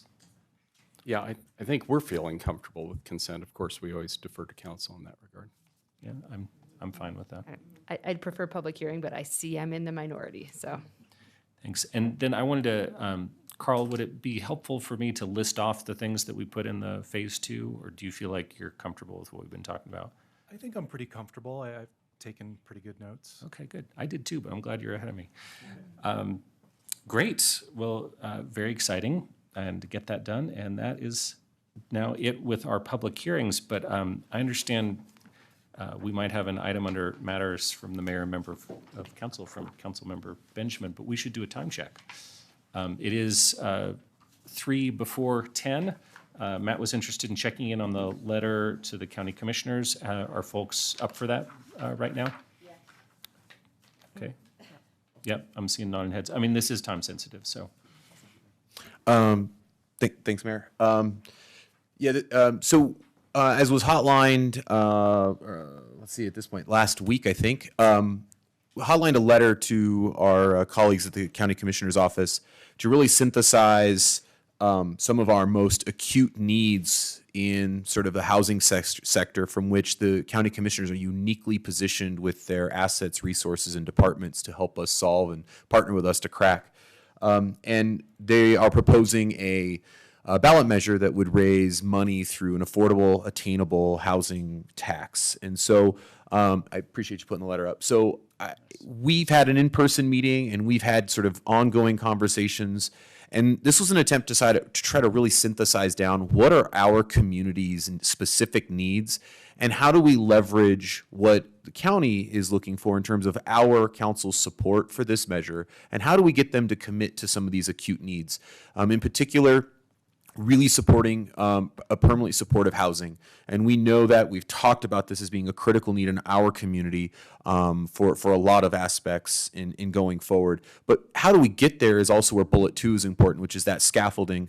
And so transitional housing is also fundamental to that. Again, we have talked at nauseum about these two things, and we ourselves can only do so much to achieve that, and needing the county to really step up their game is kind of essential. Maybe some of you heard this update, but on Monday, the county commissioners approved actually the $700,000 to make the shelter whole with its funding. So we thank them for making that investment. So it kind of makes bullet point 3 moot. We like to think that maybe hotlining that letter did that, but I think that would be over the top.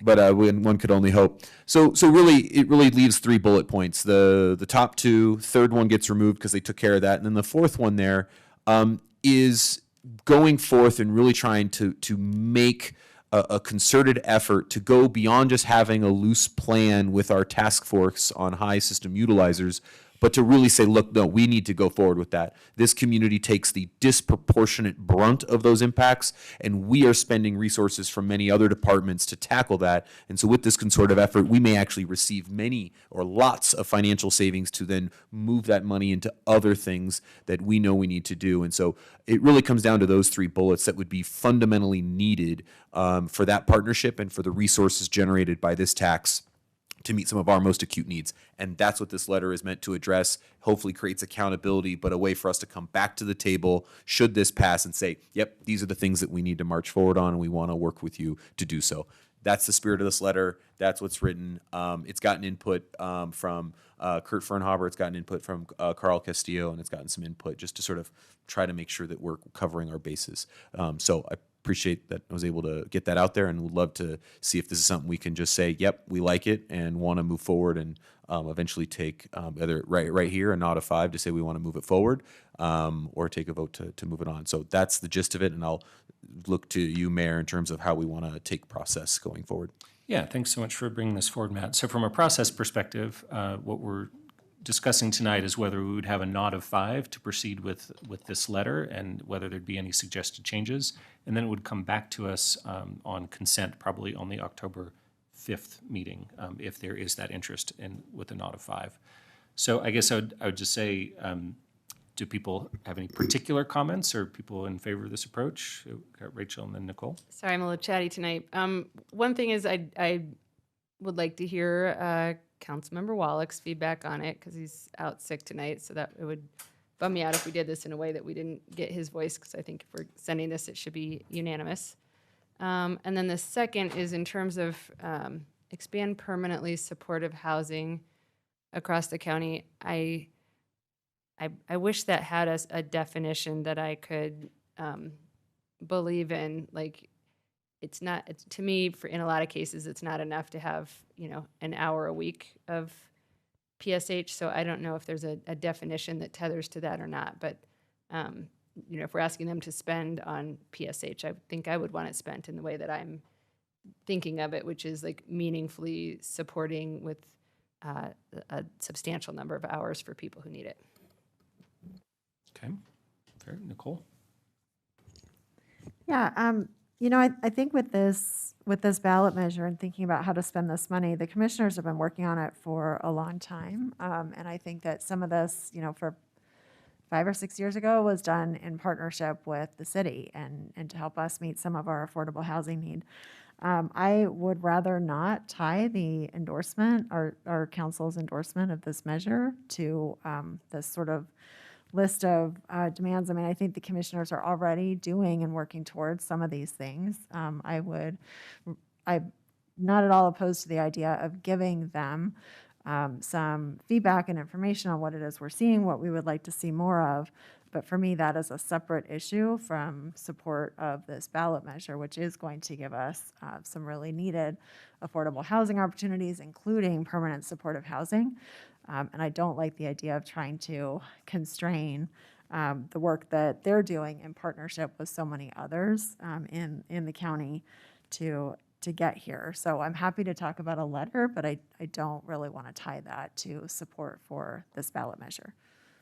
Can I just inquire about this? Because as I read the language, it has, we offer an endorsement, but we request. And so I don't necessarily see this as like, hey, we're holding this back until you've already implemented these things. So I read it as we endorse it, but we're also asking for you to do these things. Bob, do you have a thought there? Yeah, I agree with you, Aaron. I think that Matt's done a good job of separating the endorsement from our list of requests. I don't think it's a conditional endorsement. I think it's an endorsement. And then it's a series of suggestions that we would make the commissioners if the ballot measure passes. So I think you're right, Aaron. So that's how So it's not a, and I mean, I guess Matt just asked you. So Matt, it's not like if we will only endorse it if you agree to these things. No, it could be if that's the will of council, and we then strengthen the language to be that poignant, but it is not. It's just about it's as strong of imploring them without making it conditional. So the goal is to get up to that line without crossing it, because that changes obviously impact of things, but it's to be as strong as possible in imploring their action on these fronts. Okay, so it's not a mother may I, we're begging you to do this stuff. Okay, other thoughts, specific thoughts on the letter. So I love the letter. So I'll just straw poll us. Are people in favor of sending this letter with potentially an addition? And also a subtraction, because bullet 3 would be removed because they just funded it. So yeah. So yeah. So we got support for it, and yeah, I think I heard that it was 900,000 they committed, with a potential 100,000 from other communities in the county. And so we're in favor of sending the letter, and then just. Rachel, did you have a specific language you wanted to suggest about the PSH, or like with significant wraparound services, or I don't know if there's just a definition that applies maybe, but there must not be, because in some cases we're not doing what I would call substantial or as needed. Yeah, substantial or significant would work for me. Happy to work the language. I was trying not to get hyper prescriptive, because we don't even have a good definition for transitional housing.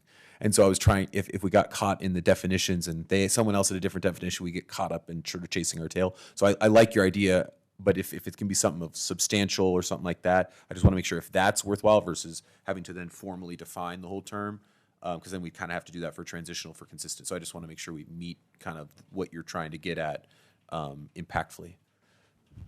Yeah, so all I can say is I think we could expand PSH without meeting what I think needs to happen, and I think we want some language in there that clarifies that it's a meaningful number of hours, as needed by the individual.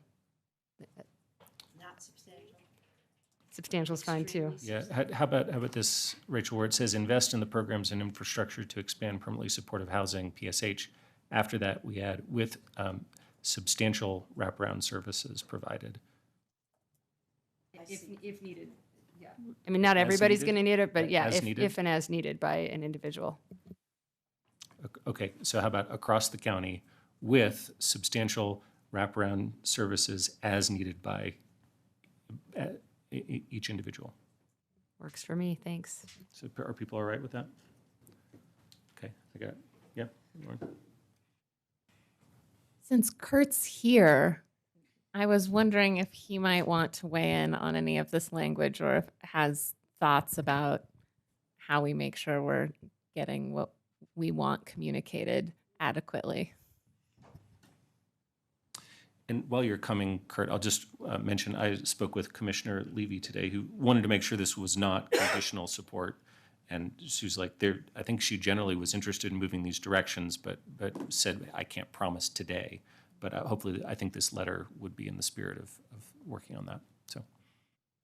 Kurt Fernhaber, Housing and Human Services. First, Teresa, are there any concerns about how I weigh in on this potential ballot initiative? Oh, good point, good point. Yeah, Kurt, thanks for the question. It would not be appropriate for city staff to take a position on a ballot measure, particularly one that ends up benefiting us. So even though it is not our ballot measure, it does benefit the city. I think the follow-up question is, you could provide factual information about the items, and so answering factual questions is fine. If you'll permit me, Mayor, I also want to note that council hasn't yet voted. I don't believe council has directed staff about resolutions of support for items on the ballot. It would not be advisable to determine at this point whether you will be endorsing a particular matter. So certainly you can discuss whether that is an idea that you'd like to continue exploring, but this would not be an official commitment to endorse. Understood. So thanks very much for catching that, Kurt and Teresa. That's really great point. Do you have a factual question for Kurt about any of these? Well, I guess my main question was around this wording to the letter and how do we communicate that we want to have sort of this more substantial wraparound services provided in a way that is clear. And I guess since you work in that, I just feel like you could provide that language for the letter, not related to the ballot item. I guess like a question of if one were to want to add language specifying a significant amount of wraparound services, do you have language that would factually be appropriate? Sure. HUD does have a definition of permanent supportive housing. We could look at that, and I could, send that to you, and you could look at maybe integrating that. I'll also just talk about some of the challenges that we have that I think you brought up, Rachel, as well. And that's simply, for some organizations, simply having enough staff to provide the services that they're sort of committed to, and that we would maybe expect. So that's just a real life challenge that we're having right now. You'll hear next week about how we're addressing some of that. And then last week, the state also came out with a definition that I believe talks about requiring a ratio of 1 to 15 for case management. So I think that would impact grant applications to the state and the types of funding that we would try to obtain to meet those types of ratios of support. So maybe Kurt, you could follow up with an email with some of those details. Be glad to do that. Thank you. Nicole? Yeah, I have a question. Kurt, you may be able to answer this. Not totally sure. It may be more of a question for the commissioner. So my understanding is, this ballot measure is already written, approved. The first point is talking about committing no less than 25% of the revenues generated to a specific type of housing. I mean, is that anything that they could do, given that the ballot measure is already there, and I don't think it's in the ballot measure? Can they? Kurt. Sorry. Yeah. Oh, I'm sorry. Sorry. So maybe that's I don't know if there's a way to get question about that to the commissioners, but I think that would be anyway, Just a question. No, but I appreciate I that, don't want to and- give them things that are just like. Well, and I wouldn't want to they can't commit our even do. staff to speculate on what the county could or could not do on their ballot measure. So I appreciate the question. I think that is one best posed to the county commissioners and in their discussions to see what they have discussed.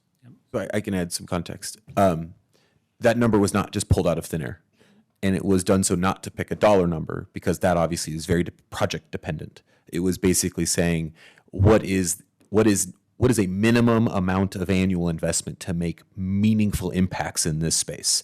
And that's where the 25% came from in terms of what that would translate to in dollars. So that was how that number was arrived at in that context. And so I felt I could answer that because Kurt can't. Yeah, and I think it's just my question is more, is this even within the realm of possibility, given that the ballot measure is set? Can they even approach a commitment like that? Sure, they can. I mean, they can choose how to spend their money how they choose to. So this is a choice for them. Obviously, it won't be on the front end of a ballot measure passing because the language is baked in. It's if it passes, then we have a discussion about how that money is spent. And then these are maybe some expectations or goals that we want to aspire towards. So that's where it is. And of course, at that point, they have absolute discretion through their partners and the Affordable Housing Collaborative and consortium group like that. So totally within their purview. It's just a matter of when does that discussion occur, not on the front end, because of course, the language is the language.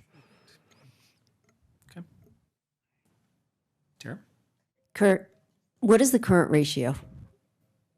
You said 15 to 1 caseworker. I current don't know ratio. the answer to that right now. Okay, so thanks for the discussion. So I guess I would ask for we already got the nod of 5 to send the letter, and people were interested in Rachel's change. I think I saw majority support. So I think we've got our direction of how to proceed. And then what I might ask in addition is, so this is a letter, but we may also want to do a resolution of support, which would be the formal endorsement of the ballot measure. So what's that? Oh, and so would people, so I look to, is there a nod of 5 for us to place that on a future agenda, formal endorsement of support? Am I okay here, Teresa? Yes, Mayor, you are. I suggest that the council might want to consider if there are any other ballot measures that they would like to introduce for support. And if so, I would recommend a hotline or a request to CAC rather.